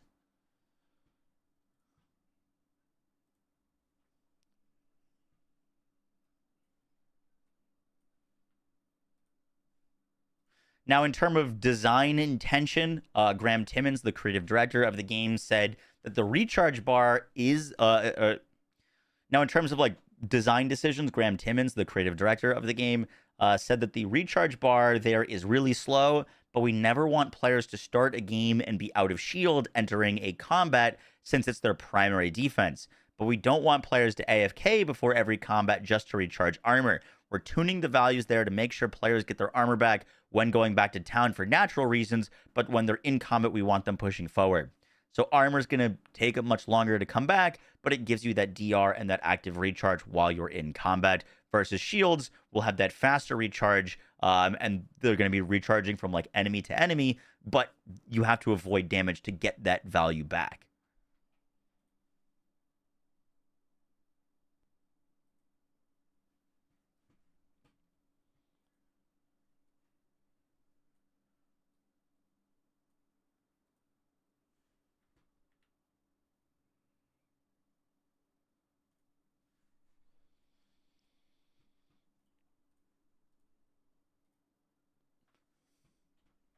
The other thing that's super interesting is Tweety Expert found in the menus that there's almost a like ARPG like stat screen. You could see the likes in games like, you know, Diablo, where we can see all of the percentage bonuses we've got to everything. But there's also a whole bunch more stats for damage taken in terms of like specific damage reduction to certain elements. We're seeing almost every shield in the game come with some percentage elemental resistance. Now, elemental resistance isn't anything new. It's existed since the start of Borderlands, but it does seem like getting your elemental resistances higher is definitely going to be like a larger part of defense scaling. It seems like they're giving us a ton more ways to become tanky, and I think like making yourself tanky is going to be a much larger part in build crafting than it has been in previous games. Getting up your elemental resistances to high values. If you've ever played Path of Exile or Diablo, getting, you know, LE resistance is very important in those games, and it does seem like Borderlands 4 is taking a lot of inspiration from ARPGs, so I'd expect that to be pretty impactful in Endgame.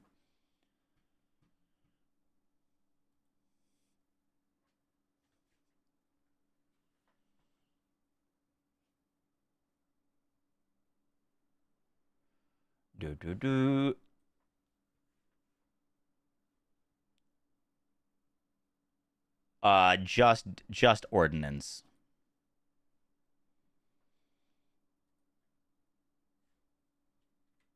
Just ordnance.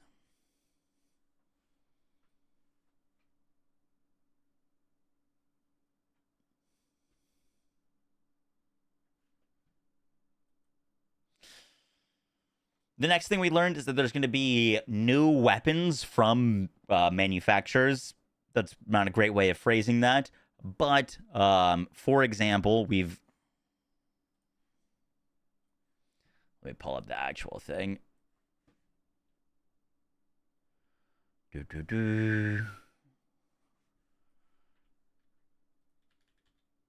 There's a list.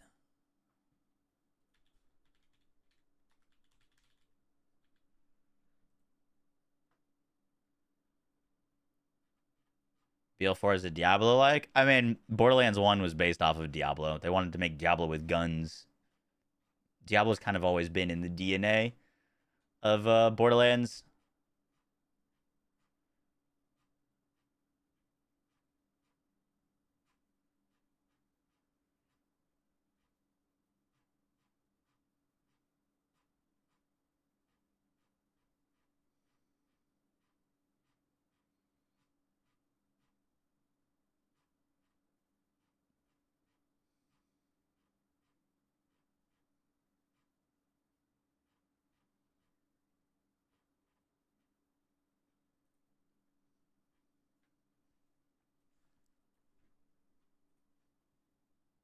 No, I just exited that. I took all the time to find that.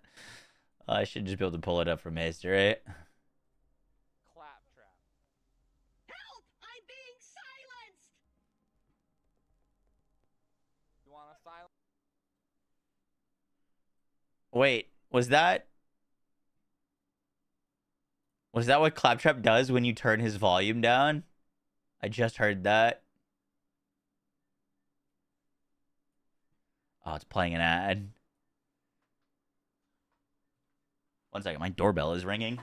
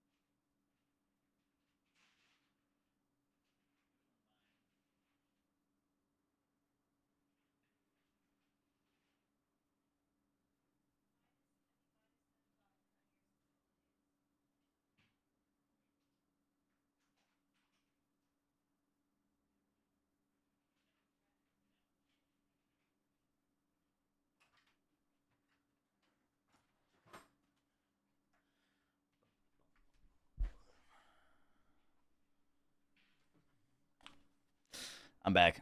Looks like Steph ordered dinner. We're gonna watch this video while I eat this real quick. Our lore goat dropped a new vid.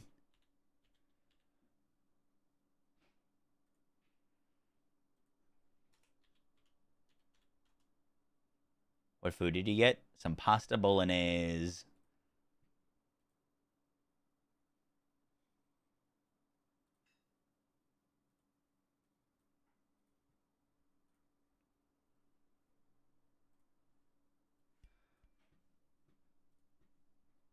We just got the official story trailer for Borderlands 4, and I, of course, wanted to go over everything we now know about the story because we learned quite a bit of new information these past few days. So starting with the trailer opens up with the Timekeeper giving us his, villainous monologue to the Vault Hunters as he has seemingly managed to capture and detain them, and he's about to implant his bolts into them to control them. The Timekeeper's bolts are something that he implants into the spine and brain of every person born on Chyros, and he can see what they see and even control them like a puppet should he want. And we can see us as we're captured on the surgical table where he plans on bolting us. So this could easily be towards the beginning of the game, as it's used as a reason for our 4 new characters to stay actively involved in the story. Maybe we do get bolted and it gives reason to go against the Timekeeper, take him down for the sake of their own lives being on I wonder if we get bolted, why we are not controlled. Raiders. Or it could happen much later in the game, who knows. But as you would expect, it looks like the Timekeeper wants every single person on Chyros to be bolted, and that means all of the new characters who are coming to the planet.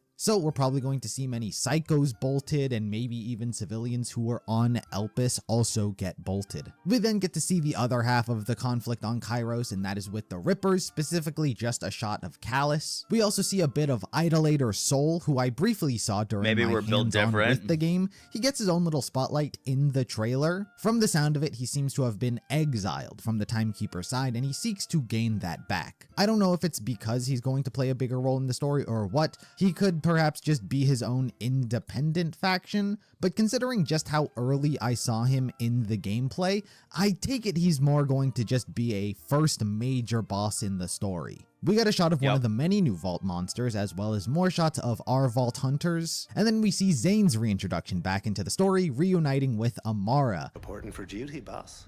We knew both of them were returning. We've seen them multiple times throughout the trailers. We know Amara is taking a lot of initiative in this story, being a siren as they're all searching for Lilith. Zane is interesting because we have seen him in the gameplay that he has his own munition vending machines, kind of like Marcus, so he may be usurping a bit of that role in this game as well. We then get a shot of Claptrap, who's asking if he's met his savior, as we can see him throw a can at Rafa, who appears to have washed up. So I imagine this could easily be like First Contact. When you first land on the planet, maybe they crash landed and all of the trash washes up here, and it's just where Claptrap has made his base of operations. Because interestingly enough, going back to the gameplay testing I got to experience, on top of the main story, we got to do a side story with Claptrap, and during it, it wasn't our first time meeting him. So that means you meet Claptrap very early into the game once again. Of course, it's not too shocking. It's kind of tradition at this point. In the side mission, he's separated from all of the Crimson Raiders, or Crimson Resistance as they're now going by. Probably a rebranding now that they're under Ava's leadership. And Claptrap seemingly has crash landed onto the planet, so he's alone currently.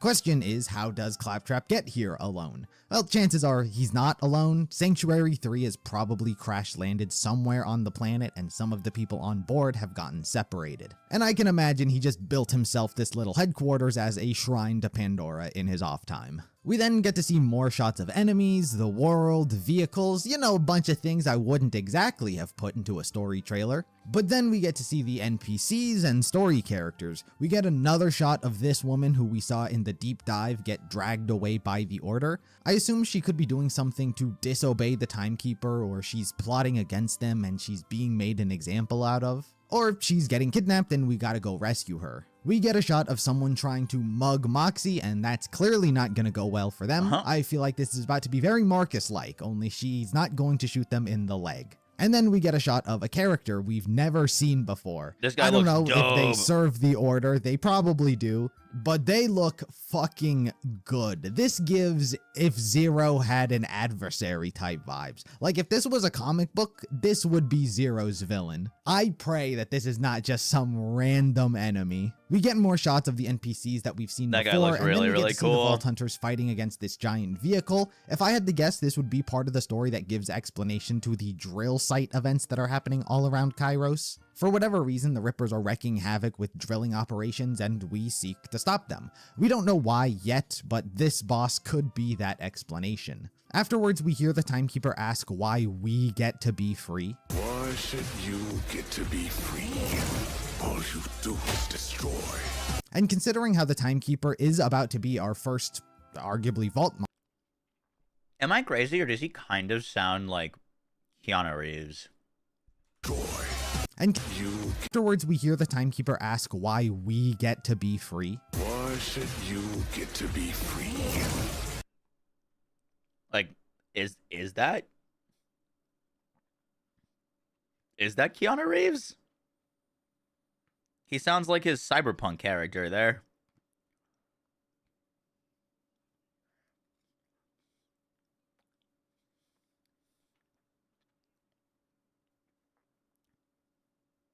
It sounds like him.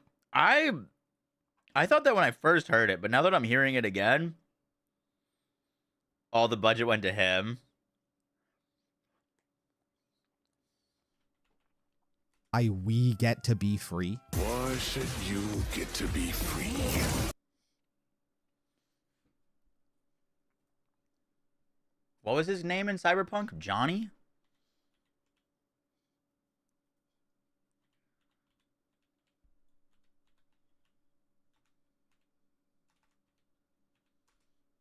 Reddit says it's Dave Fennoy.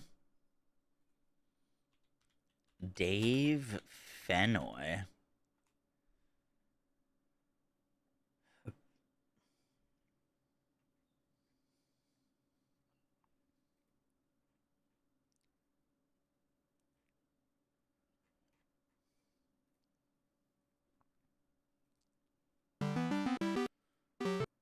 You couldn't have picked two better lines. So, what attracted you to The Walking Dead when you auditioned for Lee? Well, being an actor, well, for one, work. You know, Understandable. What you do for a living. But the character attracted me because it was a very three-dimensional character. It's not surprising that he sounds different than there and there. Johnny Silverhand. Yeah.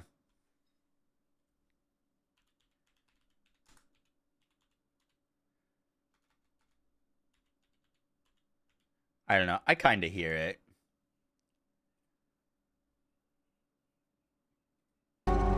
Okay. I'll tell you why I want to destroy Arasaka, but I'll only tell you once. Want to hear it? All right. I saw a corpse strip farmers of water, and eventually of land. All you do is destroy. Why should you get to be free?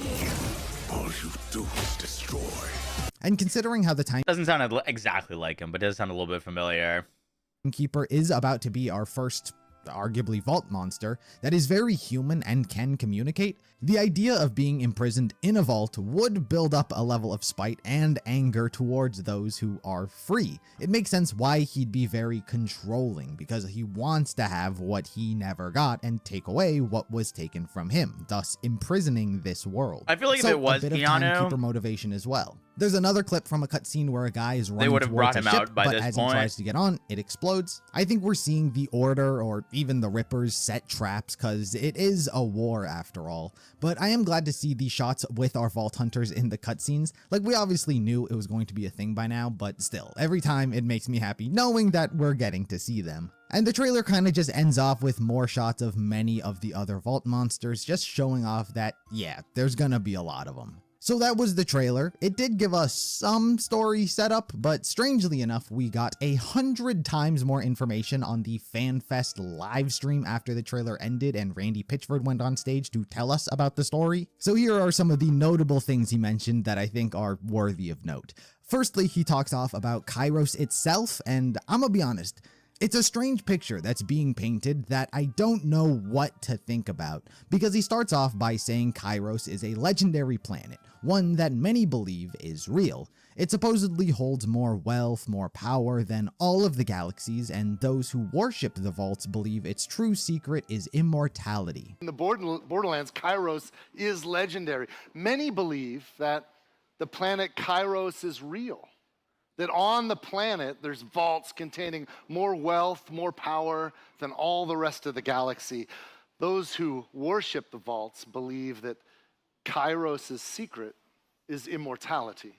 And obviously, the planet is real. It's just been invisible for centuries, thousands of years, as we know because the Timekeeper hid it. But my quarrel with this setup, at least the way Randy paints it, is how is this a legendary planet with a reputation like this? Like, what do you mean many people believe it's real? It's been hidden for thousands of years. And keep in mind, Typhon de Leon was the first vault hunter. He was the first person to find a vault, at least in modern history. I'm gonna be and the that was team about lead. like 24 years before the events of the first game. Who does what and At this point, it's been like 40, but still, what do you mean this is a legendary planet? Vaults went from like a myth that no one can prove to there's a planet with a reputation that holds all of the vaults and the secret key to immortality. Like, it should be a planet that no one has ever heard of who's not on Chyros. So if I hear Tannis drop a, oh, I've heard of it, I'm a tweak. It's one thing for the people of Chyros to have their own speculation about the Timekeeper and his immortality and whatnot, but the way it was phrased made me raise an eyebrow a bit. But that was really the only part. All of the other information was very fascinating. Like, apparently, the vaults are what give the Timekeeper his immortality. I don't know in what sense, but some of the vaults do look different, almost as if they weren't created by the Iridians, but perhaps the Timekeeper himself. It makes sense why there would be so many more vaults comparatively if the Timekeeper is creating some. We also learn more about the Timekeeper and how he controls the planet via bolts. I already kind of just used this information before in the video, but I'll repeat it. But every time someone is born, they are implanted with a bolt, which gives him the ability to see what they see, and he can take over their body entirely and control them like a puppet should he want. So undoubtedly that is going to play a role. So you just gotta look out for which characters we interact with that have a bolt in them. What felt like a much bigger statement that seemed to get kind of glossed over was the implication that Lilith was drawn to Chyros because of her siren connection. And maybe it was luck or chance, or maybe it was destiny assured by the nature of sirens and the connection they have with the powers of the universe. Whatever the case, Lilith moved the moon of Elpis, and she had no idea where it was going. So does that mean there was a siren on Chyros? Is Vex originally from Chyros, or could it possibly be the 7th siren? And finally, things kind of ended off with a surprising amount of backstory on Callus, the leader of the Rippers. So apparently she was the person we saw in the original reveal trailer. So apparently she was just an average woman living amongst the workers and farmers of Chyros when Elpis crashed through the veil in what became known as the Cataclysm. For everyone on Chyros, it was the first time they saw anything outside of their own existence, proof that there was something There was already else a catcher out there. rod. Yeah, And during the yeah. Cataclysm, psychomasks rained down from above and one landed right in front of her. She picked it up and saw the vault symbol and viewed it as a symbol of freedom. So she ripped out her bolt and brought liberty to Chyros. She began freeing others from their bolts as well, some by force, others she convinced, but they all rallied to her side to oppose the Timekeeper and his order. Personally, I'm shocked we got so much of her backstory from this presentation. It makes me wonder why the Rippers are even an antagonistic force in this game to begin with, because her whole thing is a sympathetic backstory. She's helping to liberate people, and yeah, many people die from having their bolts ripped out or go insane from it, but still, if having not seen Rippers be enemies already in the game, I wouldn't have thought that they would be. It could be that the ones we fight against are just the ones that went crazy and lost their sanity from having it removed and can't be controlled, but I don't feel like Callus is meant to be an antagonist, despite looking like one. So I have no idea what they're going to do with her story or her character, but I'm interested to learn. But anyway, that is kind of all the stuff we learned from the new Borderlands official story trailer, as well as from the FanFest event. What are your thoughts on Chyros, the Timekeeper, is the anything siren? and everything? Be sure to let me know in the That comments would below, be a plot and subscribe twist. for more Borderlands 4 content. And until next time, I'll see you in the next video.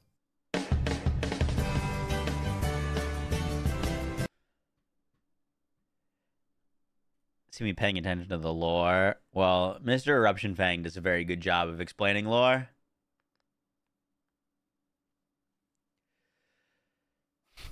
They assume we're being controlled because we have a bolt. That's an interesting theory. Yeah, I'm very curious to how the whole, like, we aren't being controlled by our bolt is gonna work. Because, like, it seems like the Timekeeper is probably gonna be able to see what we see. That's, you know, the whole, like, you know how like Handsome Jack kind of talks to you while you're like doing all your actions. It's probably gonna be like that, where like the Timekeeper is kind of like talking to us while we're like going through and progressing and killing things. Maybe that's because he sees us from his tower, or because he sees what we see through like the bolt.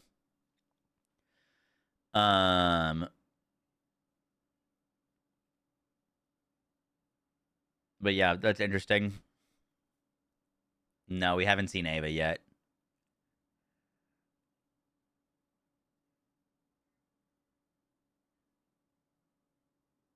But if the Timekeeper controls us, well, the whole like motto that they're doing is break free.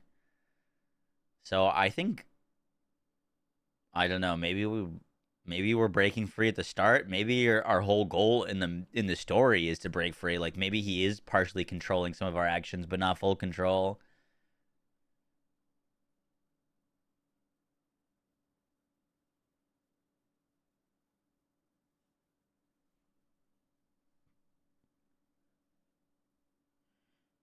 We get to know him. That's how it worked in previous games. Yeah. It's a ripoff Pain from Naruto.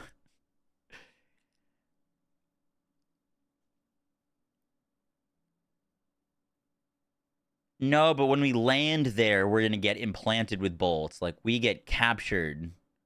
Is the setup from the story trailer? We like get a first person view of getting our bolt implanted.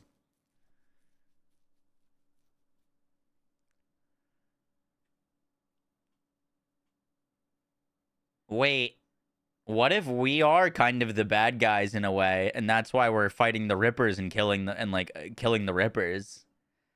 Because the Rippers are like the rebellion, and that could be like lean into it a bit.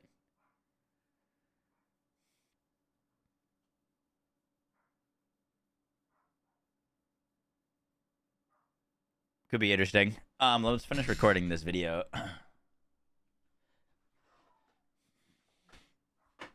I wouldn't be surprised if Ava isn't in the game at all.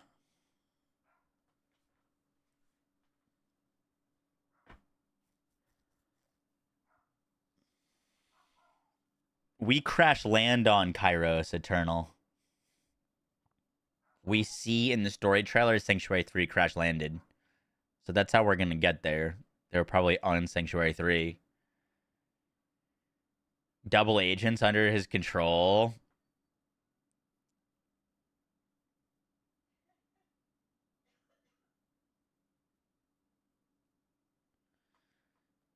Ava's going to be a DLC Vault Hunter. All right, let me record this. The next thing that we found out has to do with different manufacturers manufacturing different weapons. So, for example, we in the past have had Vladov pistols. For example, the Light Show, very prominent Vladov pistol. As far as we know, Vladov is not making pistols in this game. However, Vladov is making SMGs, for example. And Torg in the past has not, or sorry, Tedior in the past has not made assault rifles, but they are making assault rifles in BL4. So it looks like we're going to be getting some new types of weapons from manufacturers that we've had, which is pretty exciting. You know, obviously we're losing some as well, but I'm excited to test out like the new combinations.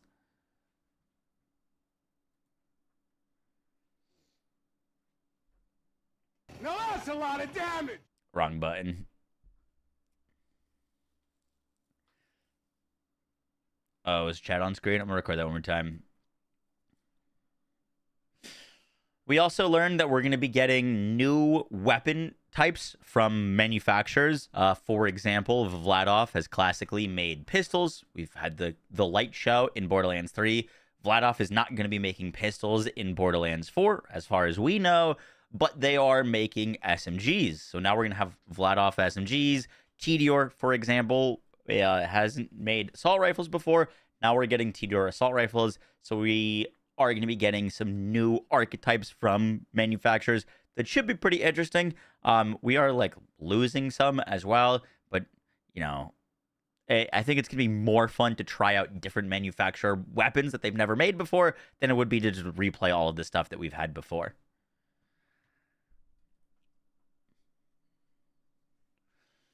I feel like I repeated myself on that a little bit, but that's okay.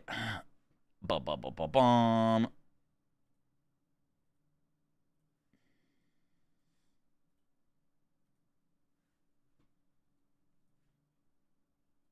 Is my taskbar frozen?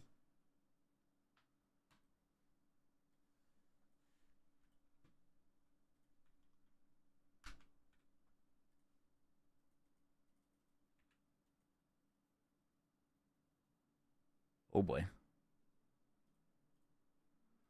There it is.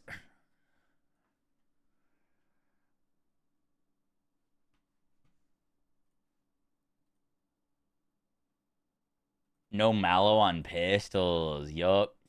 That's pretty crazy.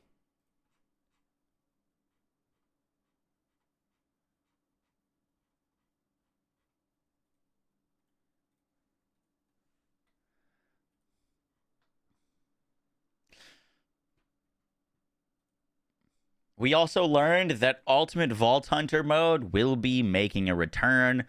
This is a screenshot from the like multiplayer matchmaking menu, where someone was looking at what different activities you could do, and one of them was matchmaking for the campaign under Ultimate Vault Hunter difficulty, which it does seem like you need to complete the campaign to unlock.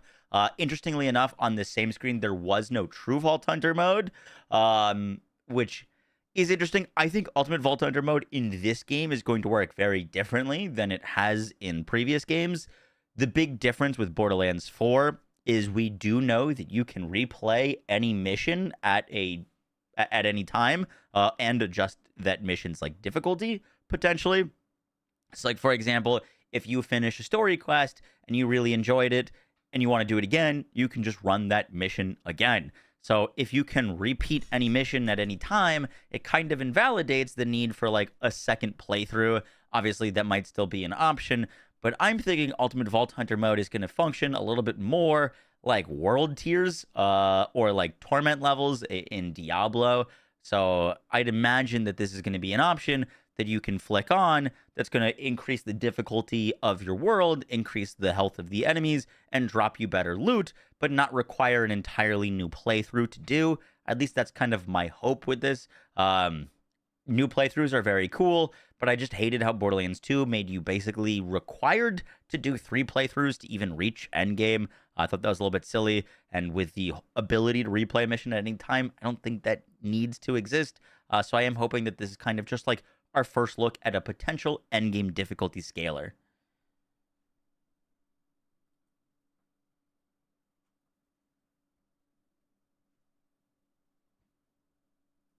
I am recording a video, yeah.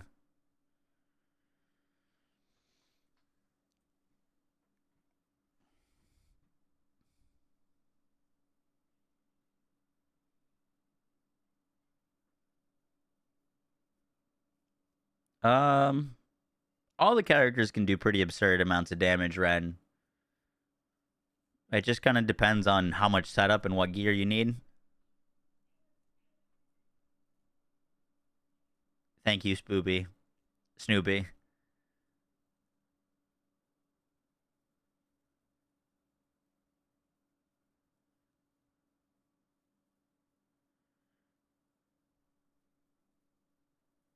Yeah, Rafa's arc blades might have a bit of an issue with like flying enemies, but it also looked like there was things you could do to like spawn like corrosive drones that would chase after enemies.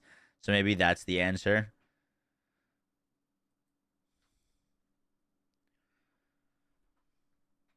I didn't notice this the first time that I played.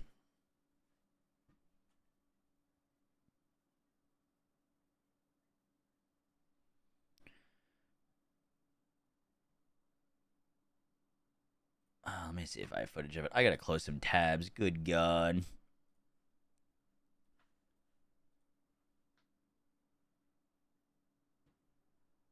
Yeah, he's got a dash attack, and like he can kind of get airborne, but like I don't think you have the like infinite melee range that you did on like 0, as in vertical melee range.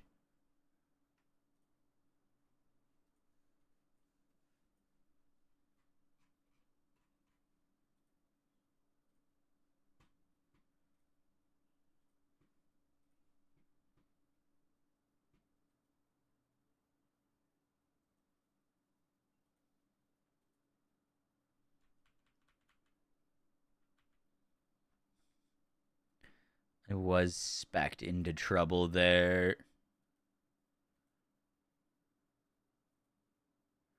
Looking for the part where I respect my skill tree.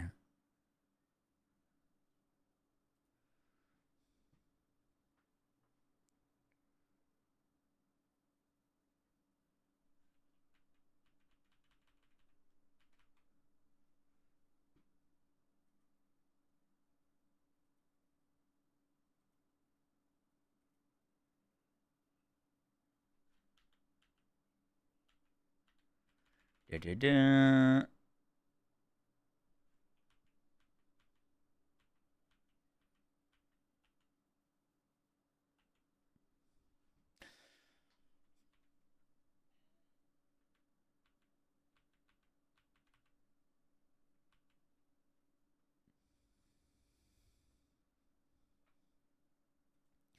the like Borderlands HUD kind of blocks it here. The Borderlands HUD blocks it here from the stream, but we now have the option when you're respecking to respec individual skills. In the past, it's always been, if you want respec, it is a full respec for a lot of gold. You now have the option to individually unspec points and then respec them without having to reset your entire tree, which is just a pretty nice quality of life change.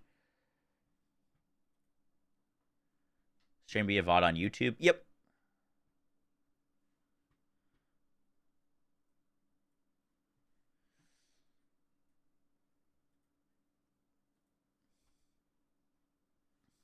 One of the biggest improvements, and this is information from Killer 6, is that immune phases on bosses are only going to be a thing the first time you fight them as a story boss. So, for example, we saw a pretty long... What's the name of the boss that we fought? Was it Horus? I think it was Horus.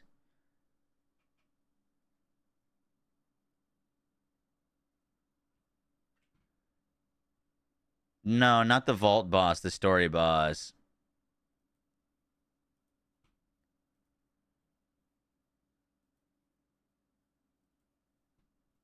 It was Horus. Yeah, okay. I'll just put some gameplay over this. The next thing that we learned that's really, really nice, and this is information from Killer 6, is that bosses that we encounter in the story will basically have one-time immune phases. So your first time that you encounter a boss in the story, if you have a ton of damage, those bosses will have immune phases so that you see the full fight. You're not going to one-shot a boss your first time encountering it, but if you then respawn the boss through the Moxie's big encore machine, or you farm them out in the world, anytime that you're re-farming a boss or re-killing a boss, they're going to have their immune phases removed.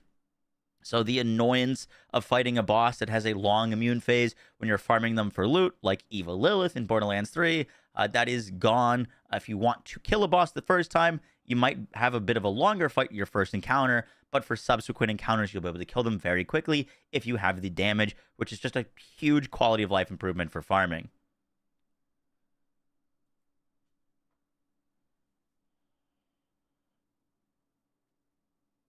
Yeah, they did say that you can move the health bars.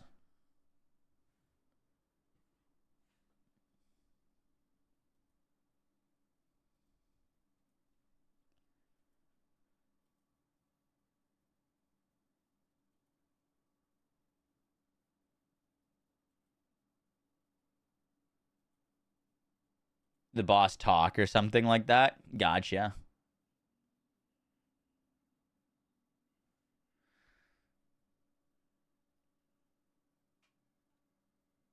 The root level access stuff is just misinformation.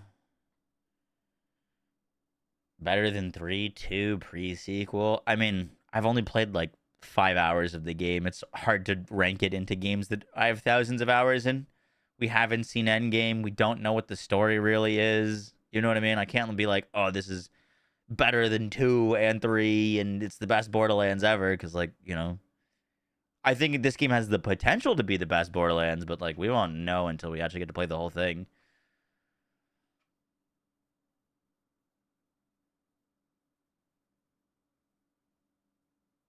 It's just DLC stuff for the future, yeah. The gunplay was good. Yeah, I mean, the gunplay feels like Borderlands 3's gunplay. Like, if you thought Borderlands 3's gunplay was good, this is Borderlands 3's gunplay with, you know, more weapons and stuff. I don't know if it's, like... It's definitely not worse, but I don't know, like, how much better it is. If that makes sense?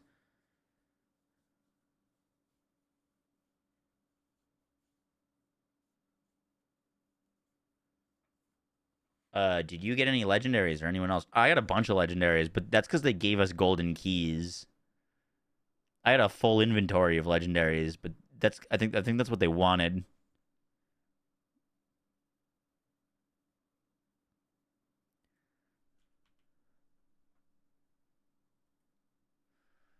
Like, I was just spam opening this chest and getting a ton of legendaries. Think we get more than 2 story DLCs? Absolutely.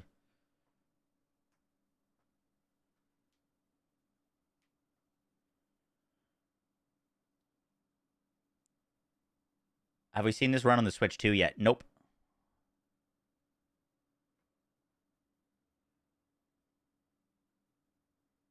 Jacobs is the barrel. What is the other? Are the vaults endgame? No, they're not endgame. I'd have to go through a bunch of loot and look for the license part. We know that Torg is mag. We know Jacobs is barrel. I would need to look at what the other ones are. I look at a lot of weapon cards. How's the balancing for weapons? I mean, the one thing that I noted is that the underbarrel attachments seem incredibly strong compared to, like, default gun shots.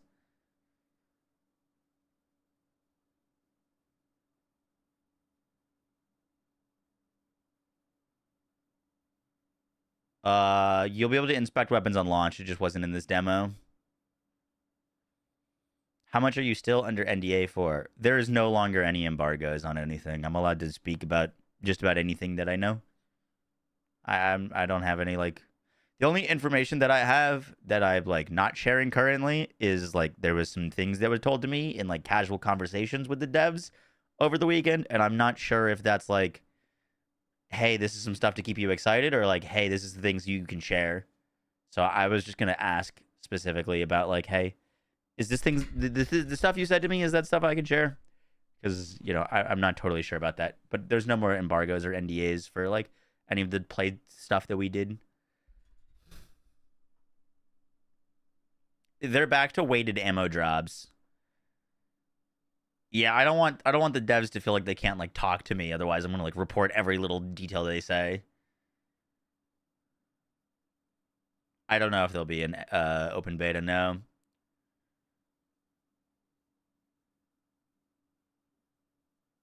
I don't personally care for leaderboards. I'm not motivated by leaderboards. So for me, not an important part of Endgame. I mean, my biggest thing for Endgame is I want grind, I want loot chase, I want challenging content, and I want content that pushes your build in different ways. You know? Like, I want to see takedowns, but, like, if vaults are not Endgame and that's an appetizer for Endgame, then, you know, I'm imagining that they're going to be cooking. I wouldn't be surprised if we see, like, a lot of this game does seem inspired by ARPGs. I wouldn't be surprised if we see more ARPG inspiration in Endgame.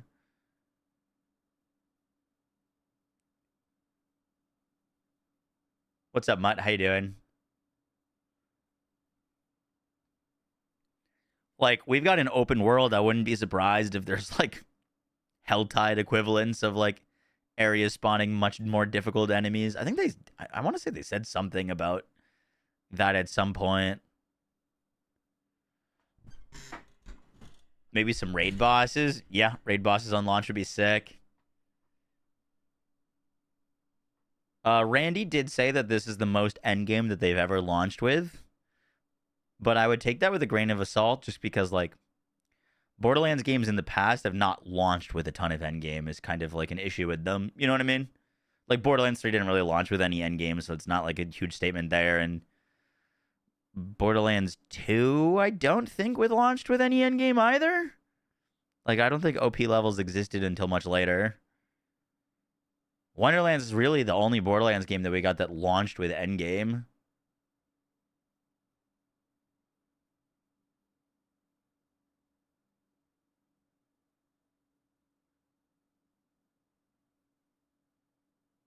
Yeah, I guess 2 did have Terra.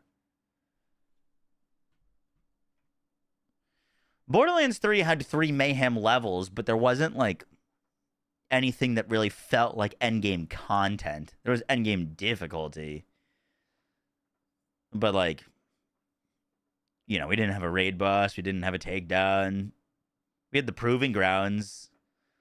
And we had, like, the slaughter shafts. But I'm pretty sure the slaughter shafts and proving grounds are all things that you could do during your playthrough. Like, when I mean dedicated endgame, I mean things that you can only do once you're max level. Not like, oh, you know, you could play the campaign again at max difficulty. That's endgame.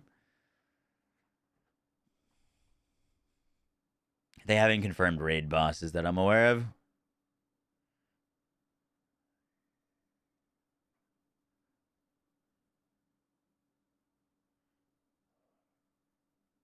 I've played 5 hours of Borderlands. I've yet to hit a load screen. The only thing that would have given me a load screen is loading into the vaults from like the open world, but that was like a save. We like saved to the menu to like play a new character.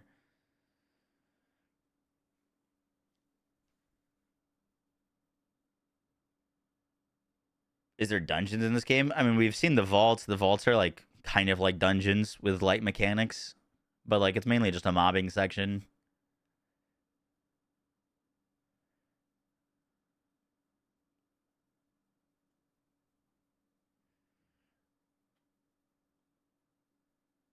Were Proving Grounds only level 50? Okay.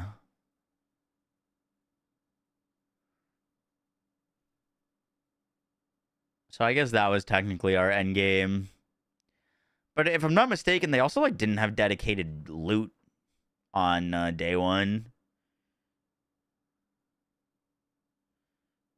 No, Iridium's not for accessing vaults. You need vault key fragments to access a vault.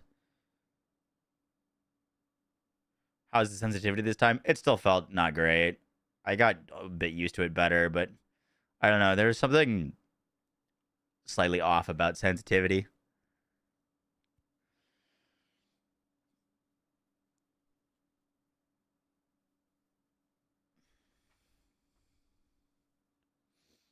The Mr. Hansy looks like just a story boss.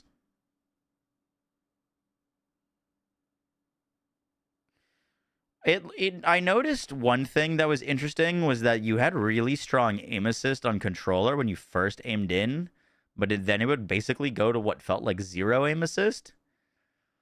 And so like if I was just kind of like tapping aim in, it would like aim better than if I was holding. Which is, to be fair, kind of a thing in BL3.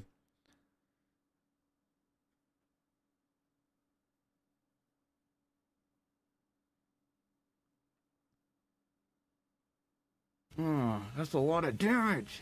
Sir Thanks for the Jaywood, content, thanks so much brother. for the 3 months. Appreciate that. And Sergeant Ryder, thanks for the 21 months. I'm going to play Borderlands 4 with viewers at some point. Absolutely.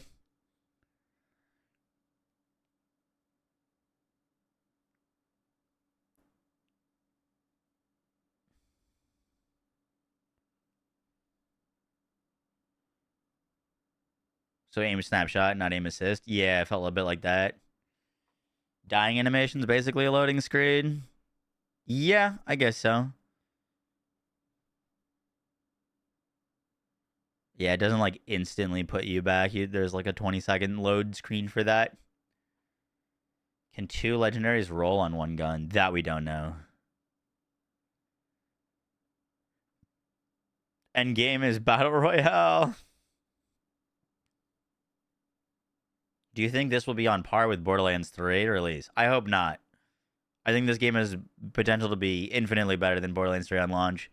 Borderlands 3 on launch was not very good, to be honest with you. There was no dedicated farming. There wasn't really much endgame. Mayhem modifiers were kind of garbage. No, you can't shoot chests open. I've tried a bunch, but no. You can melee them.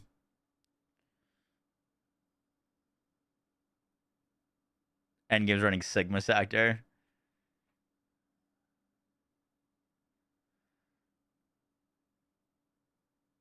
Bike control felt good. It was one of the few times that, like, I feel like vehicles in Borderlands games have notoriously felt very, I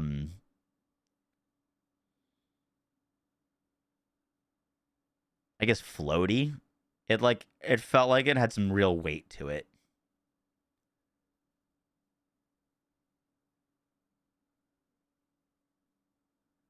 Like you'd slip and slide everywhere in Borderlands vehicles in the past. This one felt very weighty.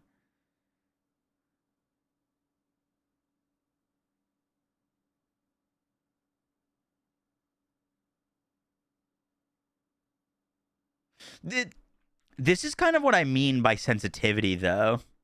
Is like I had my sensitivity on controller at 2. And it was too sensitive that I had to turn it down. My controller sensitivity was 2. And it was too sensitive for me. And I play at like very high sensitivities. I think is like kind of what I was trying to get with like sensitivity felt off. Like I can't even imagine what playing at 10 would look like.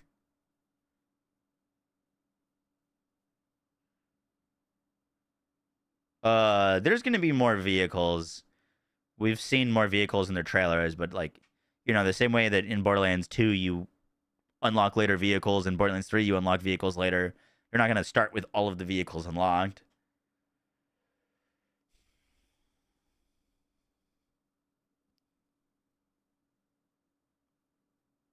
On mouse, I was at 0.2, and it was like awkward feeling.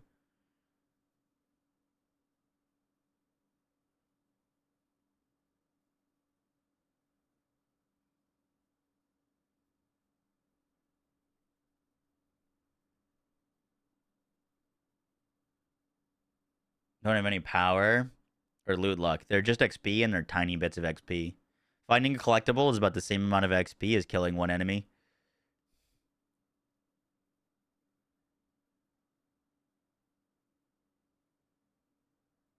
You have to turn your Windows DPI down to play Borderlands 2. I actually remember having to do that as well. You were big sad when they had to nerf the recursion. I mean, like, at the same time, I don't think we're going to have things as crazy as the recursion. The recursion was shooting 1 projectile and getting like 5 out unintentionally. And then those were multiplying. You know what I mean? Like, it wasn't just like, oh, the ricochets were too strong. It was like half the weapons in the game were getting unlisted projectiles. I don't like that they nerfed it either, but like, it was working with like almost every gun in the game. You'd shoot a sniper rifle and get 5 extra projectiles out of it. Yeah, finding vault symbols is different than like, there's like bobbleheads on the map. Like if you find a bobblehead, it's like 100 XP. Vault, but it doesn't actually give you like the SDU points.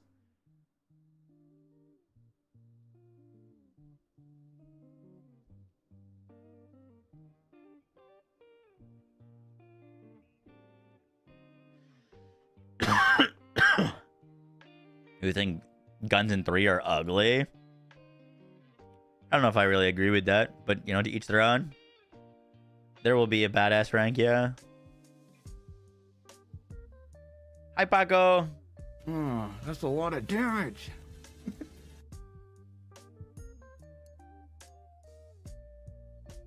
I don't know if we'd find that out, Garrett, yet. Will there be a Wonderlands 2? Pretty sure, yeah. Before launch? Probably, yeah. And around, do you believe we will have the same vicious nerf cycle, or will they let us have infinite money shot bore mechanics back? I mean, I think there's definitely going to be some busted stuff. Because, like, it's Borderlands. But it does look like they've learned from some of their mistakes. Like, I could have told you that Remnant was going to be broken just looking at that skill tree. You know what I mean? Like, before you even got action skill scaling.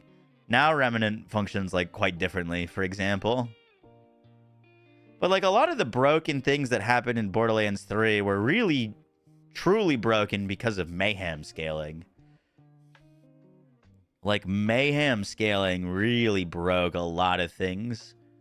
You know what I mean? With the whole, like, some skills just get a ×31 multiplier, and you get massive multipliers to, like, you know, melee damage and certain action skills, and, you know, fucking indiscriminate projectiles were getting multipliers on them. There's no, they've said that there's no, like, inflated mayhem scaling for, like, guns, shields, and, you know, abilities, that stuff. Like, you're not gonna, when you use an ability in this game, it should do the damage that it says it does, not it says it does 15%, but it actually does 400%. At least that's not, like, something they're intending on.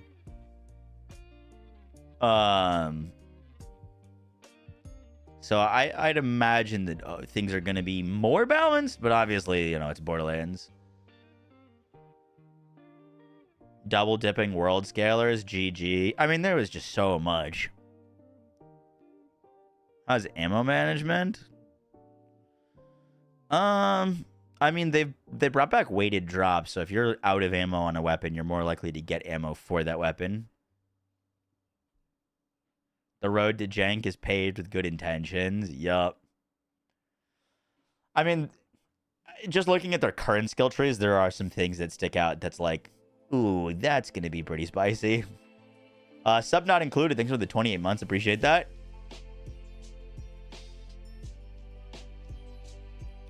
You hate the grappling hooks? They are honestly pretty simple. Like, you can't grapple anywhere. It's like more from set points. We were on Giga Juiced PCs. I have the specs that I was told about.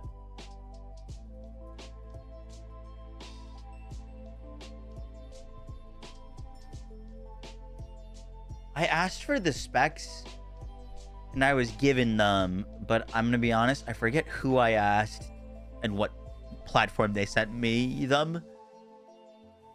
Oh, I think it was Discord.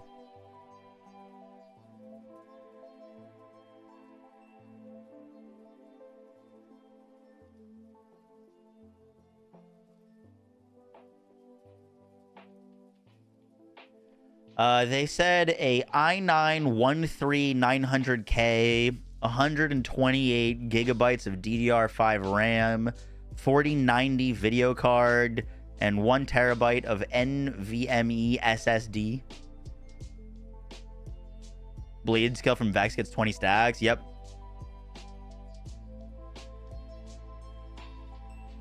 There has to be some nerves. Nerves are great. I know a lot of people hate them, but they would keep Borderlands interesting and the meta shifting. I don't think there should be, like, major nerfs on launch. You know, let the game chill. Let metas be established. But, like, metas usually mean, or nerfs usually mean, like, new builds arise and stuff. Give me 1 second. I gotta go blow my nose.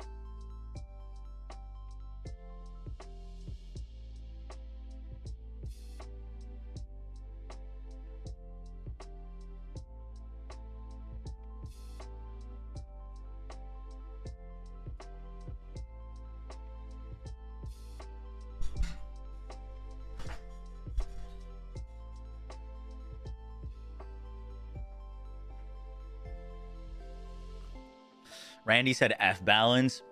Yeah, but Randy's not in charge of balance. That's the thing.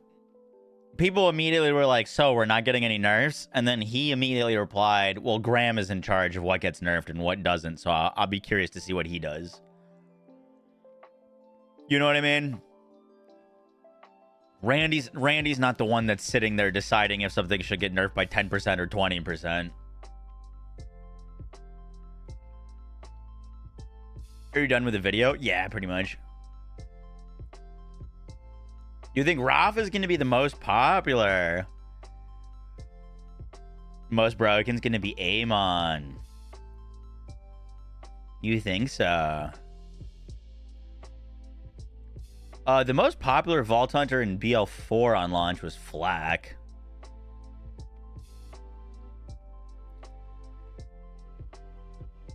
If I'm not mistaken. Pretty sure it was Flak.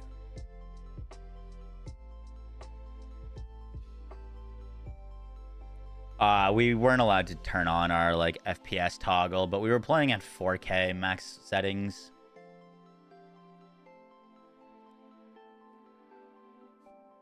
BL3, sorry. The most popular Vault Hunter on launch for BL3 was Flak.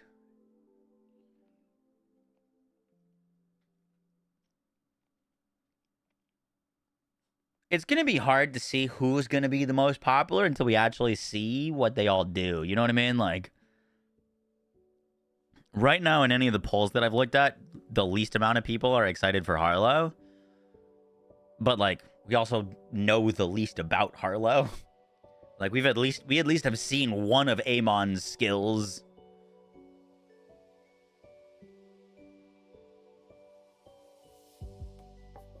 Flak was, like... I think Flak had the most, like, cool factor. Like, Flak was badass looking. He was voiced by, like, Pro ZD. Had a dope, like, you know, vibe to him. And also had companions. Minion pet playstyle is definitely Vax. Definitely Vax. Vax has got 2 full skill trees that focus on minion pets. I doubt Rafa or Amon will have like much. I mean, Amon's gonna have like the ability to like summon weapons, but I don't know if that's gonna be like a more of a minion playstyle or more of like you just summon crazy weapons and attack with them. I have not seen a Harlo class mon.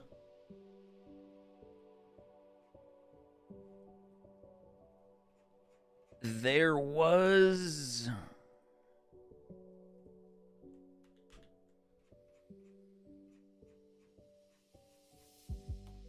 this thread.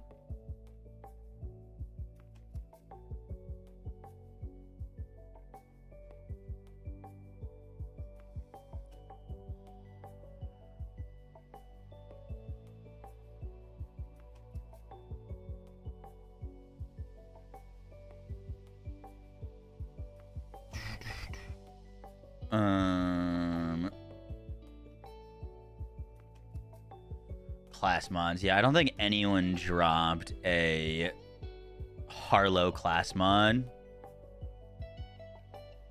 There was the grenade Rafa one. There was the Vex minion one, and then there was the Amon affinity skills one.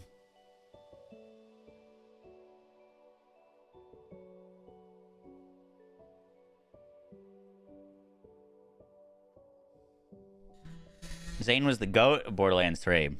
Yeah, but the thing about Zane is he was, like, without a doubt, the worst Vault Hunter on launch. Half of his shit didn't work. He was really weak. Zane ended up being the strongest of all of them. But at launch, he was, like, without a doubt, the worst pick. It wasn't until the Maliwan takedown came out and he got... the like Seeing Dead class mod and the redistributor that he like actually started popping off. But I remember around like we were doing speed runs of the Maliwan takedown and like Zane was by far the slowest at launch.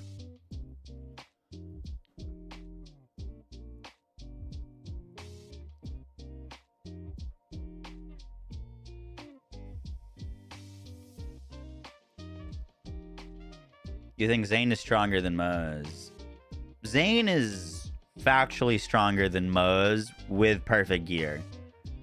But Moze has a much easier time at getting stronger than Zane. Like, if I was to boot both characters into the game and you'd give me an hour on each with no gear, Moze would be way stronger than Zane. But, like, Borsplosion Zane is... I mean, it's just... It's unbelievably stupid. It is in every single speedrun category race across, like... all of the takedowns across Hemovorous farming, like, there's just nothing that kills faster.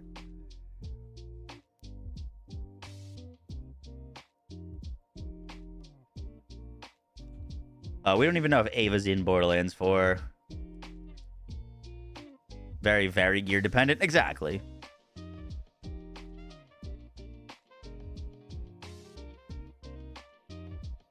Moze, you could go kill the Guardian takedown with no gear on. You know what I mean? Like, you literally don't even need gear on Moze to go do the hardest content in the game. You just hop into Iron Bear and get free mayhem scaling, and Iron Bear will one-shot most things, you know? You one-shot bosses on Moze with, like, a white pistol.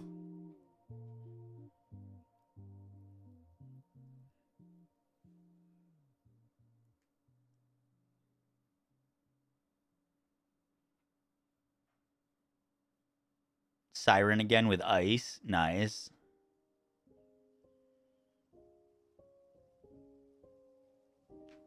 You never ran an Amara build? What's your favorite? Currently, Blade Witch. Dueling is gone from the game, B-Firms. It is confirmed gone.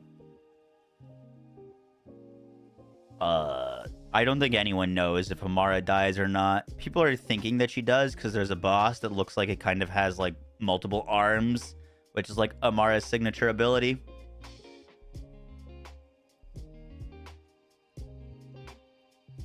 Ever make builds for characters in the pre-sequel? No. I didn't start making builds until BL3.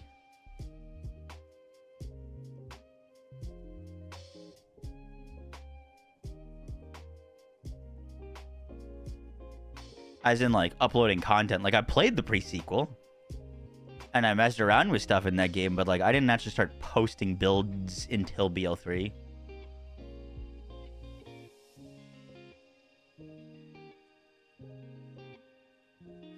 Wait, what the heck? I never saw this thing. Notice Jolts came across a Vladoff SMG. We've never had a Vladoff SMG before. Any new combos you'd like to see? We know that we're getting TD or ARs, which is pretty wild.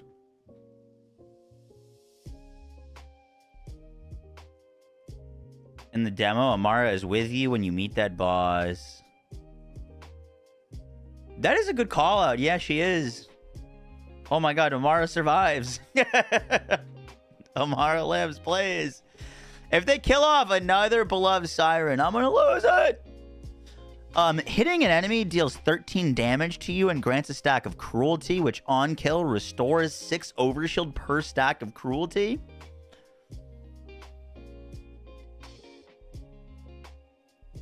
Wait, what? This does 13 damage, but restores 6 overshield.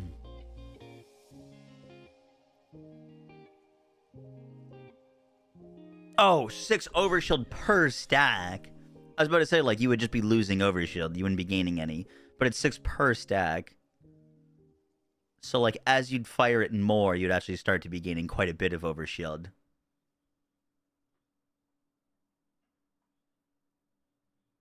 I don't know if Zero is human. I don't think so.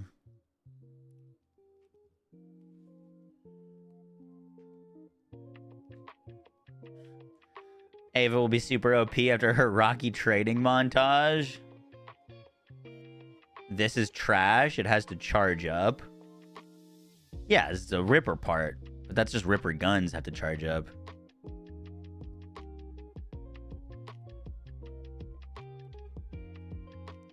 Hot Slugger we saw. Hellwalker, TK's Wave, Linebacker we saw, Omnivore we saw. I haven't seen this, but it doesn't really say anything.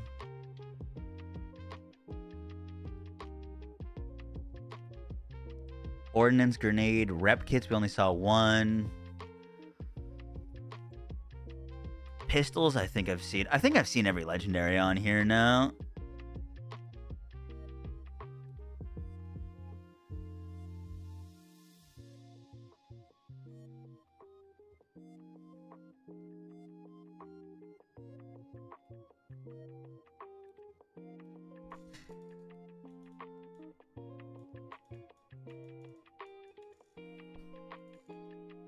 Oh, this is a dual element gun.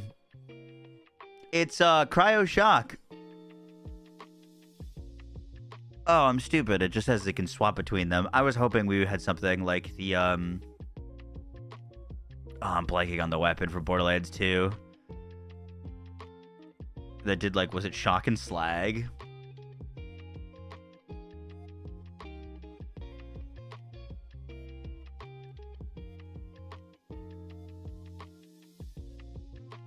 This I haven't seen. King's Gambit. When shot, thrown weapon ricochets projectiles to nearby enemies.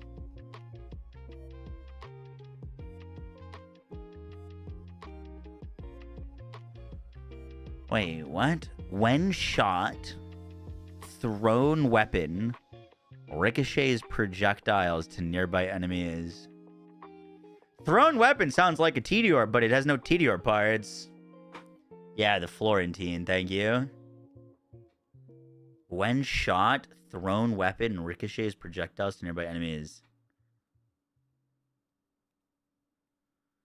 You think it's like a gunnerang?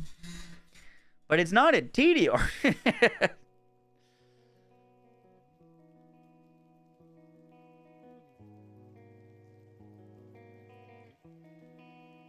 I think when you are shot, it throws a weapon.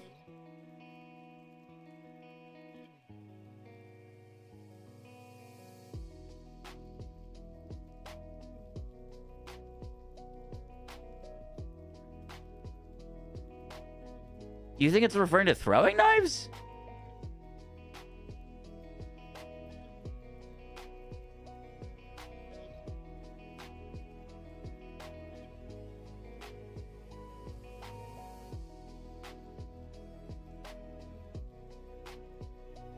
You think you throw that gun in your hand? It would, I mean, like, that's not impossible. It would just be really weird to throw at Jacobs without, like, it being a TDR or something, you know what I mean? It doesn't have a TDR part on it, though. You think you throw it like a TDR and shoot it while throwing? That might, I mean, it might just be that simple. The Hellwalker can be thrown, but isn't that if it has a TDR part?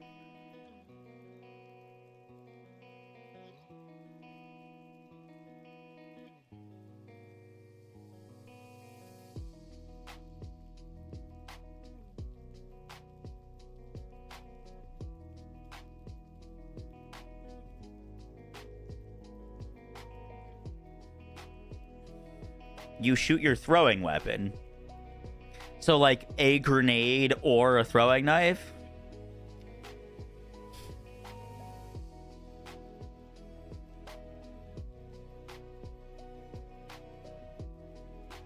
Lucian's call did ricochet? Yeah.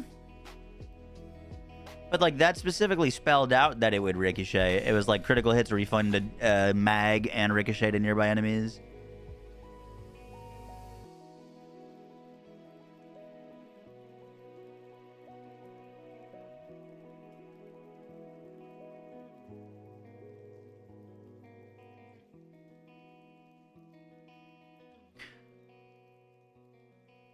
Which is interesting, because this one doesn't say that it does ricochet. It just says critical hits refill. But I'm pretty sure the Lucian's Call does say that it ricochets. That one doesn't.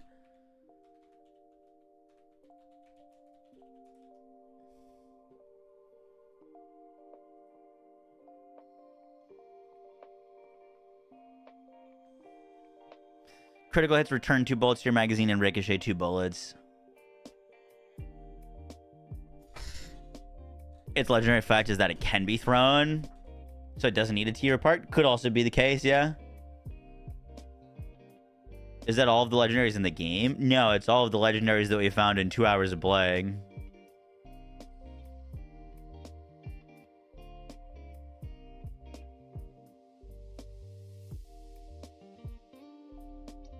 You think it's when you're shot? Like incoming damage? I guess we'll have to find out. It's definitely a weird description.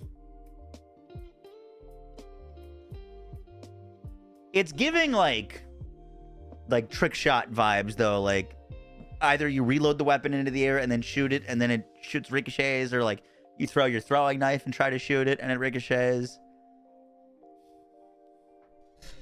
Kind of a lot of legendaries. Yeah. No, I mean, they said that there's more legendaries and like more gear in this than any other Borderlands game that they've had at launch. What is Ordnance? Ordnance is a new... It's a new slot. It encompasses grenades, like machine guns and rocket launchers. Ordnance has infinite ammo, but it has a cooldown. So unlike other Borderlands games where if you threw a grenade, it would consume an ammo, now you throw a grenade and it goes on a 10-second cooldown, but you could throw it. You can never not have grenade ammo. Like, you'll always be able to throw a grenade as long as it's not on cooldown. Did I get to make my own gun in the game? No. I have not been contacted about any sort of, like, Easter egg or cameo or own gun or anything like that.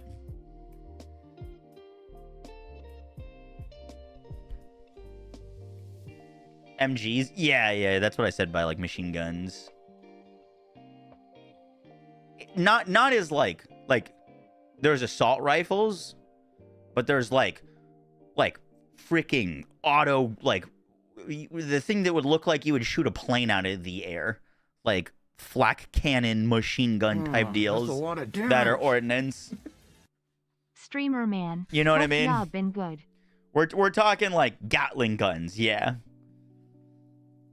Not like you know, a normal think I mean, I guess kind of think like Destiny heavy LMGs and like their like heavy ammo slot.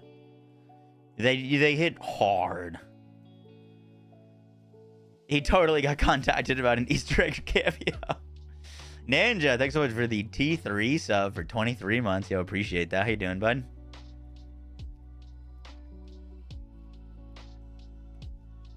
Who do you reckon will be the best with the Gatling gun ordnance stuff? Rafa's looking like he's got some interesting ordnance stuff. Borderlands 4. I have a feeling it's going to be Harlo, though.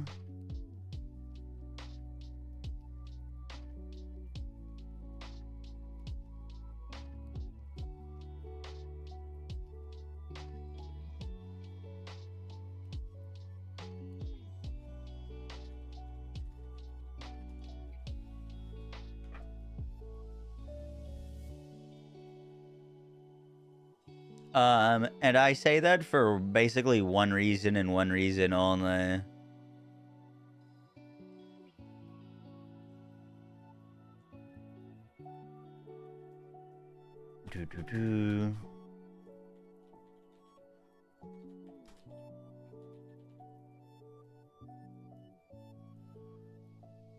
And that is because all of the new art that we keep seeing has everyone doing something. Like Vex is summoning her specters and has trouble. Amon's got his whip out and his shield. Rafa's doing his like signature dual wield. And then Harlo is just holding a fucking massive rocket launcher. You know what I mean?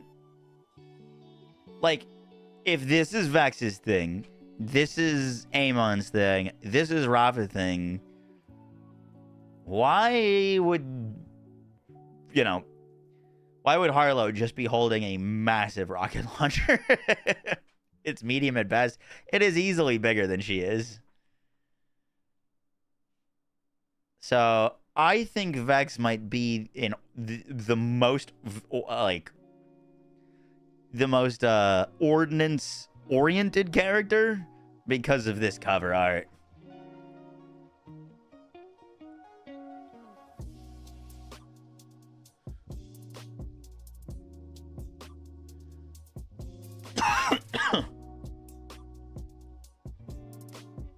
Hold up, hear me out. Ordnance or Wonderland's double spells. Imagine if Harlo gets double ordnance. That could be pretty fucking sick.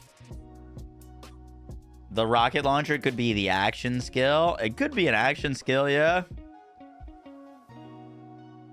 We know that she's got the gravity ball, right? That like is basically phase lock. We've seen her launch a nuke. Borderlands 4 trailer.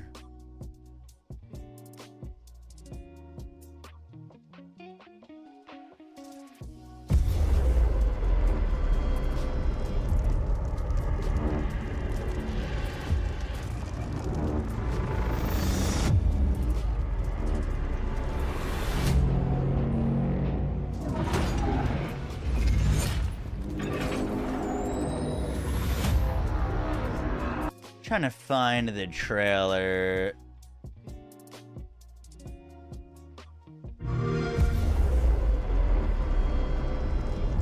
It was this one for sure, I think. Does anyone know what I'm talking about?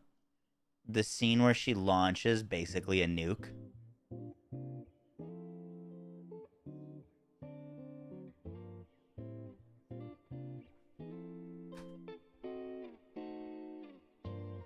There's so many trailers. Yeah. Yeah. I know.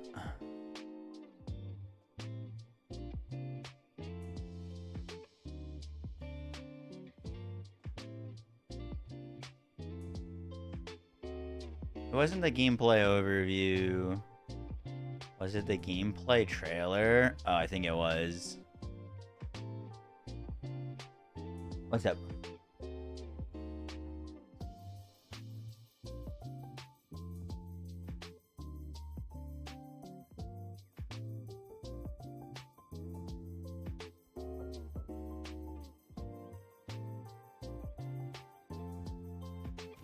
That's a lot of damage.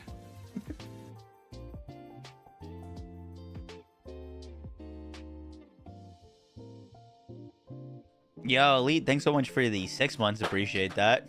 It was in the first one? Was it?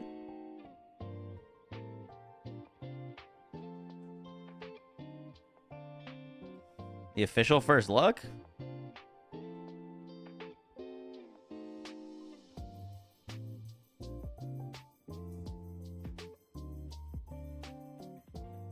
It was like just for a split second. I don't think this was it though. It was the one like after this. Oh, you know what? I should just go to the Borderlands channel. It would be really easy just to get for the Borderlands trailer. So this was the first look. This was the launch date trailer. This is the one that has it. Yeah, I literally found it immediately. This is Harlo.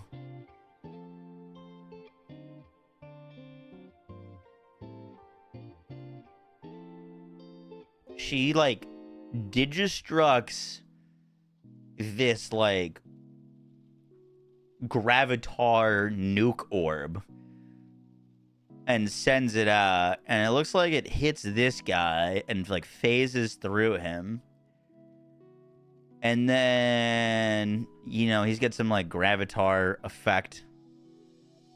Maybe he was debuffed by that, and then he explodes. And then that thing creates a screen-wide nuke. It literally creates an actual screen-wide nuke. Tech rainbow themed, yeah. Disco ball of death. Maybe it's just a Giga ordnance launcher and that's her thing. I think that's definitely an action skill. There's no way that's just like a ground pickup. You know what I mean? There's just no chance.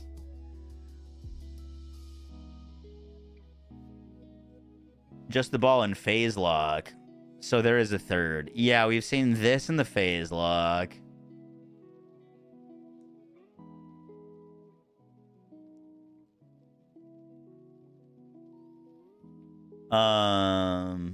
Yeah, we don't really know what her other skill would be.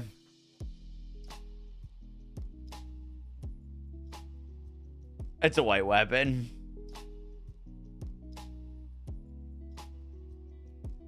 Like CC ordnance and rainbow nuke character. Well, I mean, we know that her, like, the thing that they've shown off the most is her ability to phase lock people.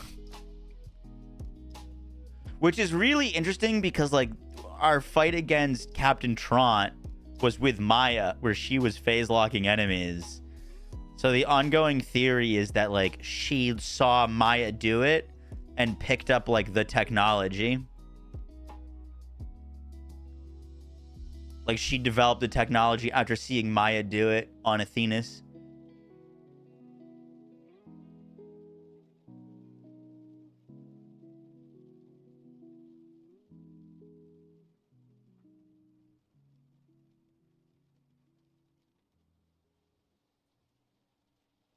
It's interesting. She, like, clicked a button there. Like, she didn't, like, aim it. She just, like, kind of clicked a charge. And then created this, like, phase lock ball that she can slam into. She does seem very explosion-based. Everything that we've seen her do creates some sort of explosion. Yeah, I think she is gonna be our, like, Moze / Amara character. Like, she's gonna be elemental focused and splash damage focused.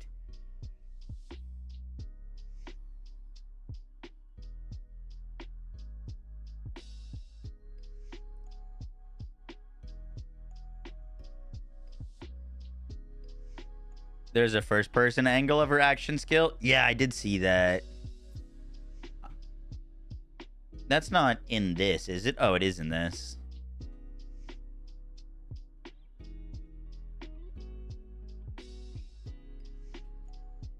Yeah, she's got this, like, detonator. Looks like there's already 2 enemies phase locked. And then she kind of, like, points it at them and, like, phase locks them. And it looks like we have ties that bind. Wait, that wasn't the clip of Ties That Bind. There's another clip of, like, basically Ties That Bind. We know that that's Rafa. That actually looks like Harlo gameplay.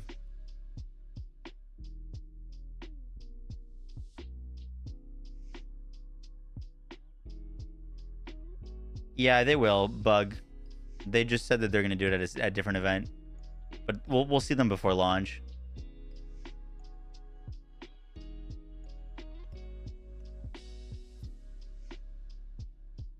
She did melee the barrel with her clicker. That's a good point out.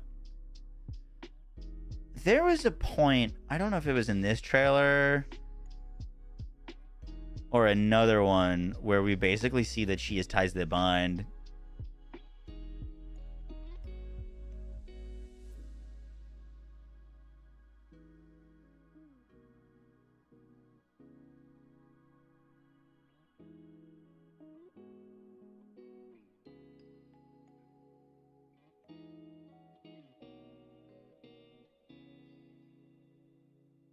I'm pretty sure I made a video about it.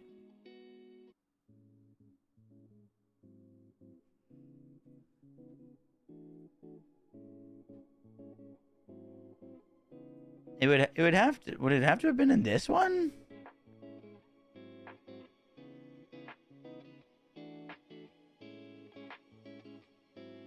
That was Vex.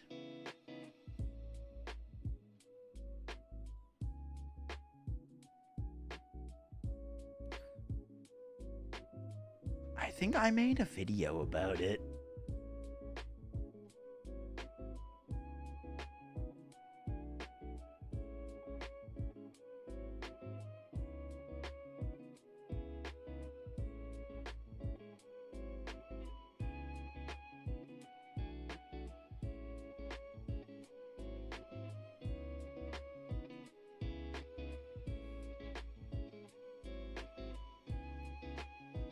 Raid bosses dedicated drop. New Vex action skill.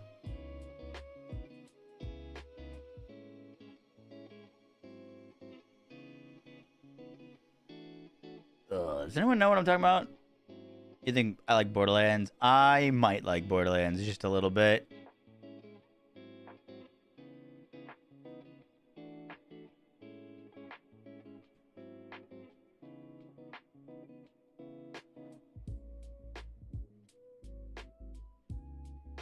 Her VA confirmed she won't be in the game as an NPC. Oh, Tiny Tina. Yeah, it doesn't look like we're gonna have Tina in this one.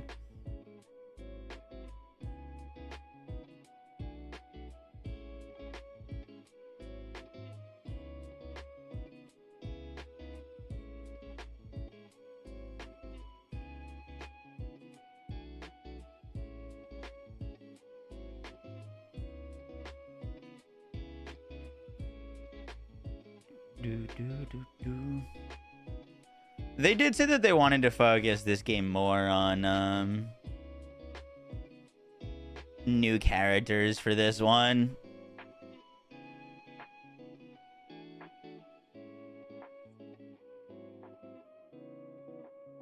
Was it the first trailer? God damn it. I gotta like make a Google Doc with like what trailer shows what so we don't have to do this again.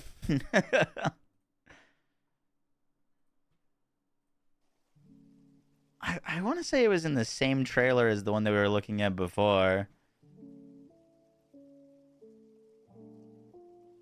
Like, this trailer was the one that showed us the least amount. Like, we basically just got Amon in this one, if I'm not mistaken. Yeah, I don't think it's that.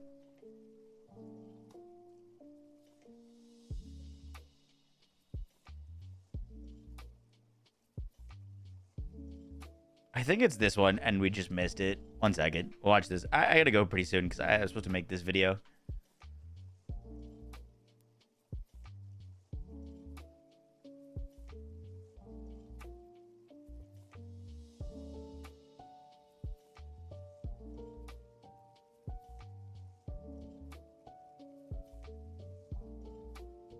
Yo, what's up, Gas? How you doing?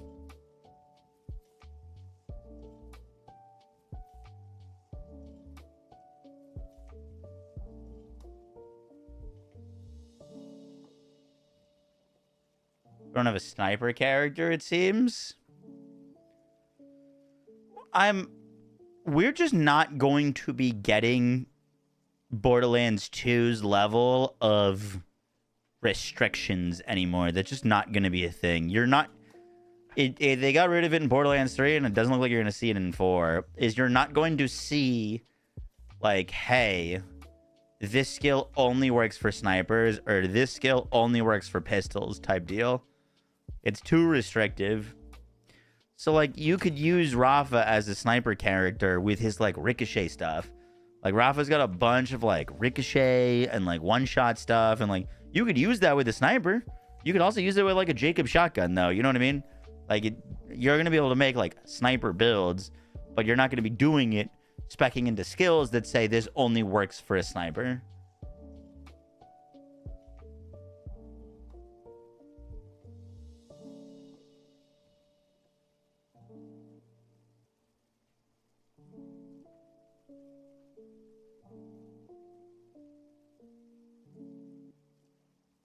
You just went through 3 trailers and you can't find the ties that bind. I can't find it either, but I remember her killing one enemy in the middle of a 3 like lock, and then the enemies to the left and right dying.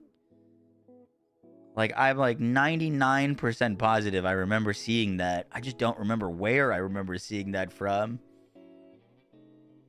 But yeah, I can't find it either. And I don't remember what it would be from. Was it the deep dive? The deep dive, Oh, fuck. Was it this gameplay at the start of the deep dive?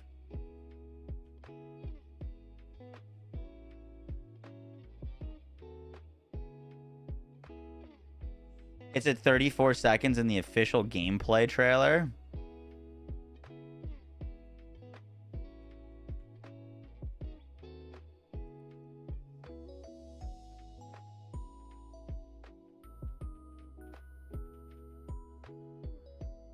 "34 seconds in the official gameplay trailer."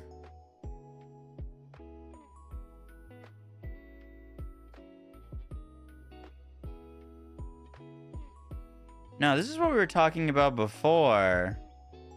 That wasn't it, because that looks like they're just dying to the barrel.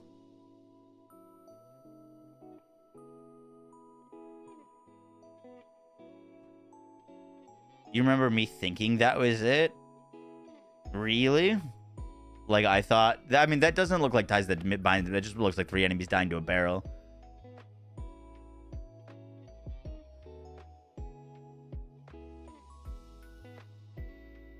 But maybe... Bro's getting old and the schizo's kicking in. Yeah, we've been, like, on this for, like, 20 minutes. Yeah, I wouldn't say that's an indicator of ties that bind. I could have sworn that there's a screenshot or like a clip shooting a shotgun. Yes! There it is. Holy fuck. It's right there. Sorry. Yeah, look, ties the bind. I'm not crazy. We just weren't looking at the trailer. But she shoots this shotgun at the enemy in the middle, and all of the enemies dies. That to me looks exactly like how Ties That Binds works.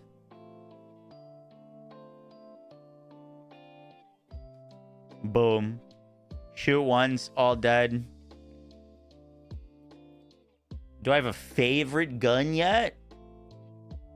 I don't think so. I like that laser gun that consumed overshield a lot. That was cool.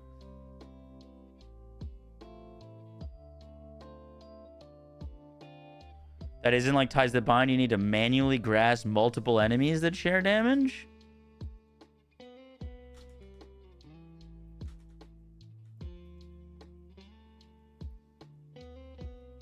What do you mean?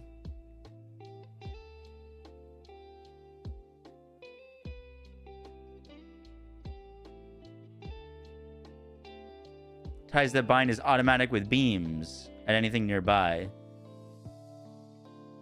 Oh, I see what you're saying. Is like they don't need to be phase grasped. Well, we don't also know that that's not how this works as well. Like you could put the augment on for Ties That Bind that lifts all of the enemies as well. You know what I mean? And then Ties That Bind would be lifting them all in the air and they'd all be like suspended and linked. But like, just because this is working with them in the air doesn't mean it wouldn't work without the two other enemies not in the air type deal.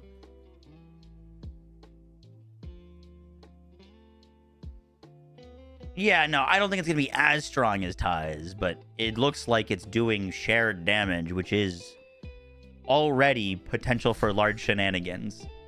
Anything that's shared damage is potential for shenanigans. We saw her lift a third person after 2 were picked up. Yup.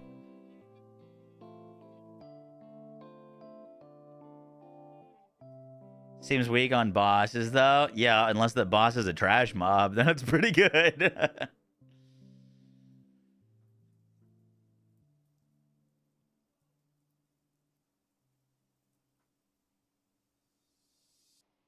Disorganized inventory? Hey, now.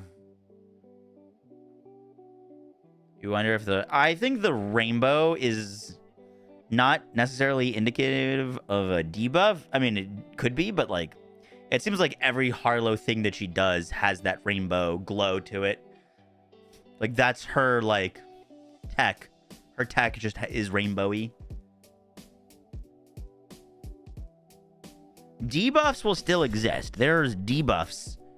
There's debuffs in Borderlands 3. You could debuff enemies to take, like, 200% more damage. But Slag is gone. Slag's not coming back, nor should it ever.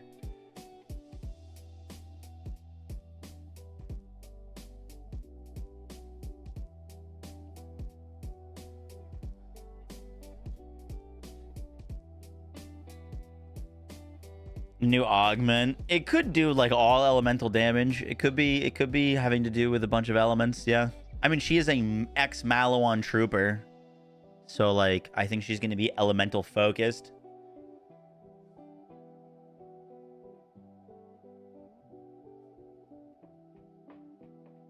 Slag was a mistake.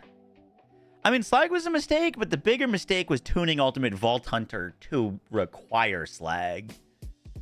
That was the real issue, was Ultimate Vault Hunter was tuned in a way that you couldn't kill something without Slag. Like, imagine if you wanted to kill any enemy at M11, you had to, like, Zetziv Eruption debuff them. You know what I mean? Like, Zetziv Eruption debuff is really powerful, but thankfully it's not required to kill things.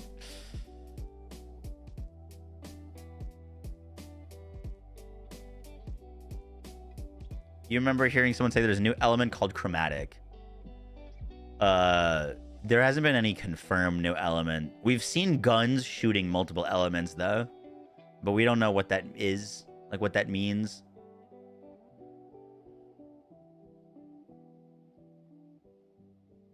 Malin scientists should all be tech-based. Yeah, she's gonna be our like gadget user, but like her gadgets are like imitating siren power type deals.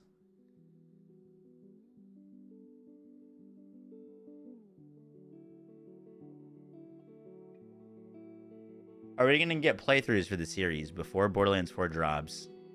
Oh, yeah. We're going to do a full every Borderlands game run through. We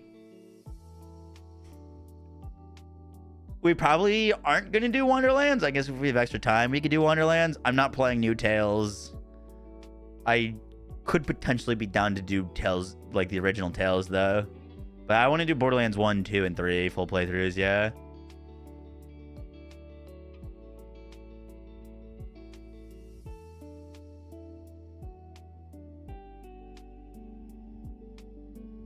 Feel with flying enemies? It was kind of fine. Like, I didn't encounter any enemy that was like hot, like really high up. Like, you could kind of like jump and dash to them and hit them with your melee.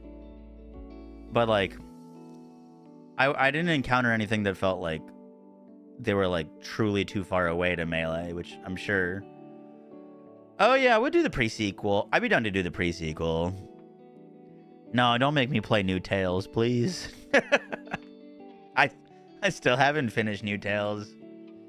I couldn't do it. I was not having fun.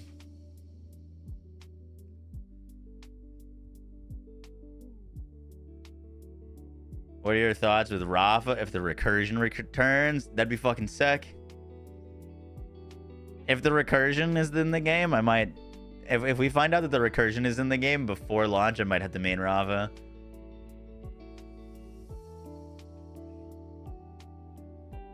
I don't know what you're talking about, Mr. 2. You didn't see anything? You know what's crazy is that's not even close to being the strongest attachment. There's one that I didn't get that's, like, actually dumb.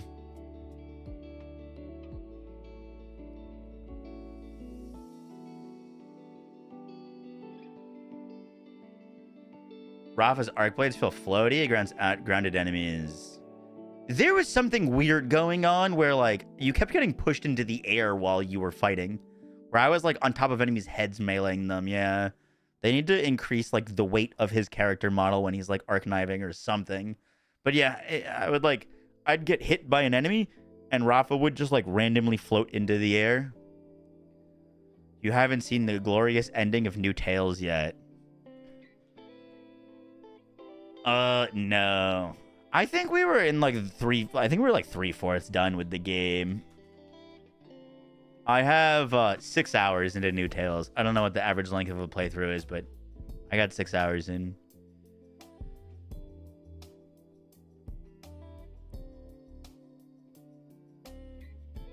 Throwing knives don't do melee damage. They do ordnance. It seems like they're being a lot more conscious about specifically labeling what things do and what does what. Like, it'll specifically say Rafa's arc knives deal melee damage. And like ordnance does ordnance damage. There's less like guesswork going on in build making, I think.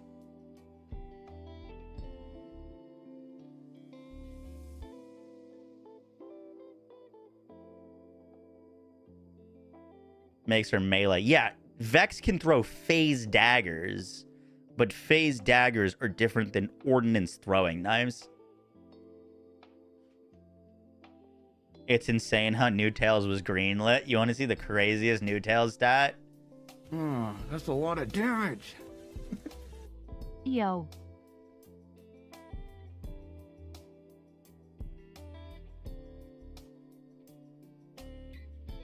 The all-time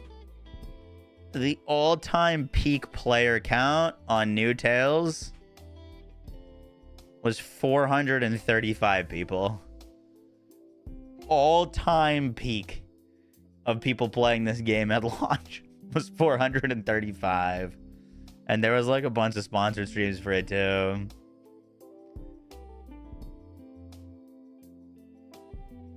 Using ordnance while using Rafa's AC. You talking about arc knives or like the other ones?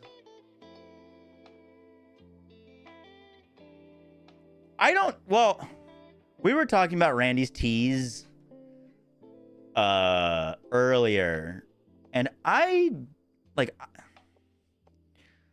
think he was probably hinting at pearls, but like I think it also could have been likely that he was hinting at potentially hybrids.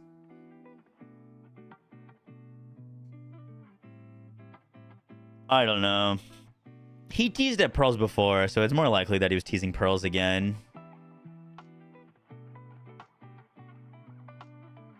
What if hybrids are the pearls? Oh, fuck.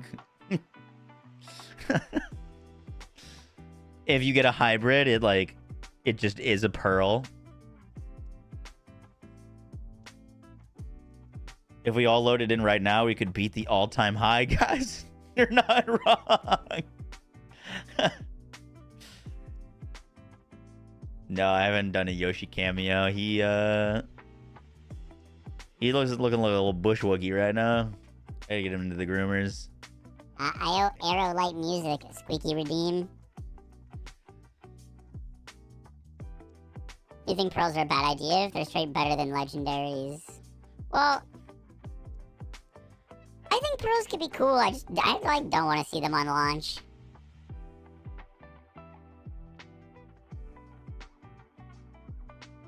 I like the idea of pearls being hybrids.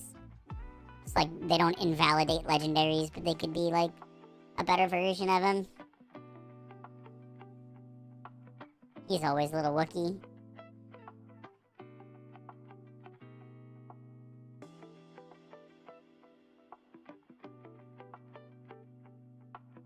Yeah, we're at Alvin!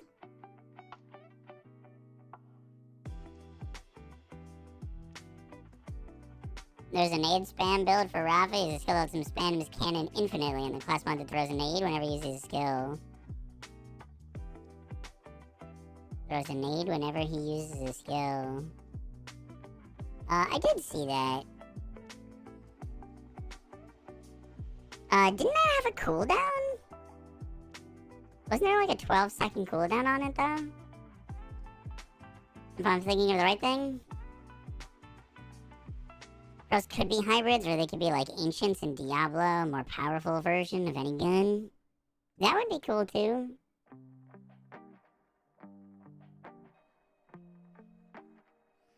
There's a node in Rafa's tree that's like, your guns don't consume ammo after you activate your action skill. That, by the way, does not work for ordnance.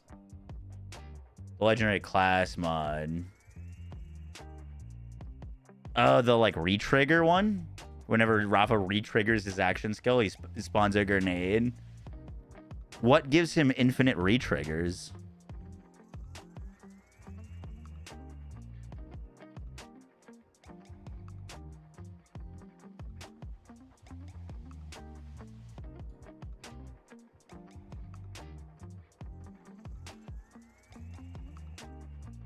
We need skill tree builders already.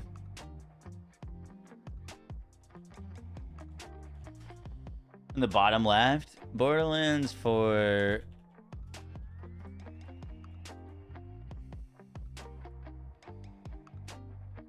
I was just looking it up, see if any existed. Doesn't look like it yet.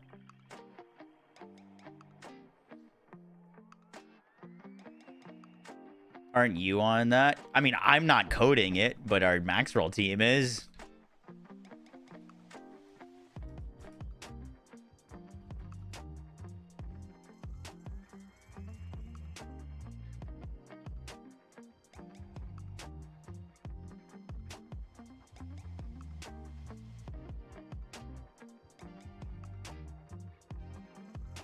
What tree was it? Red?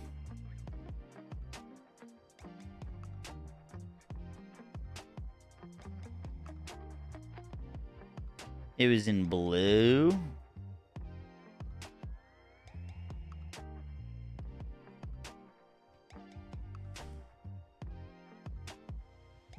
That's not it.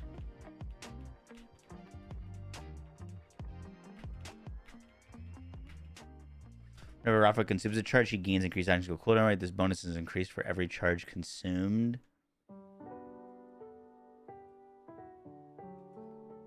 The 01.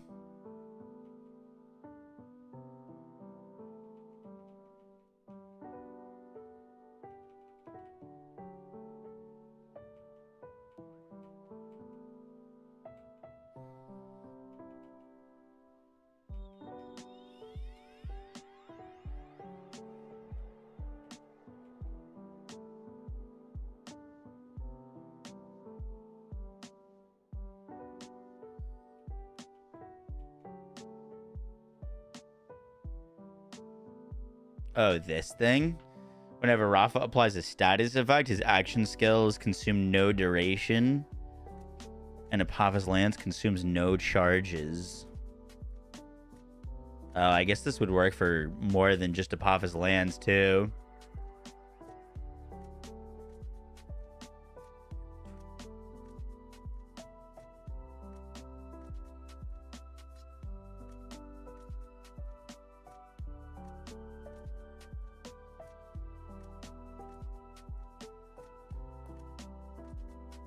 Did Jolts make it all the way down to here while he was playing? Or was it a class mod that was giving him points into that? No, that's a lot of damage.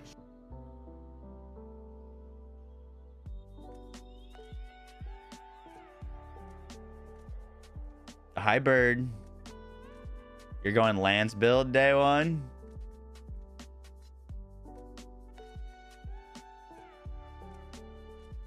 Infinite arc knives. There's already easier things to get infinite arc knives.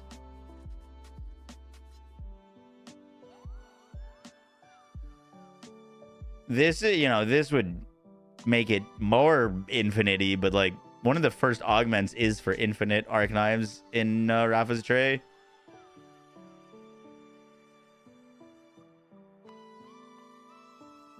Main menu entry in Borderlands 2. Oh yeah. I bet you it's in all of them right now.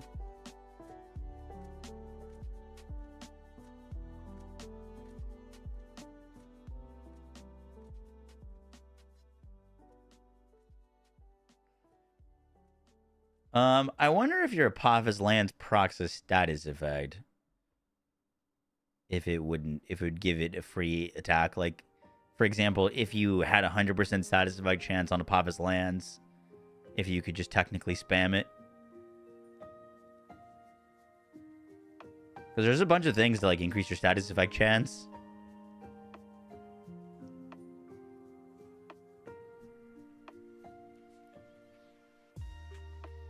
If I remember, this left tree was pretty insane.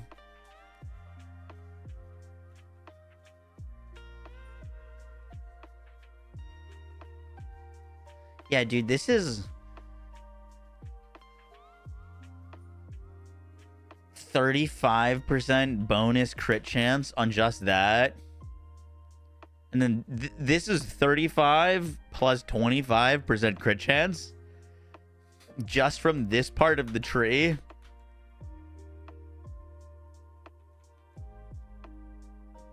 And then you get, whenever you shock an enemy, all your shots fired are critical hits with Conductivo, which gives you increased shock chance and status effect chance.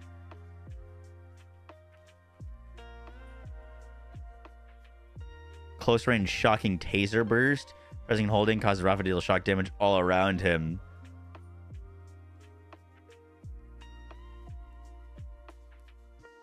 Yeah, I mean, that seems pretty sick. I like that.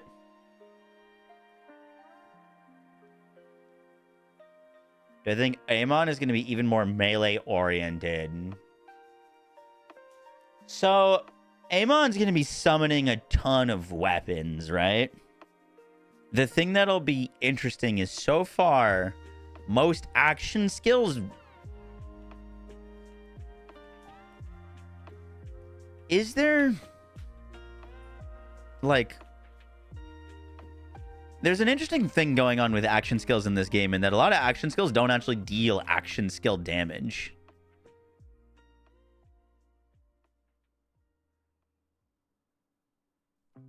Like, Rafa's Peacebreaker cannons don't deal action skill damage. They deal kinetic gun damage. I don't know if action skill damage is even a thing anymore. Type deal. Like, they all do. Arc Knives does melee damage. I'd have to go through some pictures and see if there's the stat action skill damage exists. Apophis Lance does ordnance damage. Yeah, skill damage would still be like a universal scalar. But like, the question with Amon is like, is his stuff going to be dealing melee damage? You have seen skill damage? Okay. Are all of his weapons going to deal melee damage? You know what I mean?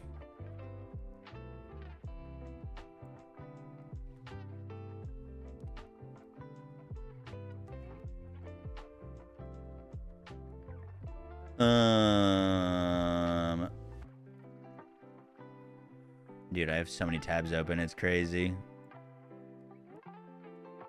Amon had action skill damage on it.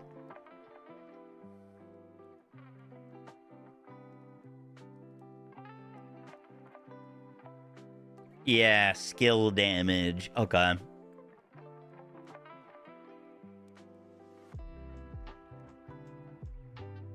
Not surprising, by the way, that Amon's skill icons are fire and ice, ice and fire. Seems to be a pretty big, theme with him, is those fire and ice acts. So Amon's got a lot of fire and ice. Rafa has a decent bit of corrosive and shock. And he's got some decent fire stuff.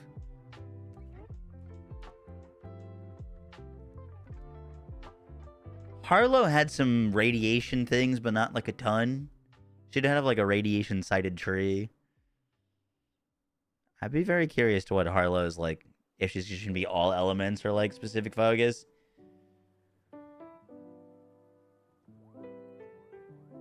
You think they learned a few things from Wonderlands?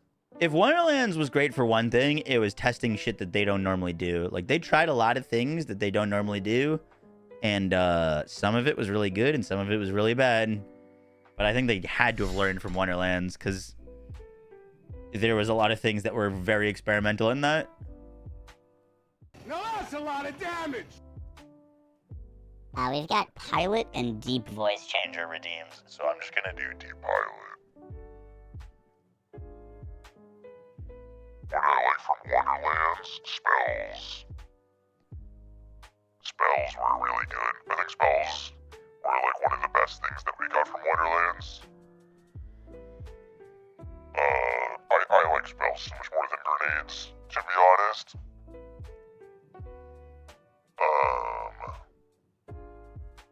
Welcome aboard, passengers. This is your captain speaking. Today you're on board flight 666. Headed right for hell.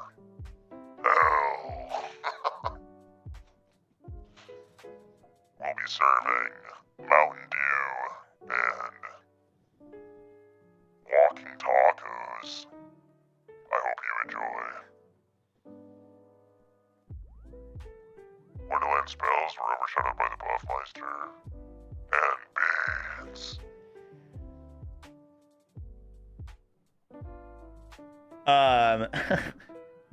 Dude, you know what the fucking dumbest interaction was in Wonderlands?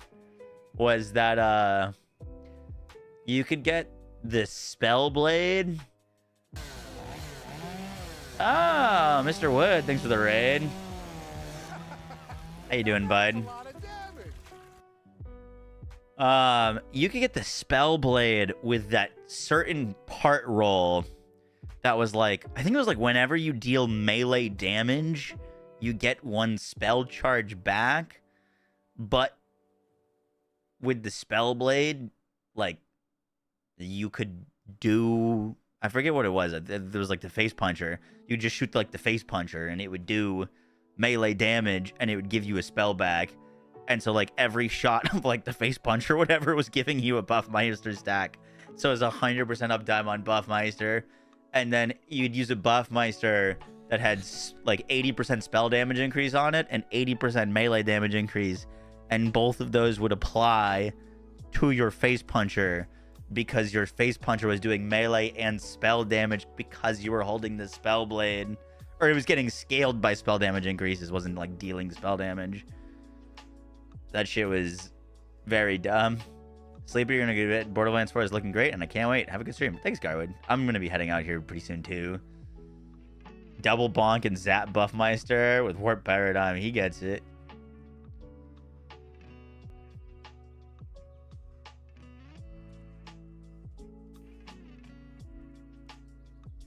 You need a new GPU. 2 hours short of 8 hours of yapping. We have been yapping for 6 hours. Hey. You don't understand how badly I've just been wanting to talk Borderlands. Like, that's all I've wanted to be doing since I got to play for a little bit.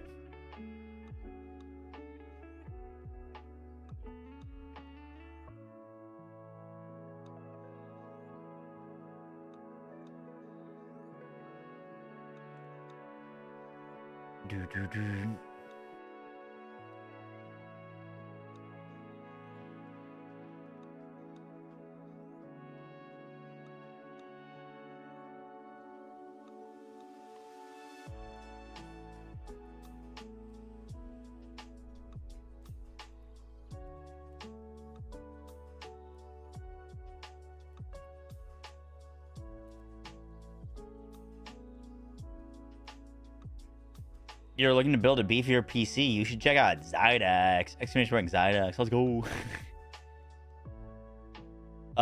We did see some backpack size, and we saw how many times you could upgrade your backpack. So I haven't done the math on it yet, but we could probably guess how big our backpack gets. He's waited 4 years for this. We waited more than 4 years. You're playing the new Dark Tide content? Nice. I gotta check that out. Yeah, I mean, we're gonna probably be playing games tomorrow. Maybe we'll talk more Borderlands 4 stuff as well. I mean, we're probably gonna be talking Borderlands 4 stuff for the next 3 months.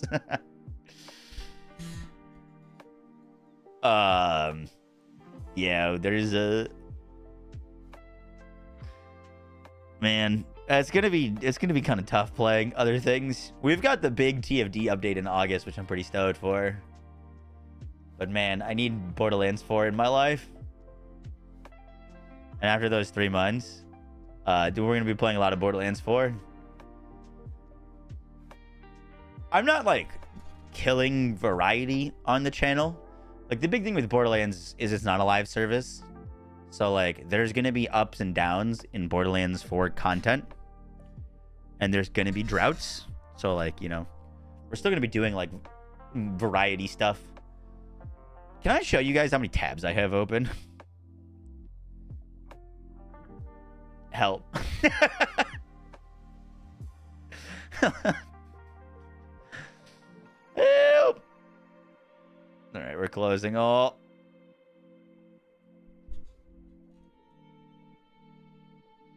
We've seen the hazard capstone for Vex on a level 24 character. Wait, what? Link? Clip?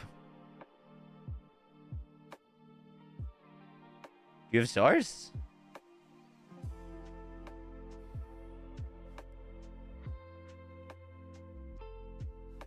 You get more skill points than levels. You shouldn't get more skill points than levels. We haven't seen that in anything.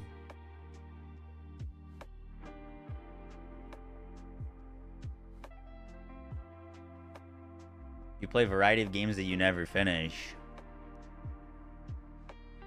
That's not true. Finish your mom. Got him.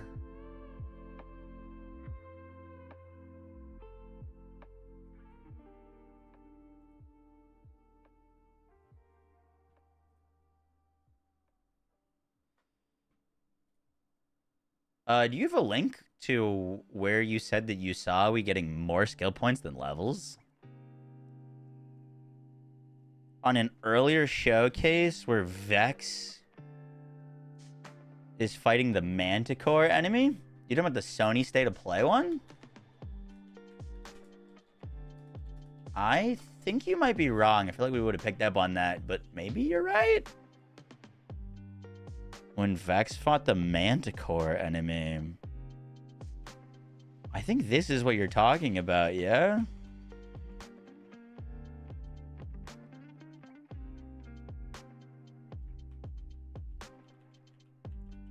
She'd have to open her skill tree. They did show her skill tree in this for a bit.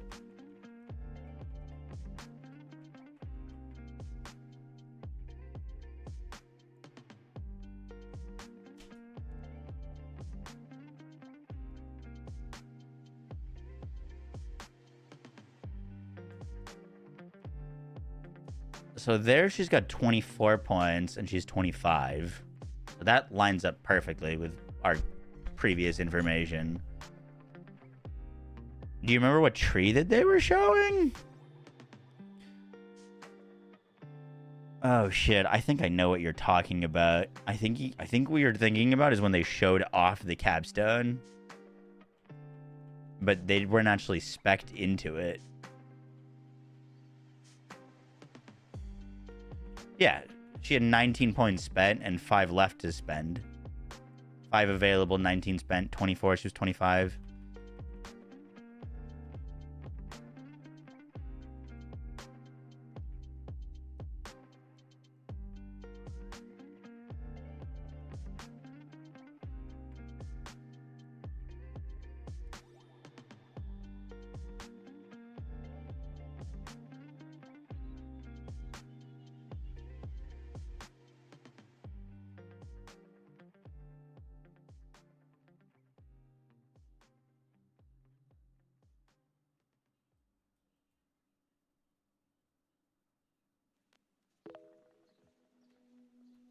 Yeah, they like hovered her capstone, but she didn't have it available.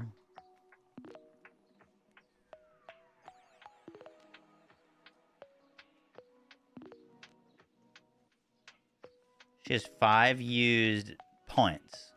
So she's invested 5 points into red tree. She's invested 19 points into green tree. Right? So she's spent 24 total points. And she is level 25. So there's nothing fishy going on here. Jack 2, let's go.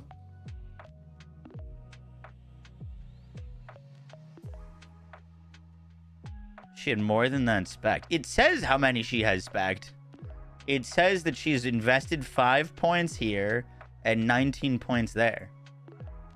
You don't need to spend points on augments. I think that's maybe what y'all are tripping on. You don't need to spend a point to get an augment. It's free. I think that's maybe what's tripping y'all up.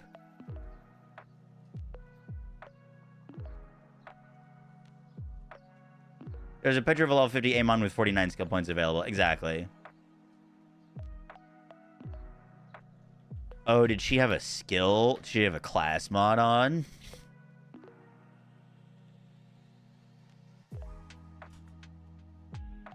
Yeah, look. I also see what's tripping y'all up.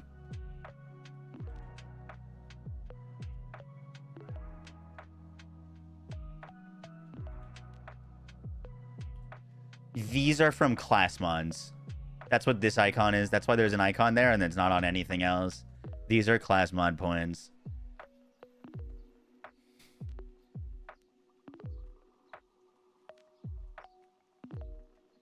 That's why y'all are confused on more points than actual spent. That's what this indicator is.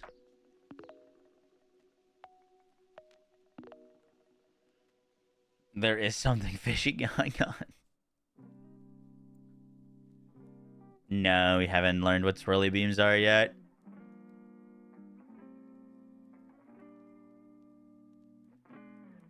Class mod points can get you to the next level now. No, I don't think so.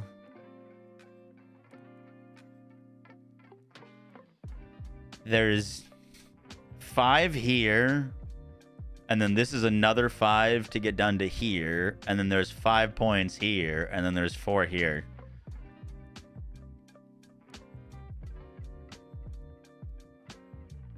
So no, class mod points can't get you to down further.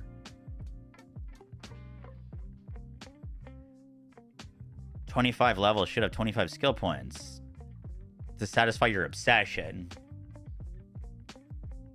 Well, like, you don't start with a skill point when you spawn. So you need to get your first level up to get your first skill point. That's all that is. That's why it's 1 less, is because you don't spawn into the game and with a skill point. That'd be weird. You gotta get your first level up to get your first skill point.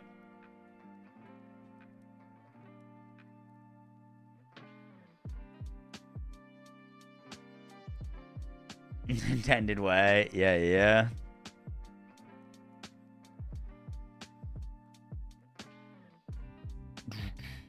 Is that Ava? No, it is not Ava.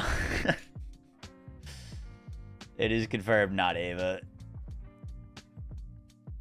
Who is everyone maining? I think I'm going to be playing Harlo.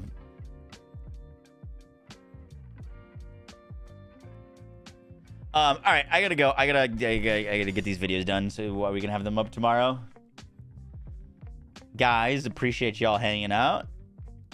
I hope you enjoyed the stream. I could sit here all day and chat Borderlands, so I'm glad that there's other people that want to do that as well.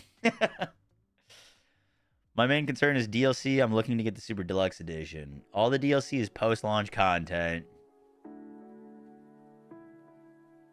Post-launch content. Stop typing beans, you will get banned. Ava is a DLC character. That's a great way to not make money.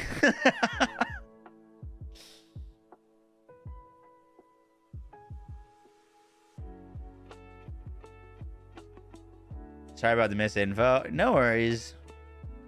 If anything, it helps me double check to make sure that I'm sure about stuff. Well, let's go raid.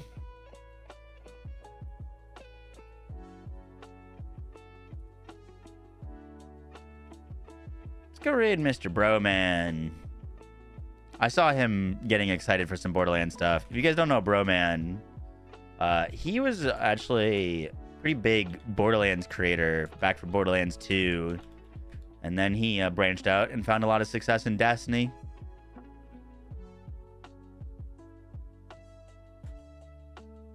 OG Destiny. He was OG Borderlands first. Raid message beans. Yeah, you guys can type beans. I'll have the music fixed for next time so we can listen to not fall asleep music. Good night, Mr. Nick. So no TFD when Borderlands 4 drops. I mean, we're still going to be making TFD content, but we're probably not playing TFD for the first, 2 months of launch of Borderlands 4. To be just transparent with you. And we're going to be hard focusing Borderlands 4, at least for the first, 2 months. All right. Bye, guys. Peace.